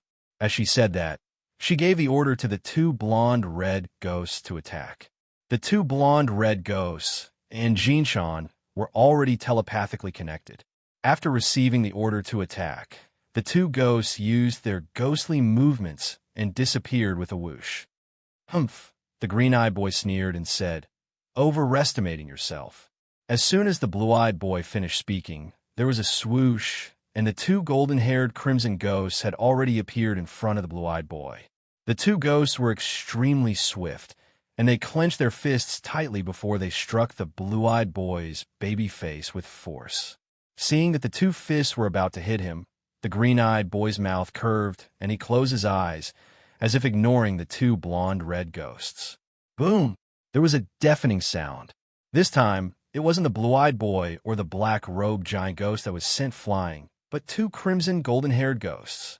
It turned out that the moment the 2 ghosts were about to hit the blue-eyed boy, the black-robed giant ghost standing to the side instantly punched the 2 blonde crimson ghosts. The 2 blonde crimson ghosts were sent flying by the black-robed giant ghost punch before they could even understand what was going on. Boom! Boom! The 2 ghosts flew into the air and crashed into 2 large trees. The strength of the black-robed ghost punch was so great that the 2 ghosts directly broke the 2 towering trees. Wah! The 2 big trees crashed to the ground, stirring up a cloud of dust. All of this happened in the blink of an eye. Even Jinshan did not expect this result. Seeing that the 2 ghosts were sent flying, she used her movement technique and quickly arrived at the side of the collapsed tree to check if the 2 ghosts were injured. "Eldest brother, second brother, are you all right?" Jinshan asked hurriedly. The 2 ghosts stood up from the dust and shook their heads at Jinshan. Seeing that the 2 ghosts were fine, Jinshan felt relieved. These 2 ghosts were like family to her, and she had deep feelings for them. They're quite tough." The blue-eyed boy on the opposite side gloated. "After taking a punch from my giant ghost, they're still safe and sound. This is the first time. Your 2 crimson ghosts are really tough. You 2 brothers step back first. I'll deal with him," Jinshan said as she turned around with a cold expression. At this moment, the two blonde crimson ghosts immediately stood in front of Jin-chan again, blocking Jin-chan with their bodies. Yonada's opponent. Jin-chan saw the two ghosts blocking her and immediately said to the two ghosts with her mind, "If you continue to fight, you'll be in danger." "You don't know." The eldest of the two ghosts also said to Jin-chan with his mind, "We brothers have recently learned a new move. It's just right to try it." "Big brother is right." The other blonde crimson ghost also said to Jin-chan with his mind, "We'll just try it on this guy. You can also give us some pointers." "A new move?" Jin-chan frowned. "What new move?" "You'll know when you see it. Leave this big guy to us." The eldest said, "This is not a game. You two brothers have to think about it." Jin-chan said, "The giant ghost is extraordinary.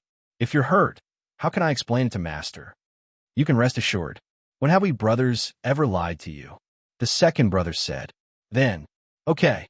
Jin-chan saw that the two ghosts had made up their minds and agreed to the request of the two ghosts. "Be careful." The two ghosts nodded happily, especially the second one, who was inexplicably excited. Ever since they started following Golden Silkworm, it was the first time they were sent flying by someone. This made him very angry, and he wholeheartedly wanted to use a new move to teach this big guy a lesson. "I say, what are you three standing there for? Are you scared?" The green-eyed child saw that the Golden Silkworm and the two ghosts were looking at each other in silence, which made him very impatient. He did not know that the two ghosts and the Golden Silkworm could communicate through telepathy. "If you're scared, come over and kowtow to me 3 times. I'll spare your lives as long as you bring me to Pear Blossom Palace to see your master Tian Kinzi," the blue-eyed boy said with a smile. After the two ghosts heard the blue-eyed boy's words, they immediately turned around and looked angrily at the blue-eyed boy and the 3 zhang tall black-robed giant ghost beside him. Especially the second brother, who gritted his teeth and narrowed his eyes. He wished he could swallow the other party alive to vent his anger. "What?" The blue-eyed boy hugged his shoulders and laughed. "Haven't been beaten enough? Or do you have no other skills other than these 2 crimson ghosts?" Jin-chan was silent after hearing that. She really wanted to personally teach this blue-eyed boy a lesson, but she had already promised the 2 ghosts to let them deal with him. The plan now depended on them. Just at this moment, the 2 ghosts moved. After they looked at each other, they started to spin at high speed. 2 red whirlwinds appeared instantly. The originally calm ground started to be filled with dust and sand again. The blue-eyed boy saw the 2 ghosts spinning at high speed and felt strange. He frowned and didn't know what kind of move these 2 crimson ghosts were going to use. Jin-chan was also confused after seeing this. What kind of new move did these 2 guys learn? How could they be confident to defeat the black-robed giant ghost with unfathomable strength? The 2 whirlwinds spun faster and faster, and the distance between them became closer and closer. Finally, with a schwa sound, the 2 whirlwinds merged together and formed a huge red whirlwind that was several zhang tall. Could it be? Jin-chan suddenly understood the intention of the 2 brothers after seeing this. Could it be that they want to merge? As expected, as the huge red whirlwind gradually dissipated, a 3 zhang tall red giant ghost appeared. His eyes were like copper bells, his nose was wide, his mouth was wide. His red robe was fluttering, his golden hair was fluttering in the wind, and his huge body was like a small mountain. What a golden-haired giant ghost! Boom! Boom! The golden-haired giant ghost strode towards the black-robed giant ghost. His huge feet walked on the ground, making a booming sound. The blue-eyed boy was secretly shocked after seeing the situation. He didn't expect that these 2 golden-haired crimson ghosts could merge. It seemed that today's battle was really not an ordinary master. Looking at the black-robed giant ghost again, he turned his head and immediately put on a sad face.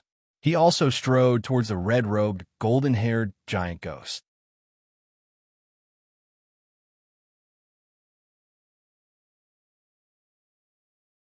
Chapter 144. Boom! Boom! The 2 giant ghosts, one red and one black, approached each other with big steps. They stopped when they were 50 feet away from each other. The 4-faced, black-robed giant ghost with a sorrowful expression stretched out one of his arms. Swoosh! A huge battle saber that was about 20 feet long appeared in his hand with black gas lingering around it. The golden-haired giant ghost in red robe didn't show any weakness when he saw the situation. He opened his arms. Wong! 2 red giant hammers appeared in his hands. The 2 giant hammers were about 10 feet long each. Red light rose around them like flames. The green-eyed boy narrowed his eyes and was expressionless. Jin Chan's face was solemn. She was silent. Both of them were shocked by the aura of the 2 giant ghosts in front of them, especially Jin Chan. She didn't expect the 2 brothers to be able to cultivate the combination of 2 ghosts to such a shocking extent. The 2 giant hammers were custom-made by Master Tian Kanzi for the 2 ghosts. At that time, Jin Chan hadn't joined the cult yet. It wasn't convenient for the 2 ghosts to follow Tian Kanzi around. In addition, Xiao Hong and Xiao Chui were still 2 little snakes. Tian Kanzi asked them to guard the Pear Blossom Palace. Since they had to guard the Pear Blossom Palace, how could they do it without weapons? Tian Kanzi saw that the 2 ghosts were burly and powerful. He took out 2 pieces of red paper and wrote 2 witchcraft runes on it. Then, he folded the 2 pieces of red paper into 2 hammers and gave them to the 2 ghosts as their weapons. They were named the Crimson Gold Hammers. Don't underestimate the paper hammers. There were witchcraft runes from the Green Sorcerer scripture written by Tian Kanzi with his own spiritual energy. In the beginning, the 2 ghosts were puzzled. What could a paper hammer do? It wasn't as practical as their fists. However, when Tian Kanzi brought them outside the Pear Blossom Palace to demonstrate the power of the paper hammers, the 2 ghosts were dumbfounded. They saw Tian Kanzi shake the paper hammers in his hands, and they became 10 feet long. Tian Kanzi held the hammers with one hand and hammered the ground casually. Boom! The ground shook and dust flew. When the dust landed on the ground, the 2 ghosts were dumbfounded by the scene in front of them. A huge pit that was 5 feet deep and 10 feet wide was created on the ground. The might of the scarlet gold hammer could be imagined. The green-eyed boy broke out in cold sweat for the black-robed ghost as well. Since he'd refined this formation, he'd never seen the black-robed ghost be so serious, and the ghost had actually utilized the Black Wind Blade. The Black Wind Blade was personally forged by his master, the Japanese Ghost King. The material used to forge it was different from ordinary swords. It was neither gold nor iron. Instead, it was refined with extreme yin qi. It could be said to be an invisible object. As long as he used his telekinesis, the Black Wind Blade would naturally appear. However, the Ghost King was not very satisfied with this blade. Firstly, the killing intent of this blade was too strong, and the Ghost King wanted to forge a blade without any killing intent. Secondly, the Ghost King's cultivation had already reached the perfection realm. Although this Black Wind Blade was extremely powerful, it was like a chicken rib to the Ghost King. There was no meat to eat, but there was no taste to discard. Later, he saw that the green-eyed boy was good at controlling ghosts, and this saber could only unleash its greatest power in the hands of people with extremely strong yin qi. Therefore, he gave the saber to the green-eyed boy. After the green-eyed boy received the saber, he didn't use it himself. After all, he was a human. No matter how strong his yin qi was, it wasn't as strong as the yin qi of the ghost Tao.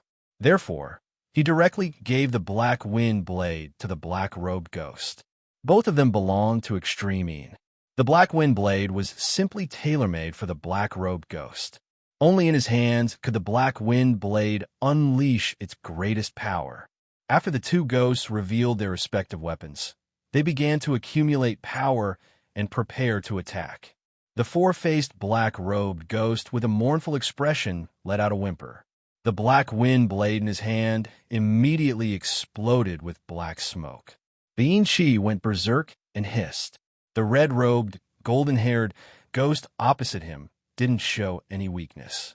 He glared angrily and raised his arms high above his head. The 2 scarlet gold hammers in his hands immediately burst with red light.